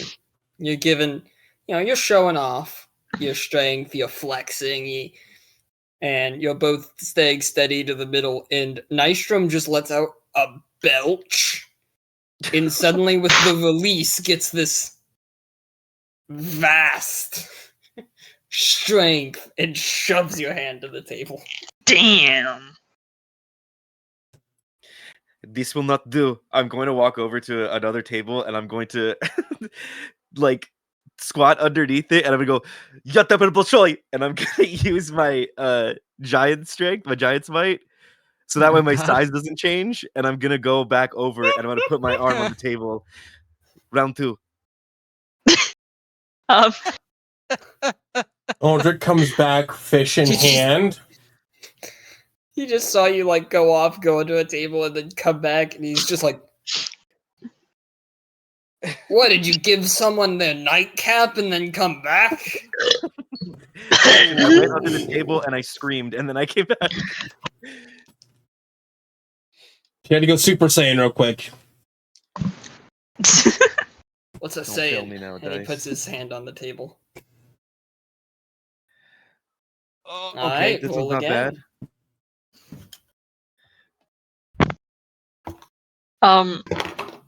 As they arm wrestle, I'm gonna guide Star to sit down with Aramis and Nystrom. Yep. Definitely gonna go for that. Not interested in watching this pissing contest. Dirty, filthy, Yeah. nasty Ooh. 20. Ooh. Aramis, this upsets me. I just want you to know. Oh, that's not a good sign. Ooh. You're like such an evil person. I wanted you to get that. This lasts for like a full 30 seconds of you two both looking like you're constipated, staring at your hands, not moving whatsoever. But finally your hand starts to tilt his over, and then he pushes back and starts to tilt yours over and over, and just barely taps the table. And he starts panting vigorously afterwards. What do they feed you? Children.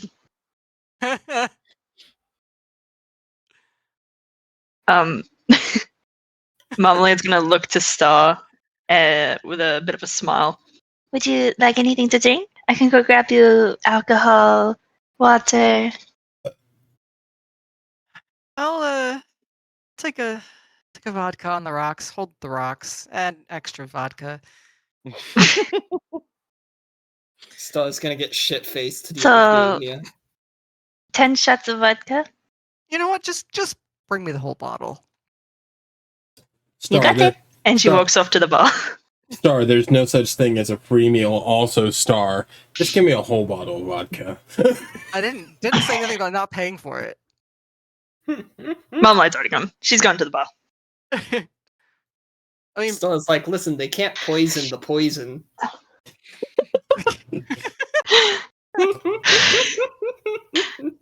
Marmalade's gonna perch up on the bar, get up on a stool, raise her hand, and order a bottle of vodka, and then 2 glasses of milk. Make it. Never mind. You come over. It is. Sorry, I'm 5 foot tall. I am not looking over it. A young moon elven lad over there. Have you drunk before? Yes. Hesitantly, he grabs a bottle of vodka from the shelf and sets it in front of you and goes, "Alright, I'll get the milk now." Thank you. You're not mixing these together, are you? oh, She's gonna look him dead in the eyes and say, Maybe. Well, at least I'll have something to I'd tell like my to coworkers imagine- about. I like to imagine that if Star is overhearing or observing this, that she's giggling.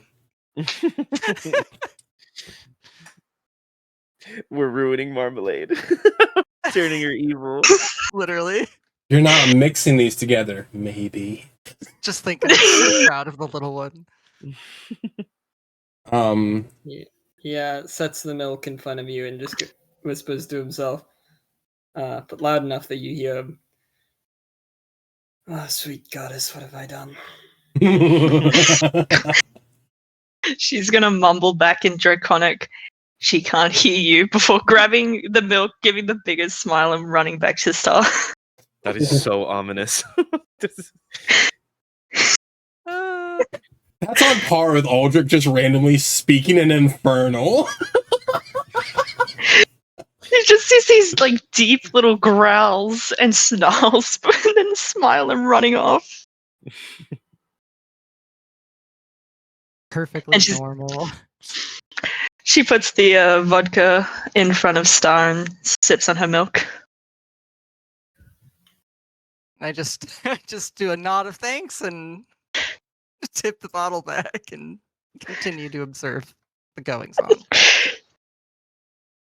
Uldric's gonna. Do you happen to still look back at the bartender store? Yeah, I'd probably. He looks distressed. Crisis of faith, maybe.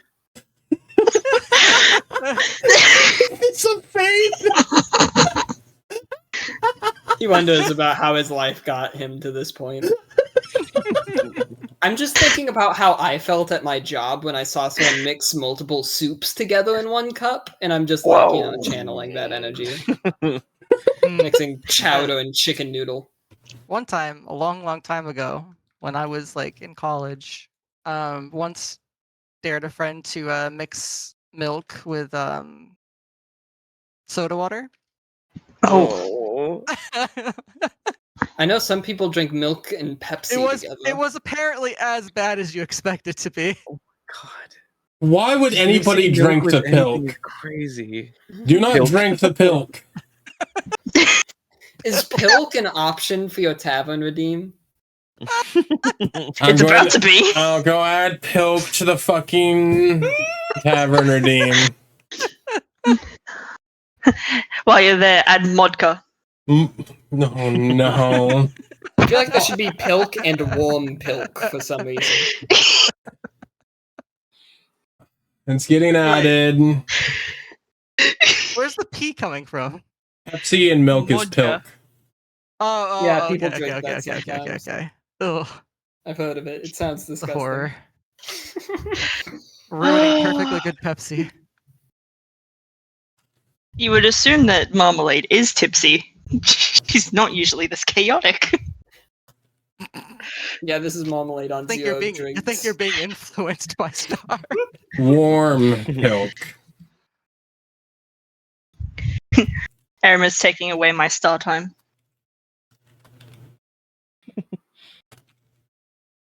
She's trying to like not look in that direction. Uldric's going to order from the tavern, the tender, one heavily spiked eggnog, and point to the dragonborn drinking milk. That's for her. Oh no! Oh no! Oh no! Not again. And then he's going to walk back with his plate of food to Aramis and Nystrom and go, "Oh, I see you guys got started before I could. Nystrom, it's my turn." Immediately, I'm gonna start picking food off your plate. Just stay away from the fish, please. It's been I'm a while not touching since the grits. Good, they're in the vial in my pocket. And then, well, Nystrom. I see Aramis gave you a run for your strength. My turn, yes?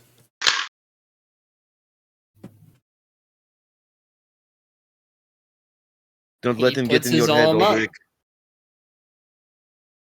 Uldric clasps his hand. Please be good to me, Dice. You do good for dumb shit. That's true. You do have a ongoing track record of good for dumb shit. Ooh, it's doable. Dirty 22. Oh. 19 plus 3. Really showing up Aramis over here.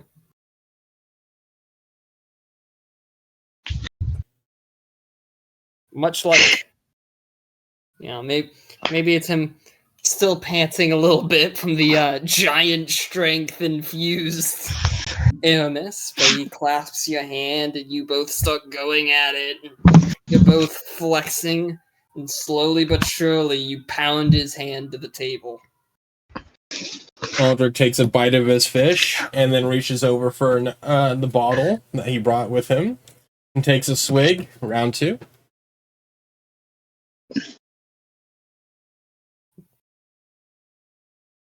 Already?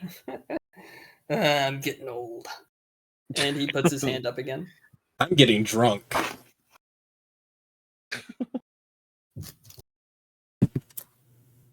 Different die. Can we get a drunk strength modifier? Yes, I'm a drunken master. I thought Liquid courage. dirty 20.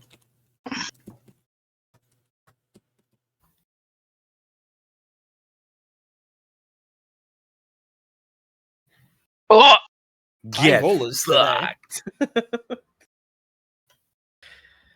This time he manages to just barely get the best of you. 1-1.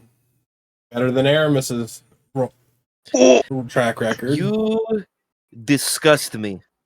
Now I see why he wanted to do too. You required a little bit of giant's might. I take your plate and I walk away. And I'm specifically eating the fish angrily as I'm walking away. Whatever. Uldric takes another swig of the bottle. Best 2 out of 3. Nystrom watching her walk away just goes, how do you steal someone's plate at a place with free food? She does this all the time. I'm used to it. And Uldric will set 100 gold on the side. That's 2 out of 3. oh.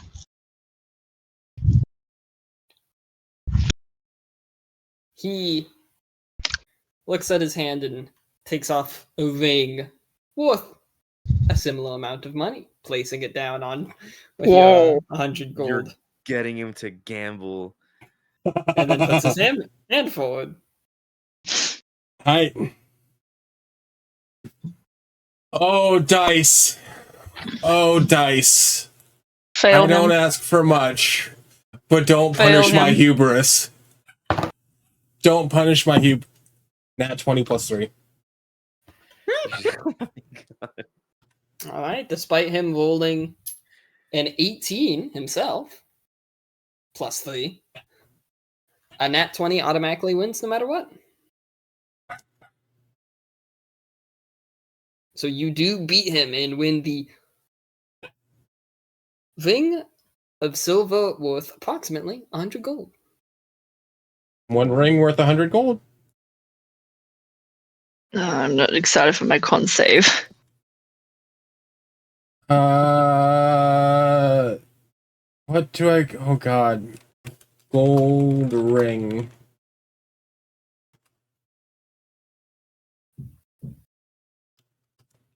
Gold ring. Anything special about the way it looks? It's a silver ring with a small gemstone. Silver ring. Silver ring, small gemstone?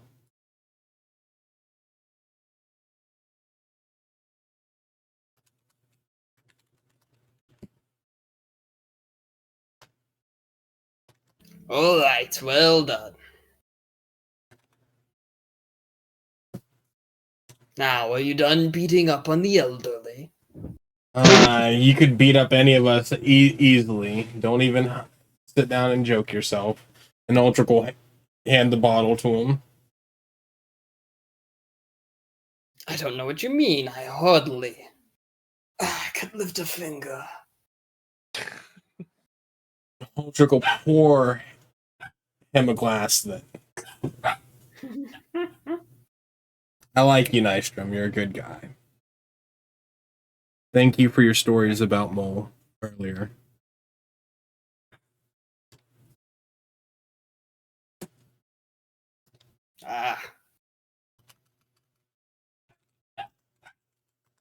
She was a good person to remember. I wish I could have seen some of your guys' adventures with my own eyes. I wonder if my father got to see any of them. You will go on just as crazy of adventures. And yeah, I knew you, old man.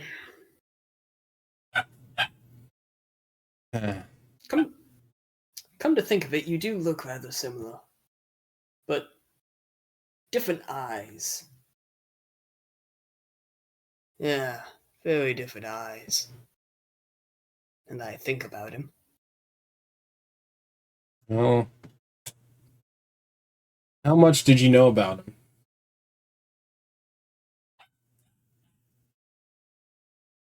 I've fought with him from time to time, though we normally won't necessarily shoulder to shoulder. Other people would have known him better.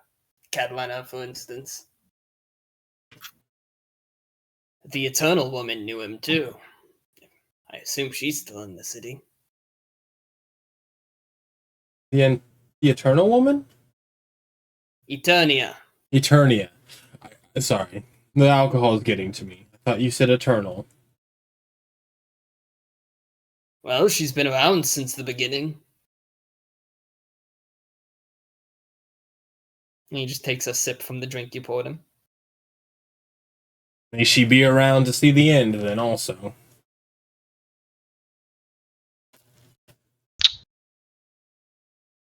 To the end of the universe. He lifts his cup. To the many adventures that await us. Uldric lifts up his bottle.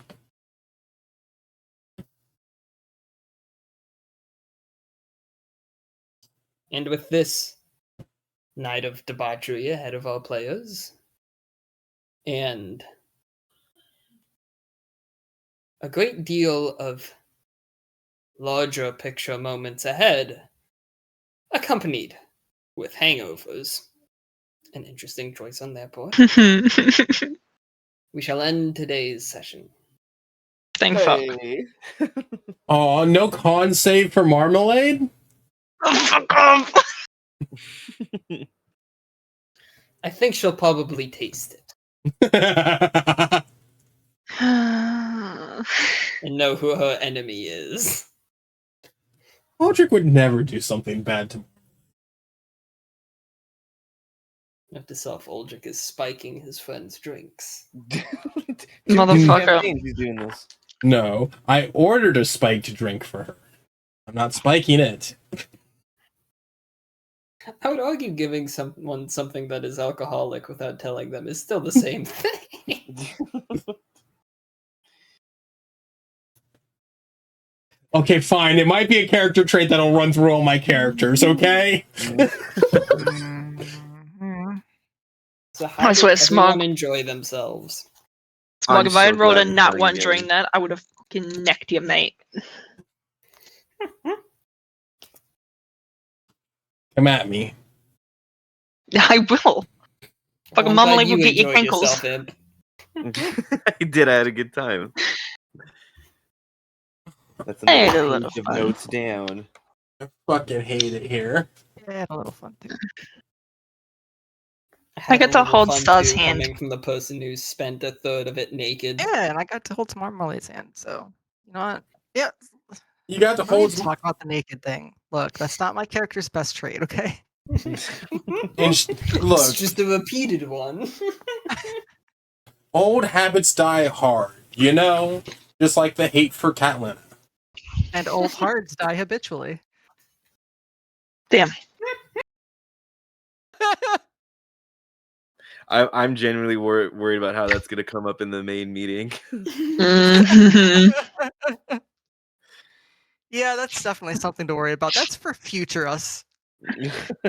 Uldric over here carefully crafting a plan to sit down and handle every one of the leaders, just hoping that his sword to Catlina is enough to offset the bullshittery that'll befall.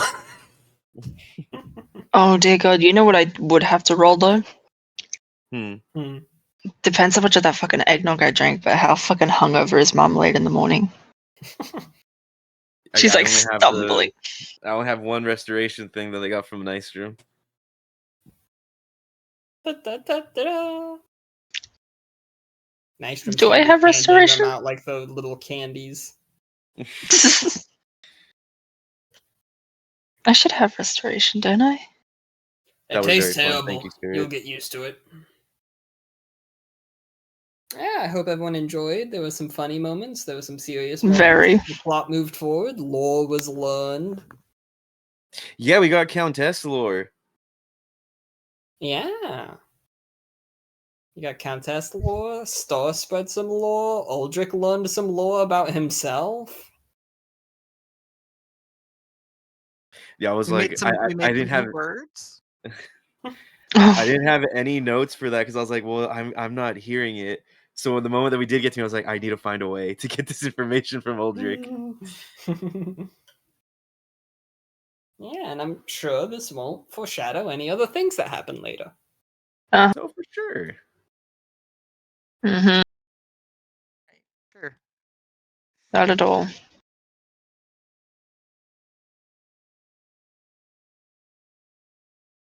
I'm probably gonna redraw stuff. Uldric's going to have to fuck. I love that Uldric walked into this having to deal with trauma and then is walking out of this with, I guess I'm overthrowing the government. At some point in my life. Yeah. And then tomorrow you guys will deal with a whole cast of new characters. Oh boy. Yay, more NPCs. How many of them can we collect, guys? I was gonna say, make sure you come up with backstories for them, Spirit, because you're gonna need it. I've already mean, written like, all of them. I've adopted a mimic, so Like, I would maybe suggest just making every NPC you introduce from now on terminally ill. Hi, how are you? I have a week to live. Well, you can spend that entire week with us. Literally, what would happen? Funny enough, I have actually, allergies to social gatherings. funny enough, actually, Spirit, I was looking at my notes from last week or last I'm month. actually allergic to Dragonborn. So I was looking at my notes from last month. I have to remind you to make days of the week for Illia. Yeah, I know. I have it written down. Yeah. We book 4 of Tales of Illia, Flames of Unity. A mysterious plague has started to spread across the world as everybody dies. Skipping all the way to book 4. As everybody dies within a week of coming in contact with the Flames of Unity.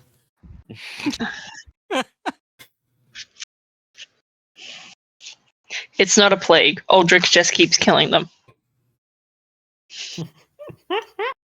They all happen to be part of the living bank. Dear Lord. Oh, the fucking living bank, man. I don't know much about that.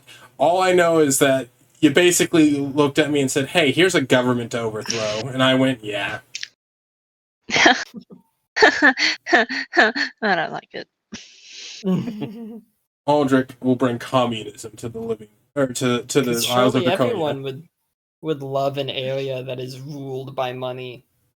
No. I'm sure that wouldn't get on anyone's nerves.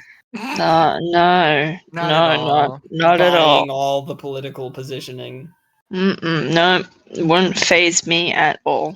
Uldric brings communism to the Isles of Draconis. I'm sure nothing about that would relate to the real world. I am a pious man. No path could stray me from my faith in God.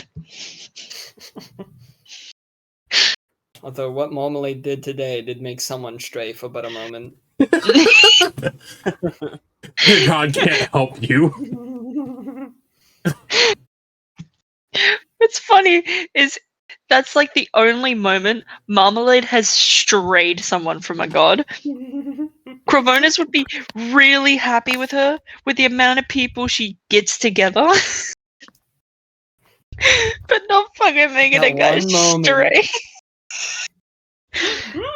I'm gonna get a dream from fucking Cravernus. He's gonna like tap me on the back of my hand.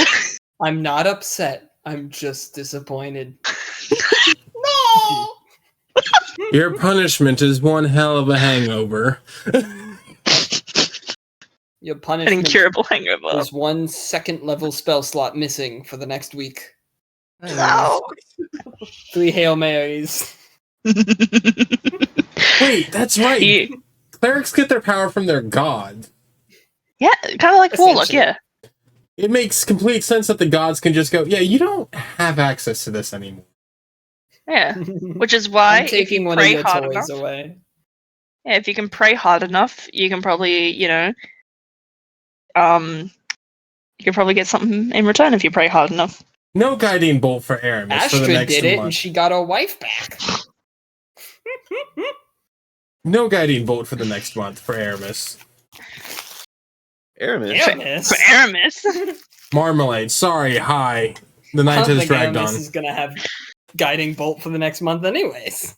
Brother, Aramis with guiding bolt's terrifying. I would not land my hits. Like, she's already guiding bolt in Russian. Well, motherfucker's already. Look that up. She's already got fucking like the AC of a horse. Then she's got the fucking hell. I mean, honestly, the last thing this party needs is more guiding bolts because you probably don't know this, but my build has guiding bolts out the ass. I have been told. I just want you to know I have multi-classed someone in Baldur's Gate 3 with that class. Isn't it fucking crazy? Yeah. Oh, it is so good. Star, you would have hated one of the fucking monstrosities Spirit made.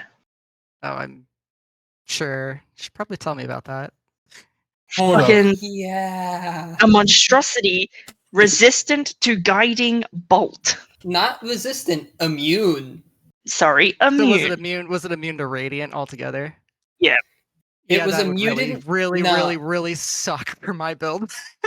It wasn't Same. radiant damage specifically. It was immune to 3 spells chosen by its creator upon creation. So of course, since it was something that was going to possibly be fighting moon elves, and moon elves have a lot of clerics and paladins and things like that, guiding bolt was one of the spells. I mean, fair. And the best part is it was smart in saying that it targeted the healer. Yeah, specifically written in the monster manual that enemy targets spellcasters whenever possible. Oh boy. Yeah. Understanding to take them out first instead of targeting the stronger people in front of them. Mm-hmm. And it could fly, so it could get there. I'll be able to fly once I get to level 10. Oh, is that when you get so your first flying in like creature? 2 years. No, that's actually because the star form. The oh, dragon. That's right. The dragon gets the ability to fly at 10. Yeah, that's right. It's been a while since I looked at your notes for that one. I do remember scrolling through it though and just being like, it was damn, like, do honestly, I need to play this at some point? When they added that subclass to BG3, I was like, no way. I was like, get the fuck out of here. I was like, that's so awesome. Like, that's the character I've been playing for a year. Yeah. When I saw it, I was like, oh, it's Star! Literally. I fucking won't lie. I want to get Rising from the Last War just because I want to play a fucking Warforge at some point. Play fucking Zenyatta or something. Zenyatta! No, you did not. Cleric Warforge, Zenyatta. Or if you want to do Cleric Barbarian, if you want to do Warforge Barbarian, Reinhardt. Oh no! Or if you feel more comfortable, Barbarian Monk multi-class Reinhardt. Barbarian Monk multi-class would just be Ramatra. I was gonna say that. Is a Warforged Ranger just Bastion? And with that, Warforged Artificer with like the whole minigun thing. And with that, I think that's a. Thank you for the session, Spirit. I'm saluting. I hope you all have a good New Year. Yeah, I'll see You you. too, Ian. Thanks, everybody, and Happy New Year. Bye. Happy New Year. See you Take all. care, everyone. See you all next See you Saturday. Wednesday, Smug. Why Wednesday? New Year's on Mars. Oh, you're right. You're right. Duh, I'm gonna be there. Good night, everybody. Good night, chat. Remember, if you can change your mind, you can change your life. All of you certainly changed mine. That is the end of Tales of Illia Session 23. I love you all.